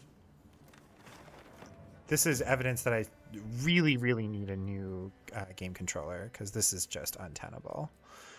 So I'm going to have to quit because it is almost 12:30. I'm sure, save and quit, whatever. I don't think it matters. But yeah, so, boop. Oh gosh, that's the wrong thing. Oh no. This one. Okay, we're back. So yeah, I'm liking it. I am a casual fan of Monster Hunter at this point, so I am by no means going to pick this up on my own, considering we have 2 other Monster Hunter games that I currently own that I can pick and choose at. Does have a bump in PC requirements, so it may auto set me to lower settings. Yeah, totally reasonable. My PC at this point is, the parts were not top of the line when I got them 5 years ago, so it could just be my computer starting to age out of stuff. We will deal with that the best we can. But yeah, I'm liking it. I like the whatchamacallit. Oh, actually, what if I no, we're not going to press any new buttons. But yeah, as with a bunch of games, really cool. I'm glad that I was able to check out the beta. Certainly shows off the direction they're heading with it. Yeah, it seems like they're going for a more cinematic sort of experience, a more story-driven experience from what I've seen already. The fact that our character has a voice and therefore a personality, huge. So, yeah, I'm looking forward to it. I'm glad that we were able to check it out. If I have any time, I think that the beta ends, it's like Thursday night into Friday, right? Oh, absolutely, Cypher. Or Claudia. Very, very many cute girls. Very, very, very good in that regard. You have to give me my parts list to know better about it. Yeah, I have no idea. Yeah, I'm going to get out of here. Thanks so much, everybody, for hanging out with me. I will see you guys Monday for maybe more Monster Hunter. I've started to get the tactics bug, so Mondays might revert back to like streaming non like our usual, but yeah. So I'll see you guys on Monday. Thank you so much for spending Halloween night with me. I really appreciate it, and I'll see you guys in the next one. So until then, take care of yourselves, be good to each other, and keep on shining. I'll see you guys in the next one, and take care, everybody.